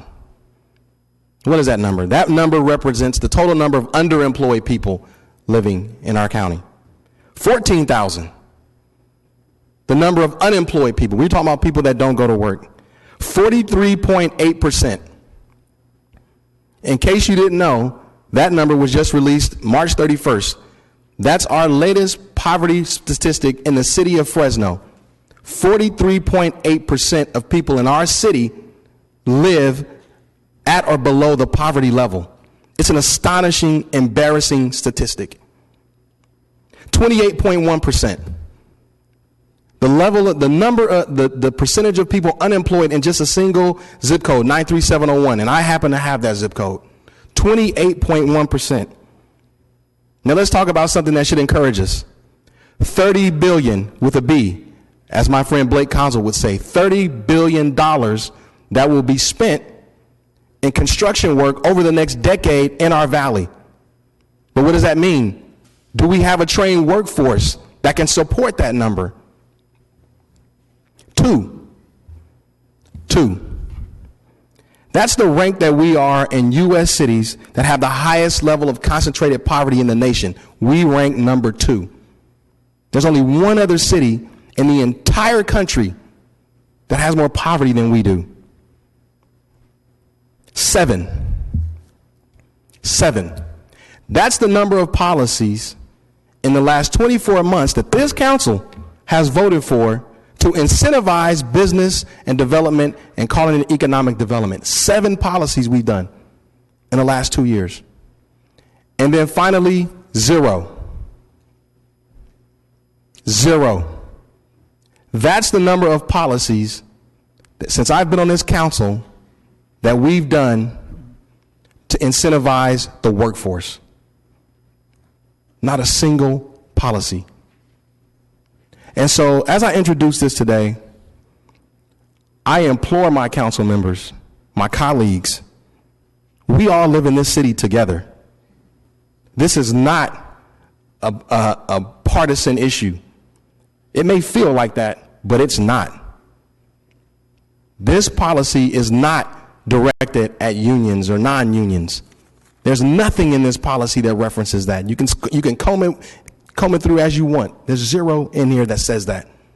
This is about training our workforce in our valley so we can leap out of poverty, so we can put people to work.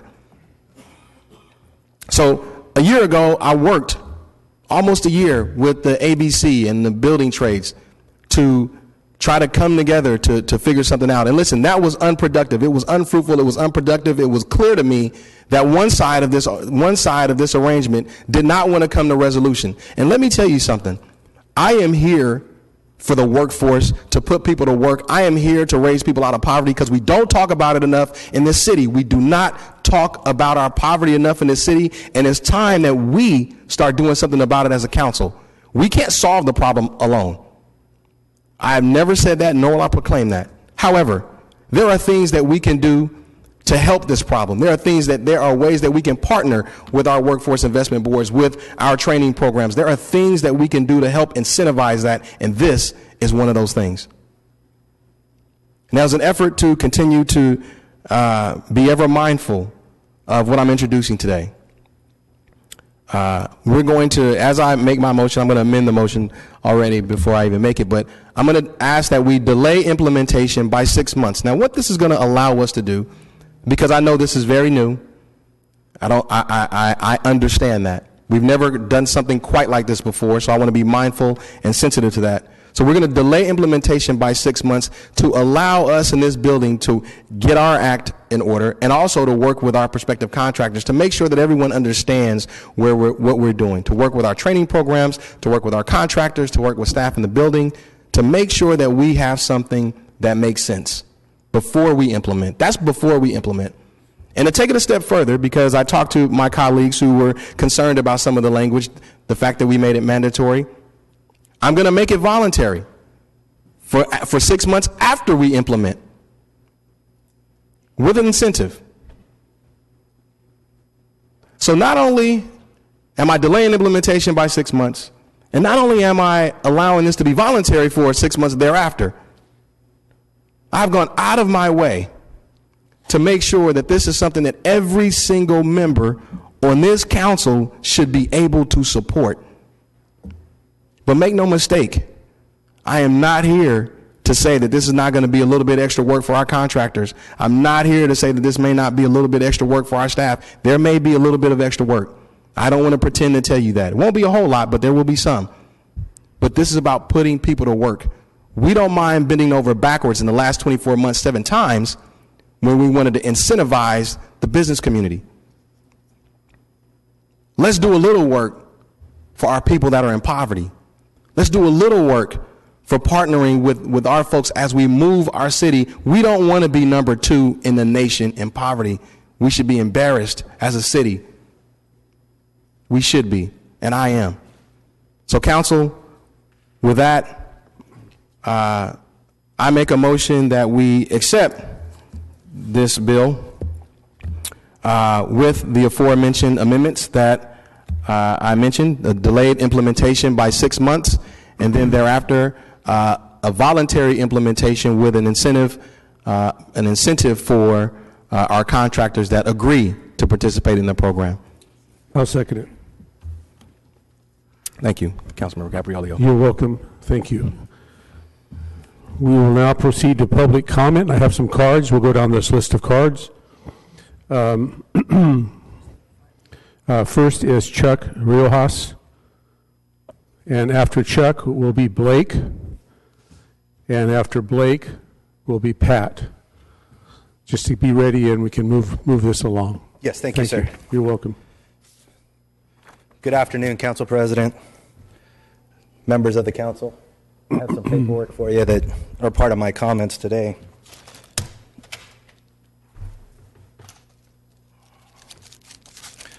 And if I may, I'll ask for an indulgence that the people that you mentioned and then add 2 names to that, that we can all speak, and we'll probably get it done under 10 minutes.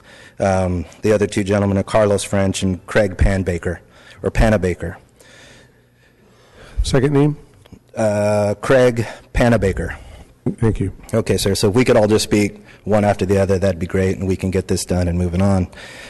I rise in favor of the policy in what we do. Oh, my name is Chuck Riojas. I live at 1588 West San Miguel, Fresno, California, 93711. Kind of reflecting on Councilmember Baines' comments, this is historic, and I am somewhat envious of this council that you have an opportunity today to cast a vote that, in my opinion, affects all of Fresno. Sometimes the tougher decisions are taxing water or raising water rates or raising taxes. This is something that is a positive for anybody 18 years or older in the city of Fresno. It is a pipeline or a gateway for those underserved communities to gain access to the middle class through the building trades, through apprenticeship and pre-apprenticeship. So I am somewhat envious of this council that they're able to make that decision today, because it is rare that a decision made by a council member can affect every man and woman 18 years or older in the city of Fresno. And so I would hope that you find it fruitful and that you can find your way to support this in any way. Did you guys get the handout yet? If I may, I'll speak to the handout briefly. And what this handout is, and this is one of the pre-apprenticeship programs that we run through the building trades. This is with the County of Fresno. This is called Jumpstart, and it's the only statistics that I was able to compile. And this is with the welfare to work community, so this is the underserved community that's referenced in the policy that's before you today. And I would call your attention not to the top boxes, but to the bottom one that's in yellow or gold. And basically, it's a summary of what the top portions are, and I'd like to enter into the record. The total participants who began the training was 131, and again, this is the welfare to work participants. Total participants who completed the training was 117, so that's about a 90% completion rate. Unheard of in the county, and definitely, one that they applaud and continue to do today. Total employed out of the 117 who completed training is 64. And so they now have jobs within the industry. 29 of those are in construction. So 29 of those pre-apprentices that involved themselves in this program have gained access to apprenticeship. And by that is they have an opportunity to get a career. Total participants off of aid, which I think all of us can identify with, is 48. So because of this program, we've been able to take 48 participants completely off of aid. And so I think that's worthy of mentioning. It's worthy of taking into consideration, especially when we're looking at a policy like this that could double and triple our efforts moving forward. So that's what the paperwork reflects there. About ready to wrap it up, Chuck? What's that, sir? Are you about ready to wrap it up? Yes, real close. Okay, well, yeah, and basically part of that policy obviously is the 30%, 10% set aside. A major partner in this endeavor when we do the pre-apprenticeship is the Fresno. And Chuck, I can call you back up if okay, buddy. Yeah. So with that, I'll leave it to Blake. Thank you. Thank you. Blake, and after Blake will be Pat. Good afternoon. Thank you, sir, and council persons. I'm Blake Hansel. I'm the director for the Fresno Workforce Investment Board. I'm also a resident of the city of Fresno. And I want to tell you that your adoption of this item will give the Workforce Board an opportunity to fund training for your unemployed and underemployed constituents unless we have some type of surety that there's employment at the end of the path. Because of the way that the Department of Labor grades us, we don't get a brownie point unless the person's employed. Adoption of this policy will make it possible for us to spend money on training and to make sure that as these public works projects that you're funding with public money, as they come into the hopper and move out to actually be implemented, that we have a qualified workforce. So really, you're giving 3 levels of benefit. I mean, the most obvious is that we have unemployed people who are our brothers and sisters in this town who are going to have a job and a wage. Above that, though, these projects create opportunities for those people to be trained at the work site. So in addition to getting a salary, they're actually able to get a skill. And the perhaps most important of all those, the most long-ranging benefit, is that taking the skills that they're going to learn at the runway extensions and the water plants and the street openings that you all are approving over the course of your duties, they then can take those skills and work on other projects. So you've literally taken somebody who's unemployed, used the Public Works project, and have 3 different levels of benefits, some immediate and others that go off into the long range, where these people are still living in our community, but they're actually earning a decent wage where they can support their families. So that's really a trifecta win on multiple levels, and we get we get the water plant, we get the runway extension, we get the street, so everybody ends up a winner. So I would just say that at the WIB we're very interested to be able to take advantage of this opportunity, but without that guarantee of work, it's really not possible for us. Thank you. Thank you. Next is Pat, and after Pat, we'll have Craig, and then Carlos. Welcome, Pat. My name is Pat Barr, and I live in zip code 93704. I'm the training coordinator for all the different pre-apprentice programs here in town. Over the past 8 training programs, we have young men and women in jobs that they call me all the time. Have you seen the rocks at Safari World at the zoo? 6 of us were employed and are still employed with the construction company through the laborers, and we're building rocks. Pat, have you ever built rocks before in your life? But these are people that can finally get health care for their family. These are people that finally can get braces for their young men and women. We also worked with the Parks and Recreation with 16 members for 6 weeks on OJT. Mr. Hernandez was extremely impressed and said they got more work done than any crew that he had in that period of time. What I'm trying to say, we also have veterans returning who end up in the poverty level when they come back, but they can get their unemployment, but you know what? They don't want to stay on unemployment, and a lot of them want to change their careers. And so this is an opportunity for also include the veterans into this type of program. We have a really high, as you heard, a real higher rate, but more than that, we have a retention rate that's extremely high that are kept on those jobs, and we've got people now working 4 years and still working and making, if I might say, the odd number of $54 an hour, some of them with the operating engineers. So I brought 2 of my young men, certainly younger than me, here, who are in my program right now. They're both veterans, and I'd like them just for a few moments to say why they're willing to dedicate 6 weeks to this type of program. Good afternoon, council members. Appreciate your time. My name's Craig Panabaker. I live at 5286 North San Marcos. I'm a U.S. Army veteran. At the same time, I had been pointed in the direction of this program through the VA. So it's given me hope. I have a family.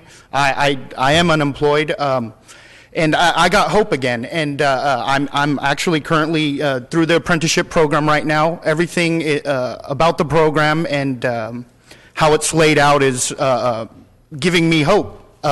With education, opportunities, and connections, it looks promising. So with that in consideration, I appreciate you guys to take that in consideration. This is a real positive thing going. So buy local is what I always hear. So with that, I appreciate your time. Thank you. Thank you for your service in the Army. Welcome, sir. Hello, my name is Carlos French, zip code 93727. With my situation, let's see, I got out of the U.S. Army in 2006, went into law enforcement because that was the least resistance because they groomed us to go into law enforcement. So once I got into law enforcement, like I went to the police academy, I got picked up by the Fresno sheriff. They put me in the jail because there was no money for me to go on patrol, which I went to the police academy for. So when I got into the jail, you know, I would come home complaining, wasn't happy because I wanted to be on the street. And, you know, my wife said, stop complaining and make a change. And, you know, I'm making the career change right now, you know. It reminds me of a little story real quick. It's a guy walking by this house, and this dog is on the porch, and he's just moaning and groaning. And so the guy goes up to the porch, and he says, why is your dog just moaning and groaning? And he says, because he's laying on the nail. And the guy says, well, why doesn't he get off the nail? He said, because it's not hurting bad enough. See, so now I made the decision to get off that nail and get this career change, and it's really helping me out with this pre-apprentice program. And just, you know, I didn't even know about all these unions until I got into the program, and I'm really excited. It's opening up doors, and I'll be able to do what I want, you know, be happy with what I do and be proud that I was a part of something that, you know, is in Fresno that we built or something like that, you know. And if you're happy, you'll never work a day in your life. That's right. That's what I wanted to say. Thank you. Thank you, and thank you for your service as well. Thank you. Okay, next is Terrell Woods, followed by Ruben Gallardo, and next, third is Nicole Goring. So, Terrell, it's your opportunity. Please give us your name and address, and you'll have 3 minutes. Hello. Thank you, council members. Terrell Woods, 2485 South Lotus, 93706. Oliver Baines, I live in your district. And what the apprenticeship did for me, it did a lot. You know, I didn't know nothing about apprenticeships, the different type of apprenticeships, and you know, I was able and fortunate to be a part of the 246 local Plumbers and Pipefitters Union. You know, it's great. I'm learning something, learning the trade, able to provide for my family. You know, without this, there's no telling what I would be doing. You know, I feel like this is bigger than me. You know, a lot of these people helped me out. I thank them very much. And it's good that y'all doing this for us. It really helps out. Thank you. Thank you. Next is Ruben, followed by Nicole, and then Ray Leon. Hello, thank you. Thank you, Councilmember Baines, for bringing this up. My name is Ruben Galindo. I'm with the local 246 Plumbers Union. I'm a Marine Corps veteran. I went to the apprenticeship program through a starter program for veterans, and after I got out of the service, it was kind of hard for me to find a job with a livable wage and, you know, good benefits for me and my family. When I joined the apprenticeship program, it opened up opportunities for me, gave me the knowledge and the tools that I needed to, you know, become a productive employee. You know, they've showed me a lot, and so, you know, I'm thankful for the apprenticeship program and the doors that it opened up for me, and I would appreciate you if you would consider the bill for 3A and 3B. Thank you. Thank you for your service as well. Next is Nicole, then Ray, and then Jose, and then we'll be out of cards at that point, and then we can open it up to the public. So, welcome. Councilmember Capriolio, members of the Fresno City Council, Nicole Gehring, Associated Builders and Contractors. Happy to be here before you today, and very happy to see apprentices getting into programs and being hired, and the state law is working as it is. I'm just trying to understand what is the need for the origin of the language of the ordinance from the California High-Speed Rail. That causes some concern. I know that things are going to be worked out afterwards. I don't have all those details. I don't know what's going to be involved with that, but it's happy to see apprentices being brought into the trades and being hired right now. Everything is working fine. I'm just trying to understand, you know, what the strings, you know, what strings are attached here, and why this ordinance is needed. Everything seems to be working how it's supposed to be working now. And also, I've also been requested to ask for it to be voluntary. Contractors are ready to hire people right now. Send the list over of the skilled and trained people. Let's hire them right now. It's something that we are willing and happy to do. I just don't understand what the origin of the ordinance is. Thank you. Thank you, Ray. After Ray is Jose Mora. Good afternoon. Buenas tardes. My name is Ray Leon with the San Joaquin Valley Regional Green Jobs Coalition and also Valley Leap as director. And I just have to say that we continue to live in one of the most impoverished regions in the nation. Although it's very rich with assets, it's very poor, a lot of our communities. And the city of Fresno continues to suffer from the tale of two cities. Unfortunately, that's alive and well. I think this policy, and I'm in support of it, is a very strong notion in making that change. We see that there's some pre-apprentices already involved, engaged, that have been unemployed, you know, our veterans that have served our country. And the need is much greater. There's a lot of our folks out there that need this opportunity. And the city of Fresno being what I call the flagship of the region, I think it's a strong example that you could share. This will speak volumes to our will as leaders in one of the most economically distressed areas. The passage of this policy is a sober and intentional example of what good leadership is about. You know, you mentioned the high-speed rail. I serve on the Air Resources Board Environmental Justice Advisory Committee, where we see where the money's going, where it's at, and so forth, and how it's growing, because it's a lot of money. I know that over 400 million of those monies are going into the high-speed rail, and that is starting here in Fresno. That's tremendous. You know, part of our job as advocates is making sure that there's more resources hitting the ground. And I think part of your job is making sure that the most disadvantaged are having a fair and equitable access to those resources to build up all of our communities, not just a portion of them. You know, and so we need this tremendously. I mean, the example will be great for the rest of the cities in the San Joaquin Valley. Thank you very much. Thank you very much. Next is Jose. Welcome. Good afternoon, Council President, Council members. Jose Mora with the Fresno County EDC. The EDC hasn't taken a position on this matter. However, because workforce and workforce development is key to what we do with business traction and expansion, certainly it's nice to see when that discussion of how to train that workforce so we can help our businesses, but also attract businesses. It's nice to see it going that way. You know, we're seeing it with the manufacturing cluster. I believe there was language in the Economic Expansion Act that just talked about CTE. So it's certainly a whole different aspects of what makes everything work as we try to do what we do with working with businesses. So just wanted to stress that importance on how workforce but particularly that workforce development is to that business attraction and expansion component. Thank you very much. I see someone filling a card out. If you would like to come up right now and make some comments, we'll open this up to those that have not submitted a card for our public comment portion. So thank you for the card. And Thank you. Good afternoon. My name is Kate Mergen. I am here representing the Associated General Contractors of California, and we are not taking a position on this policy matter. However, we are asking that we be involved moving forward on any future conversation that you do hold.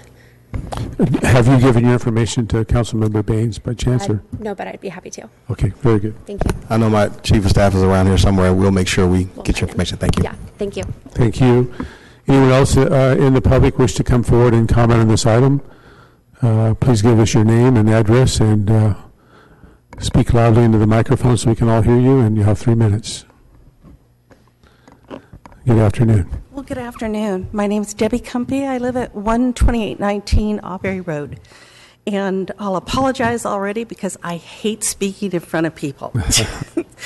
Okay, we are a large subcontractor, a matter of fact, in District 4.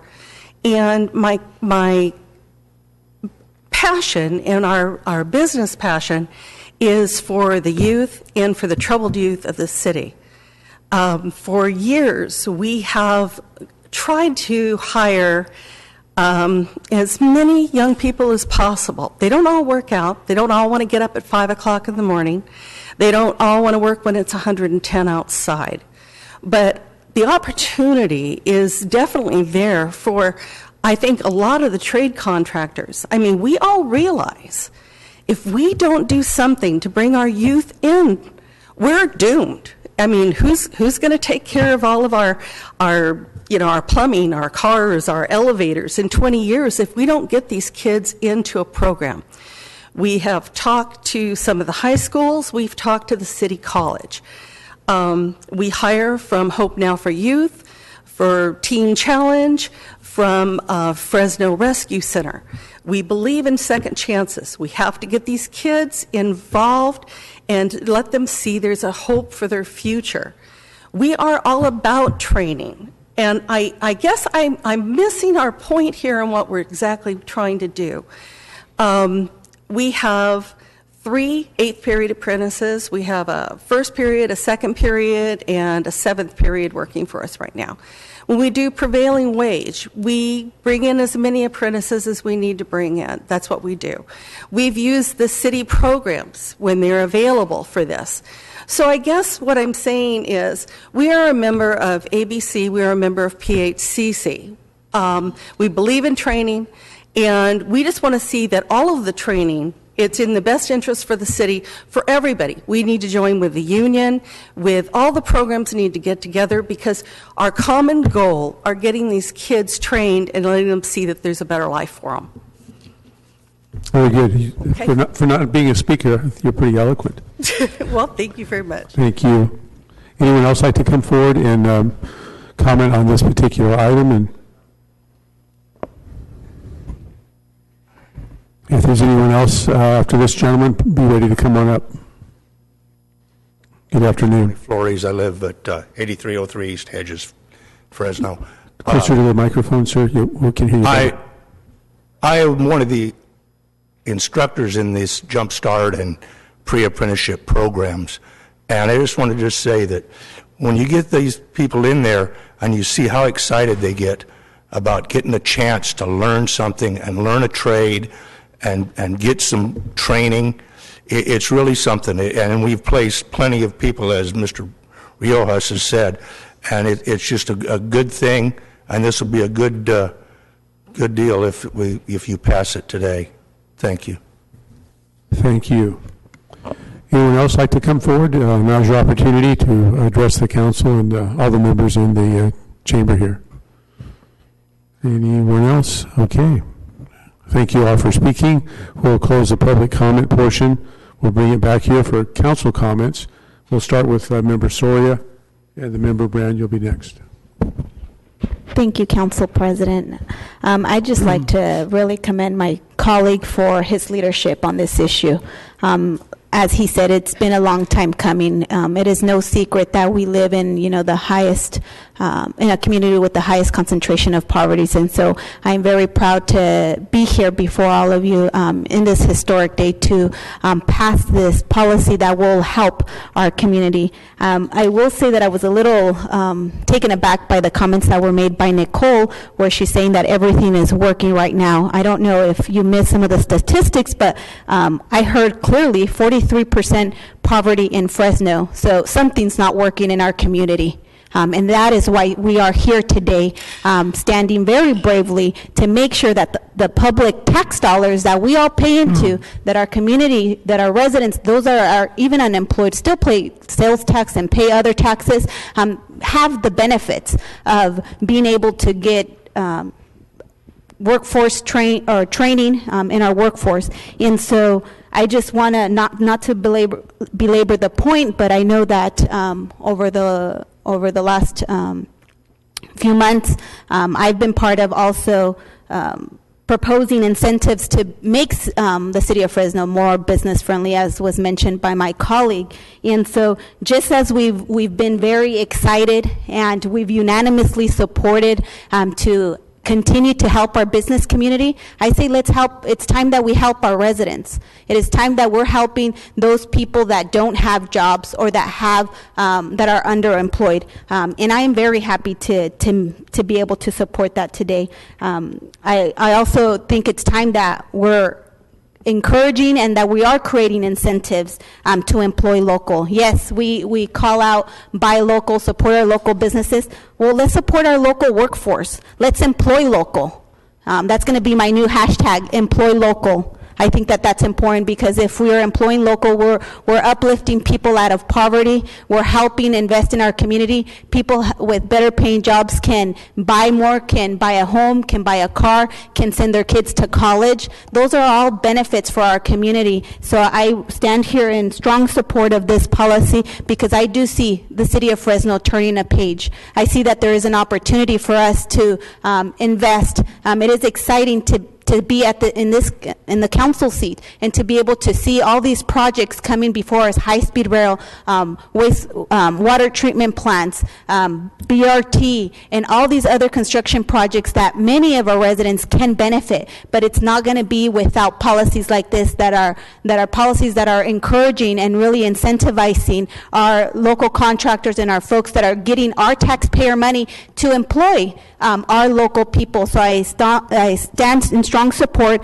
of this policy, and I want to again commend for all the work that my council colleague I know has been working for a long time. I remember when I first got sworn in, he already had this in the works, and so I'm excited to be able to stand in support along with him. Thank you. Member Brand. I also want to commend my colleague. I know he's put a lot of time in this for hundreds of hours probably, right? And I will also agree that we have a serious problem with poverty in this community and a serious problem with chronically unemployed in this community. And we have done, in fact, 3 or 4 months ago, we did an Economic Expansion Act to create jobs. And there are a lot of, Ms. Soria had said there are a lot of projects going on, including the Water Capital Project for $500 million, the high-speed rail jobs, BRT, and Valley Community Hospital is doing 1,000 rooms on the downtown campus alone, so that is probably at least 1,000 jobs there too. So there's a lot of jobs out there. So the real challenge is to find a way to employ those chronic unemployed, roughly 25% of our population, who just don't have the skills or the background to join the workforce, to get a good paying job and to be able to pay their own expenses, to buy cars, buy houses. In other words, raise their, let them achieve a part of the American dream. That's what we all want to do. We want to see people prosper in this community.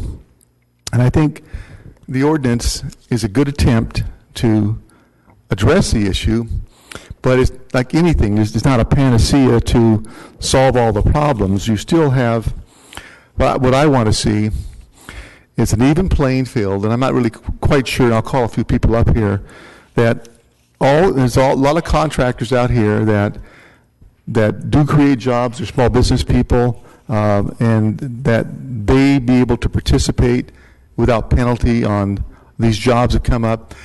And can I ask Member Baines, you've got a threshold of 200,000. Are you willing to raise that to 500,000?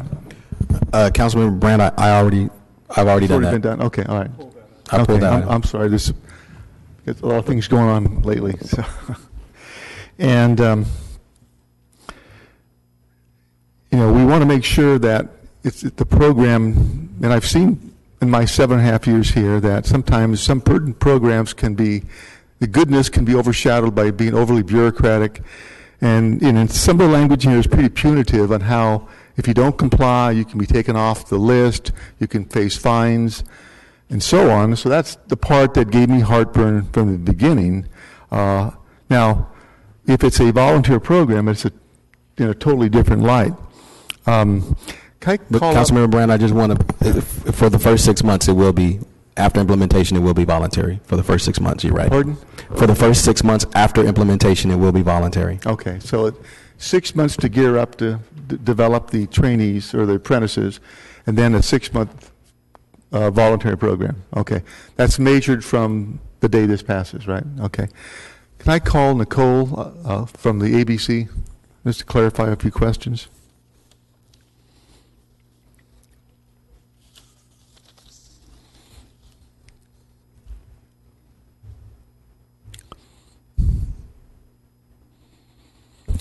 The first question really is going to be, is this program needed? Are there people that are chronically unemployed? Are they getting jobs and opportunities? What's your assessment? Well, I definitely think there's a skilled workforce shortage in the construction industry, and bringing people into the industry is a good thing. People, that's what, I wanted to, I'm interested to see the recruitment part of this, all the back end stuff that I haven't seen. We know a lot of this already can be done without without an ordinance. So, yeah, but yeah, there is a need to bring people into the workforce. Okay. Absolutely. And I know that the thrust of this ordinance is to target the 93701 zip code, which is what, 29% unemployment. People that are the last hired in the highest poverty. So you would agree that there's still a need to, okay.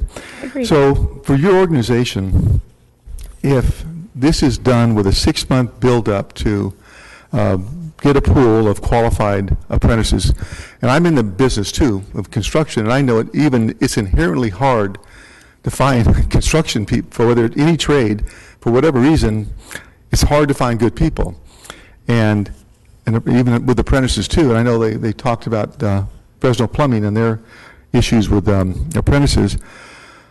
So, are you in agreement that this goes for 6 months to build up the inventory or the pool of qualified apprentices? Then it's a 6-month voluntary program, so anybody who participates voluntarily. Is your organization in support of that?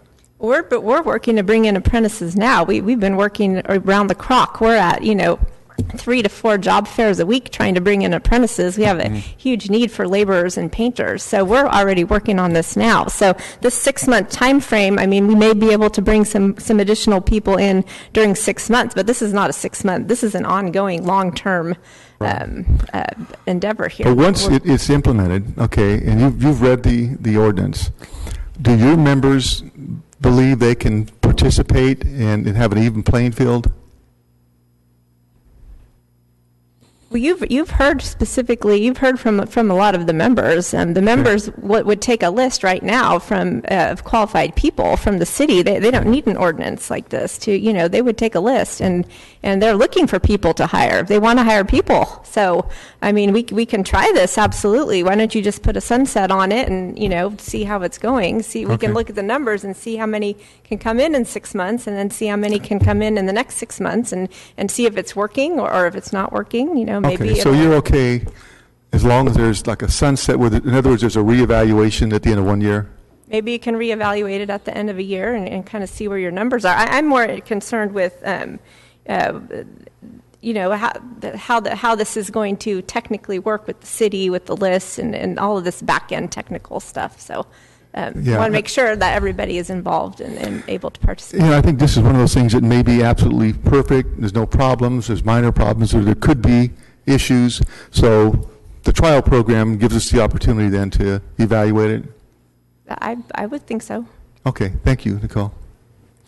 Hey, City Attorney and Councilman Baines, if the way it reads now, and again, I may have the wrong version. It says there's a 3-year review. Your amendment up front is to make it a 6-month build-up period and a 6-month voluntary program. Correct? Yeah, so let me kind of describe a little bit. I want to make sure we characterize it correctly. So the first 6 months is really in order to internally and with our external partners to make sure we have a working mechanism. So, for instance, we need to make sure our pre-apprenticeship programs and our apprenticeship programs are ready and understand the mechanics. We need to make sure that our contractors and builders understand the mechanics. So that will give us the time to just mechanically, all the stuff Nicole talked about, the back-end stuff that she's concerned about. The reason why we have the 6-month delay is to allow that to flush itself out. Right. But so long, and the reason why I'm asking council to adopt before is so that we know we're working toward a goal. If I think there's a little incentive to get it worked out in 6 months if we know in 6 months we're going to roll something out. So the 6 months is to allow for that back end support to materialize. We have our WIB partners, our building trade partners, our AGC, ABC, and staff all need to be working together to kind of describe that pathway. Okay, so that's I'm reading here on item page 7. It says, every 3 years from the effective date of this policy, the city manager shall evaluate the impact of existing mandatory participation levels. So I realize you made the amendment. So if we could have it where at the end of 1 year from effect, that's 30 days, right? 30 days, that we'd have basically the city manager would come back, do an evaluation of the program, assemble the statistics, and talk to people regarding how effective it was, and basically bring it back to the council for a vote to say, yes, let's continue this program as is, or 2, let's continue with amendment A, B, C, or 3, it didn't work out, let's terminate. Are you okay with that? If we had in the language that basically it sunsets and requires the city manager to come back and evaluate, make recommendations, and then would be next year's council to make a decision to 1, continue the program as currently written, 2, continue it with a few amendments, or 3, to terminate the program by a majority vote of the council. So the truth of the matter is, Councilmember Brand, the council can decide at any time to do that. So I'm not gonna be in agreement to something that comes back to where we revote. We're gonna do an assessment. I'm okay with an assessment every year. If we want to make changes as a matter of policy, then we can do that. And if that time the council decides that they want to scrap the program, any council will be well within their power to do that. But I don't want to approach this from the standpoint that we're going to be working backward. I want to approach it from the standpoint that we're going to be moving forward for our workforce. And while I'm really, really sensitive to the issues that our builders and contractors may have, I don't want those issues to be overshadowed by the staggering statistics and numbers of unemployed and underemployed people we have. So sometimes we tend to concern ourselves so much with just the businesses that we are forgetting about the people. And our goal with this policy, and I want to be honest, and I hope this doesn't sound in any way rude, but my goal in this policy was not to satisfy the business community.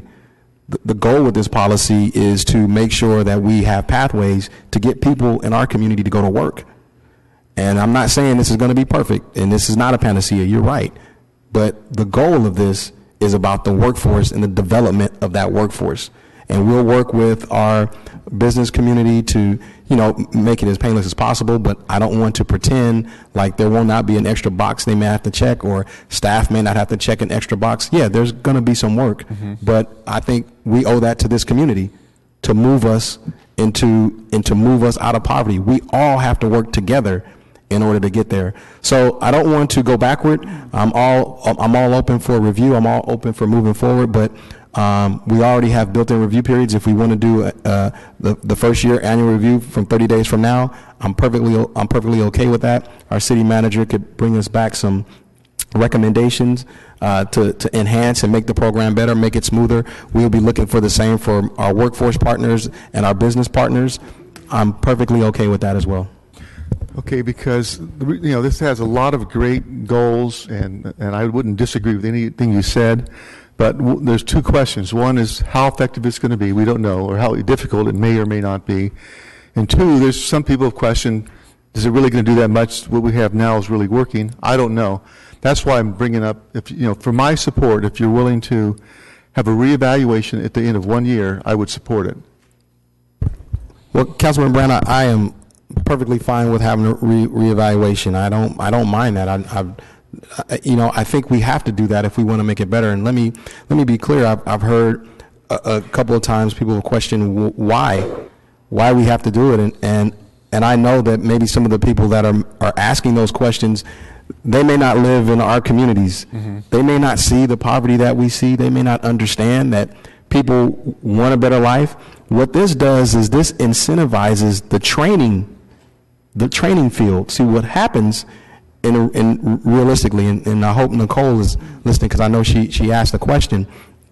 What happens is, while yes, contractors can go out and recruit people to work or whatever, what have you, but we really do need to have a described pathway for our workforce to move into the construction trades so that we can have a qualified workforce, because that's where we're struggling at right now.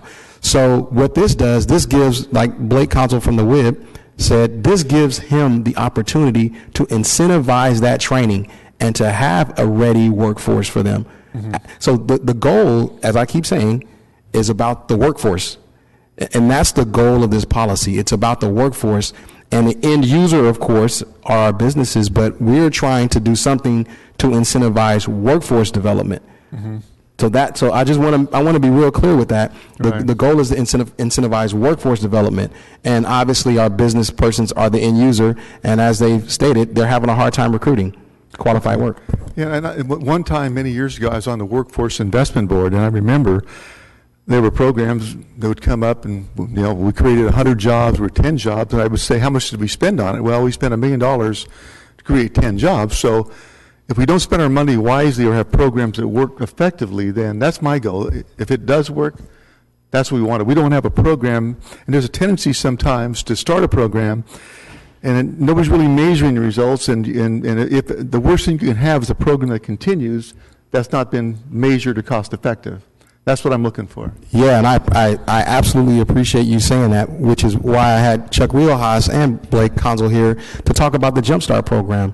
So if you when you get an opportunity and you read through their statistics, what this tells you is that it does work. Mm-hmm. When we have the opportunity to have a good training program, we actually are moving people off of social services. So the whole idea is they're able to take a person who desires to have a job in the building trades and in the constructions, and what they are able to do is move that person through a pre-apprenticeship program, and hopefully, many of them do become apprentices, but by and large, they're moving them off of social service. So we have that program that's in existence, but in order for it to survive, in order for it to expand, in order for us to scale that, we need policies like this in place. So this allows the Workforce Investment Board, it allows the Jumpstart program to be able to scale when they know for sure that we will have a workforce coming. So the idea is to be able to scale successful workforce programs. Okay, thank you. Nicole, can I call you up one more time?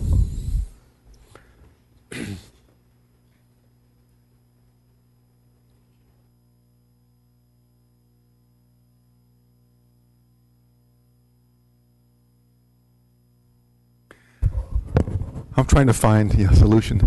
If this program had a one-year reevaluation to assess and measure the results, including is it fair and equitable, is it producing its intended results, would your organization be in favor of that? Yes, that would be fine. We would obviously want to be working with we're going to try to work with the Workforce Investment Board as well to get some pre-apprenticeships going through them as well. So I would want the pre-apprenticeship that is happening to be happening at all levels. Okay, so if I said ABC would be a participant, I know you would be more than willing to. Councilman Brand, thank you for asking me that. As Nicole will tell you, I worked with them for almost a year and asked them to sit at the table to work on this very project. So I've always been willing to work with everyone who wants to work. So I want to be clear, as long as we're working to move toward, incentivizing our workforce development, absolutely. I am more than happy to re-engage the ABC for that. Okay, thank you, Nicole. Thank you. So can I ask that you amend your policy to have a one-year review and evaluation by the city manager to present to the council? Well, I think I already have that. So my motion, for the record, though, that my motion already has that. So I think what you're asking is duplicative, because I already built in the 6 months of development, back-end development, and then I have the 6 months of voluntary that's supposed to come back. So that is, in essence, 1 year. Well, I want to do my Andreas Borges here and say, for the record, then, this would have a one-year review and evaluation. Yeah, I mean, it is going to have a one-year review. Is that okay, City Attorney? Does that clarify that? Yes. Okay, thank you. Very good. Next is Member Brandau, followed by Member Soria. All right. Thank you, Council President. Councilman Baines, you're doing good work. Keep up the good work. City Manager, let me ask you a question. What is the administration's take on this issue? You've been kind of... Well, I've discussed this with Councilmember Baines, and I've also asked my Public Works Director to reach out and inquire with all of the general contractors that we do a lot of business with, and whether or not this was going to be onerous, or is this something new, or is this going to prevent them from being able to acquire or be able to attract apprentices or be able to conform? And the answer, quite honestly, has been it's not that big a deal. And I think I heard that from the AGC as well as from others, that they already participate in an apprenticeship program. The only thing that I raised was this issue whether or not there's a pre-apprenticeship program for all the trades, but in my discussions with the council member, I'm satisfied that while it may be limited now over the course of the next several months, that will soon be corrected. So our position is that we don't think it's going to be any more onerous than what we do now for prevailing wage. There is discussions with Scott Mosier. There is a little bit of cost, but it's like less than 0.5% of the total project cost. It's de minimis in the overall scheme of things, so it's not going to also cause our bids to go up.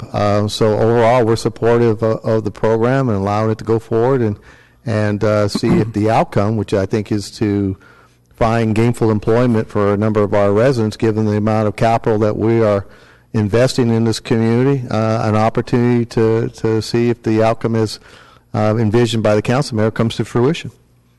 Okay, and then when you've been out in the community talking to contractors, have you found this in any way to be penalizing of any non-union shops or contractors? No, just the opposite. We actually reached out to some non-union shops who said they participate in this program or a similar program, so they wouldn't have any issue with complying with the requirements as it's currently written.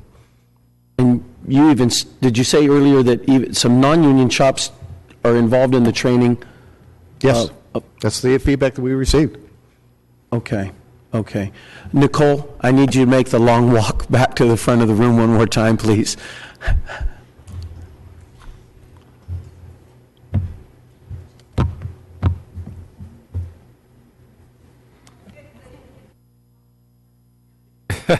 Yeah. Nicole, so you've already been up a couple times with Councilman Brand, and he's asked you your level of support for this, and you've basically been saying you don't think it's necessary, right? That's basically what you've been saying. You don't think it's... I'm just trying to understand how it's going to...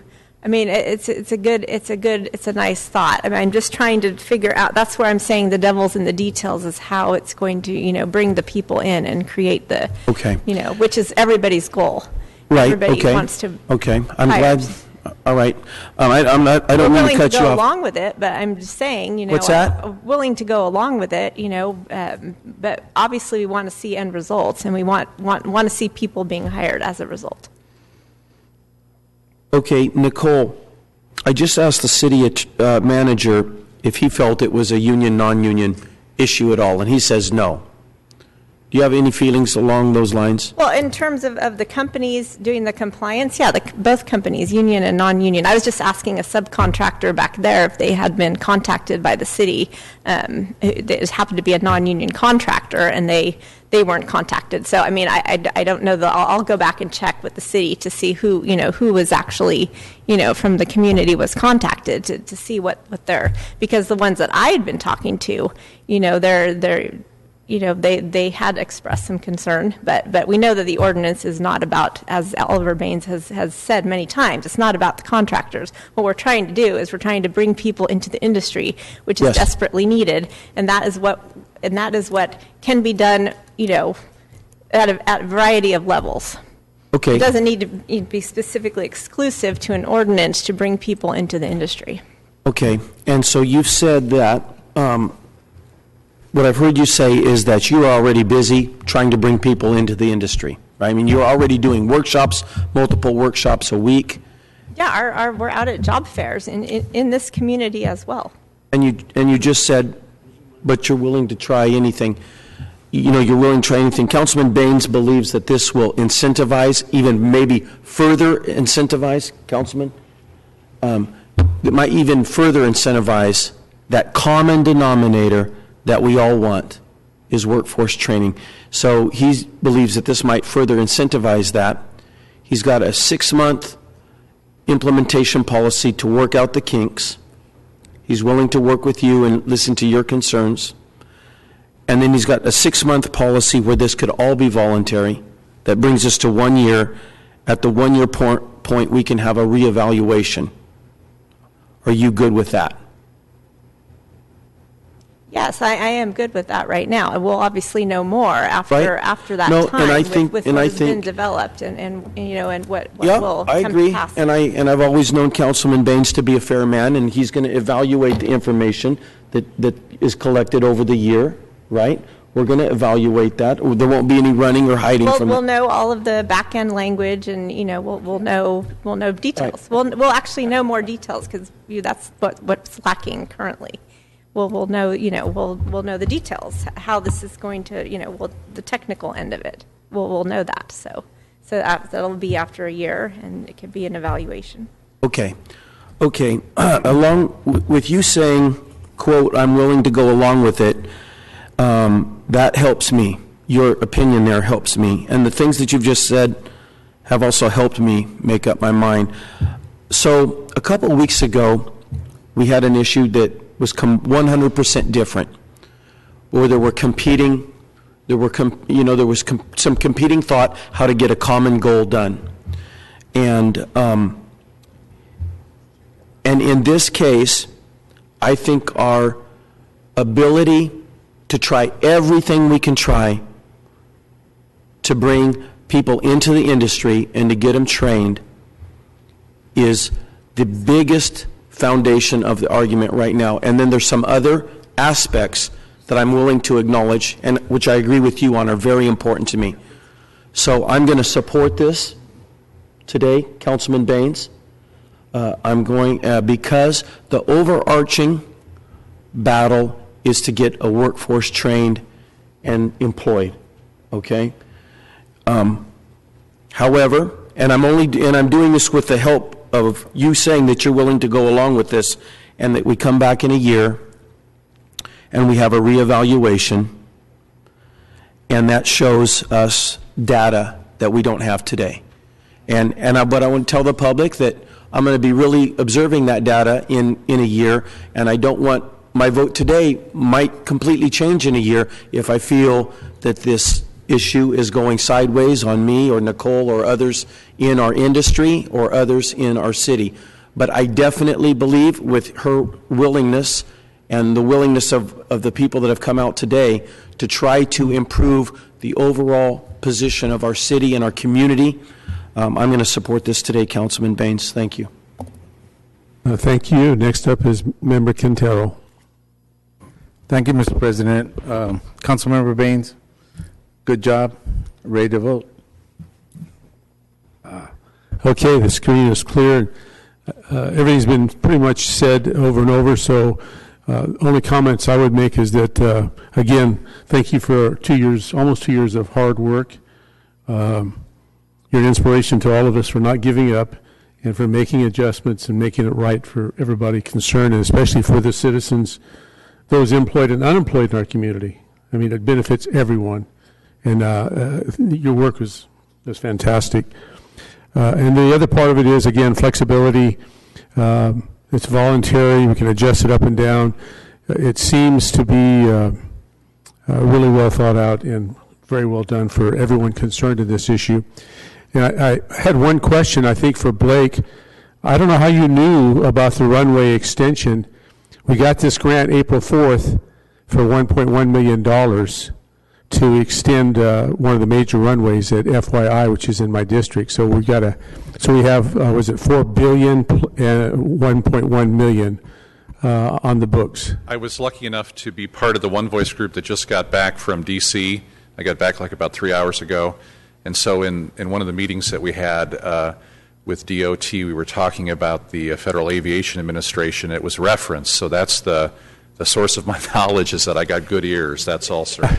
I thought you had ESPN or ESP or something like that working for us. So, and the other thing I wanted to say is that I was invited and fortunate enough by the trades to come out to the various groups and watch the pre-apprentice and apprenticeship programs in action.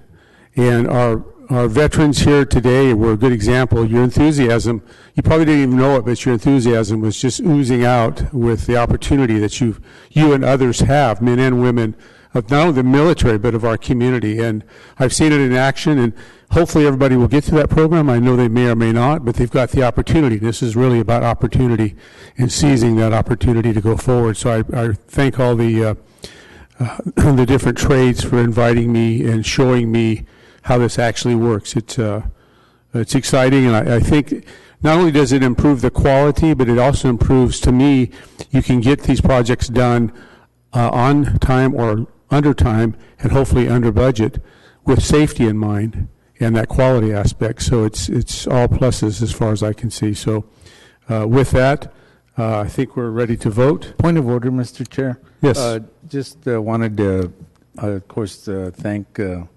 Councilmember Baines for the good job, but also recognize your Chief of Staff, Greg Barfield. A lot of good work, Greg. Thank you. Okay. Council President, is there a second? And if so, who was There that? was a motion by Member Baines, seconded by President Capriolio, and we can do an electronic vote, if you'll set us up on that, Todd. Yes supports the motion, no is opposed to the motion, and let's vote.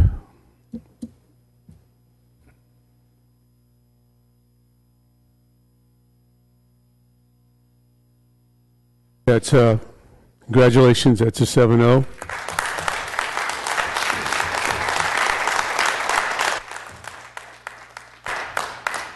I don't know what your pre-apprentice program was, but man, you graduated with honors. Listen, I want to thank all my colleagues and thank the hard work of Chuck and Blake and Leanne. She's not here, but a lot of people put a lot of hard work in this, and I really appreciate it. And we're going to get to work. Thank you, guys.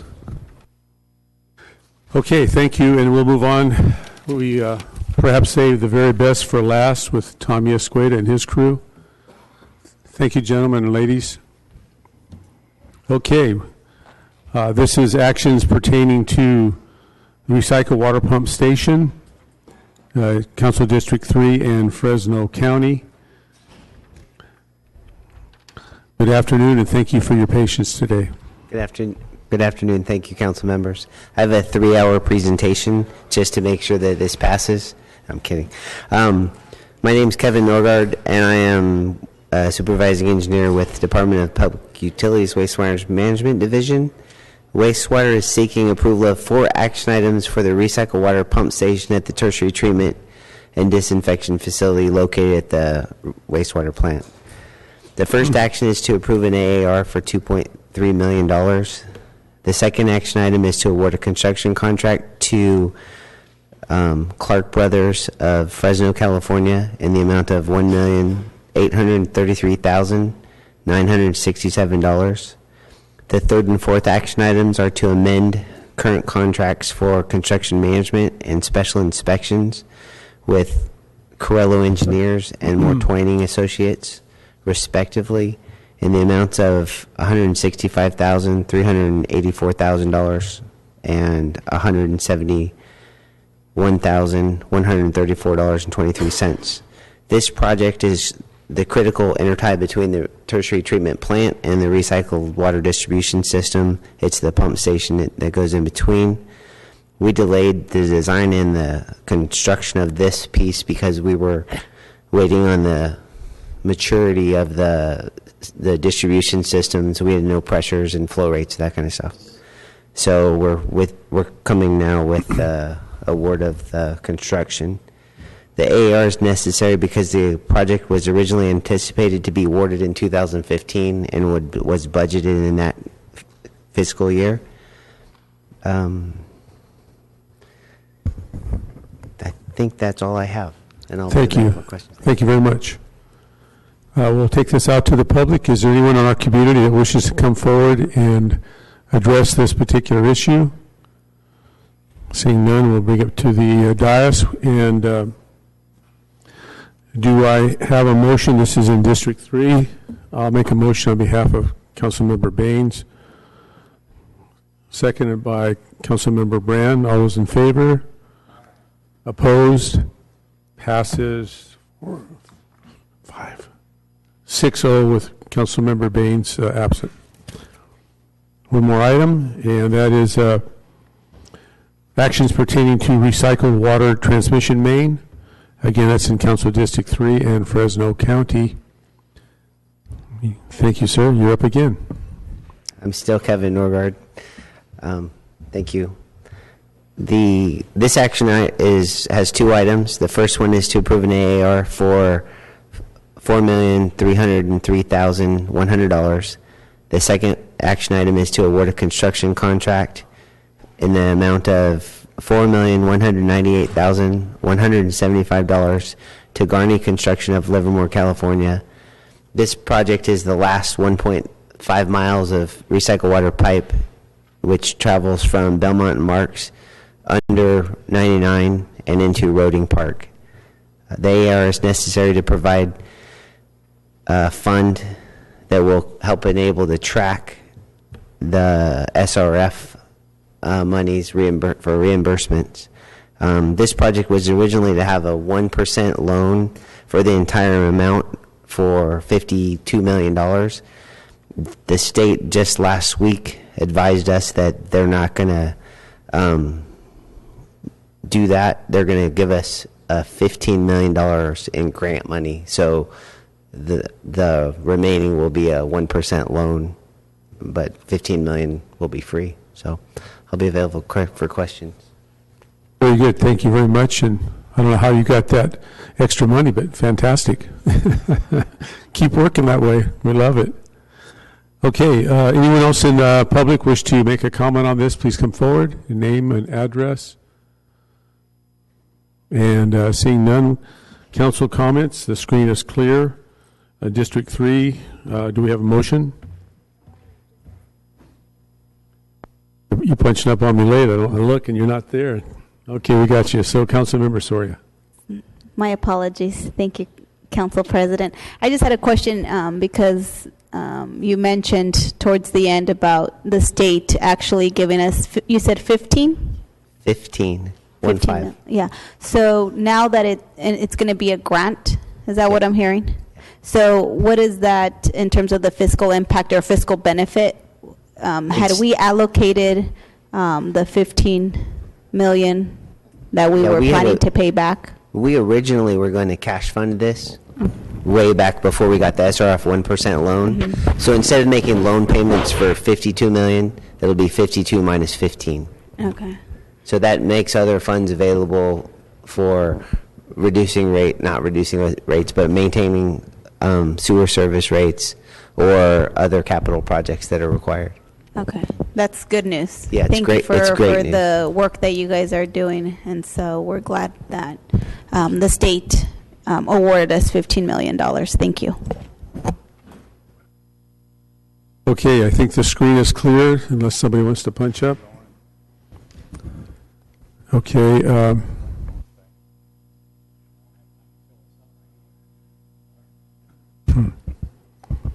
Would you please give us your name, address, and you'll have 3 minutes. Okay. David Wells, P.O. Box 1733, Fresno, 93717. I've lived in Fresno 48 years. I just noticed this is the first I've been to the council meeting since it's had a change in the general comments section of unscheduled comments, and I just noticed this. All I got to say is my hat's off to whoever got this through, because first, many years ago, it was the unscheduled comments had to wait till the end of the meeting. You never knew when the end of the meeting was going to happen, so you never knew when to be here, when not to be here, and you had to wait through all that stuff. Then they moved it to the first of the meeting for a number of years, and I thought, well, great, they finally put the citizens first. And then they moved it back to the end of the meeting, and now you have this at any time. I can't flatter you enough, whoever came up with this. Thank you on behalf of the citizens of Fresno. So, having said that, what I want to say in preparation of what's coming up and as a scheduled portion of the meeting coming up on the housing is that verbally I just want to communicate to you what I and other people are working on in particular, and we'd like to try to get our housing plan in the city of Fresno, where there's 20 acres set aside for experimental laboratory research on housing materials development in conjunction with Fresno State and any other accredited institutions that would want to participate on a building research laboratory in conjunction with housing the homeless down here by the railroad track. And what I'm working on is marrying Habitat for Humanity type of operation with Delancey Street in San Francisco. So you can look those projects up and get familiar with them. And the objective is to have the College of Social Sciences and Psychology and other colleges participate, as well as the Engineering College at the Fresno State and any other like institution in Fresno City College, Kings River College District, so on and so forth. Because, for example, to get a master's degree, you have to have 1,000 hours of guided counseling underneath a supervisor kind of thing. And working with the homeless would be a very good project conjunction. And this is a way that if I can get the property donated from both the railroads, BNSF and Union Pacific, one or the other or both, we can have acreage that's being taxed now to their property assets, which is not being used anymore, and they're not getting any income off from. And the objective would be, as a city, approach them, and that we would take and approach them for corporate action on their part to gift and donate the real estate to us to put this housing research laboratory for the homeless on there. And I don't have time, I guess, to explain a lot of other things, but you get the gist, okay? Yeah. And Thank you very much. There's a lot more dynamics to it than what I have time to explain, but Thank you. You've made us interested for sure. please Thank do you. research And I'd like before to, next week. as president of the council, I'd like to take the gratitude to my own heart, but instead it's on behalf of this entire council that we're trying the best we can with scheduled and unscheduled and timed items, because we all feel that citizens, constituents come first. And thank you for the encouragement. You're welcome. My own alarm was going off there, too. Thanks. Now, I don't know, Councilmember Brandow had an idea. Council President, I checked with the city attorney. Nothing super pressing in closed session needs to be done today. I'd like to hear what the will of my colleagues is to postpone that to next week. We haven't voted on the last item. We haven't voted? Oh, well, then that's... what item was that? Before we vote on that, since we're on your issue, is there any objection to adjourning after our vote and a couple of comments? Okay, you're not going to get a free dinner, so forget about it. Okay, I think, Mr. Rudd, do you have a disdainful or a curious or some kind Well, of... I understand that, well, we started at 10:30 this morning, so it's been a long day, maybe. Just, if the council's preference is to adjourn, I just want to make sure that between now and next week that we understand the timelines that we're under for our housing element, and that we need to deal with that next week for a number of reasons. What is a potential litigation? But more importantly, as I have committed to you and I've committed to HUD, there are certain milestones that we are trying to achieve, and I would implore you that if you do not want to deal with this particular issue in discussion in closed session, I understand, but I just do not want to see the item that was tabled earlier today tabled again, because this council is not scheduled to meet again until, what, May 12th? So, again... City Manager and Council President and I guess City Attorney and Clerk's Office, those of you that have been working on next week's agenda kind of in advance, does it look overwhelming already? Yes. Well, I think it shows us starting at 8:30 next week, and then we're going to have a 5 o'clock item for the housing element, so I think we'll have time to do this in between. Say that again. You think we'll have time? Next week's meeting is scheduled to start at 8:30 in the morning, and then we'll have the 5 o'clock housing element item. Right. So I think we'll have time somewhere in there to do the closed session. So I think what you're saying is bring Red Bull for everybody. We're going to need a lot of energy to get the whole day done, starting at 8:30. It is an important closed session. Me too. Okay. Is that okay, City Manager? I'm sorry. What was that? Could you repeat that, City Attorney? I said it is an important closed session. It may be better to do it next week when everybody's fresh and there, so. So I guess the consensus is that we just nail down the 5 o'clock next Thursday. We had to go through a lot of hoops to put out notices that it was continued until next week in 3 different languages, all the websites, everything that we had to do this morning. I just want to make sure that when we come back on the 28th, we're prepared to deal with this as well as a number of other issues. We have an annual action plan, which this council has never seen. At the end of April, it's always like a June, July or kind of thing. And Jennifer has, we all have heard the council loud and clear, as well as from HUD. You guys are taking too long. Get this stuff done. What is the problem with Fresno? So I just want to make sure that when you come next Thursday, you're ready for a very long day. Red Bull Day. Red Bull Day. And I will buy the 12-pack of Red Bull. As long as you don't put anything else in it, we'll be good.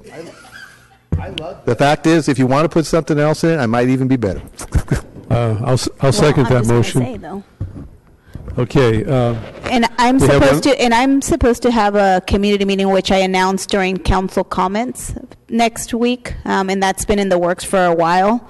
So I'm just also letting you guys know in terms of my schedule. My community meeting starts at 5:30, and so I don't think you're going to make it. Yeah, the housing element will start at 5, and I hate to say that or do that to you, but based upon the comments by city manager, it has to be done. It needs to happen next week. So yes, Council, the housing element item was already continued the next week at 5, and we really need to get it done by the end of April. What are the repercussions if we don't get it done? Point of order. Point of order, yes. On the agenda item. Did anybody else punch up? No one else punched up. Thank You're you. right, Councilmember Quintero.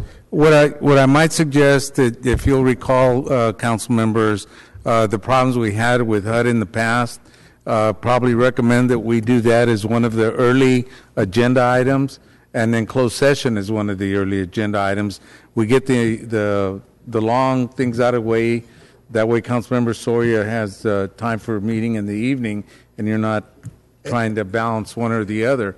But that housing element is critical. We got in real serious trouble last time. As long as there's still 6 of you here at 5 o'clock, we're fine. No, not at 5. We do that. We should do the housing Well, it's been noticed early for 5 because Jennifer? we're a lot fresher. We're a lot fresher in the morning. Good afternoon, Council. Good The housing evening. element item this morning, which is a State of California, not a HUD item, a State of California item, was continued to next week. It was continued at the same time, so it's a time certain hearing at 5 p.m. And it has all been renoticed as directed by Council this morning in, as we said, 3 languages on the website, posted on the City Hall, and sent out to the public. If you wish to change the time of that item, we'd need to do a lot of work to change that time. I'm a little concerned about the public being available. The HUD item we can hear, HUD items, there are 3 of them, we can hear in the morning. So your recommendation is To leave the time as is based on the public notification that has been completed so far. Okay, thank you very much. Okay. With that in mind, we need to take a vote. So I think I apologize, but I think 5 o'clock is the It's the only opportunity we have. So now, before we go, we need to vote on the last item. It's in District 3. I know Tommy wants to stay longer. And a motion by Member Baines, seconded by Councilmember Soria. All those in favor? Opposed? Passes 7-0. Congratulations. And then we have two more things I wanted to address. One is tomorrow someone will be 29 years old, and it's the only female member of the Fresno City Council. I don't know if we can, 29. So I don't know that you knew that, and I don't want to see her turn any redder, but happy birthday to you, and many happy returns. And then before upon adjournment, I'd like to adjourn the meeting in memory of the 101st anniversary of the Armenian genocide. It's a very important recognition, and there are several events, and one of them is in my District 4 at Fresno State University at the Armenian Memorial, and that will be held on Saturday to commemorate the anniversary of this tragedy. Thank you very much. I think that concludes all matters, and thank you all for your patience, and meeting is adjourned. Council, if I could get your closed session binders back. Thank you very much.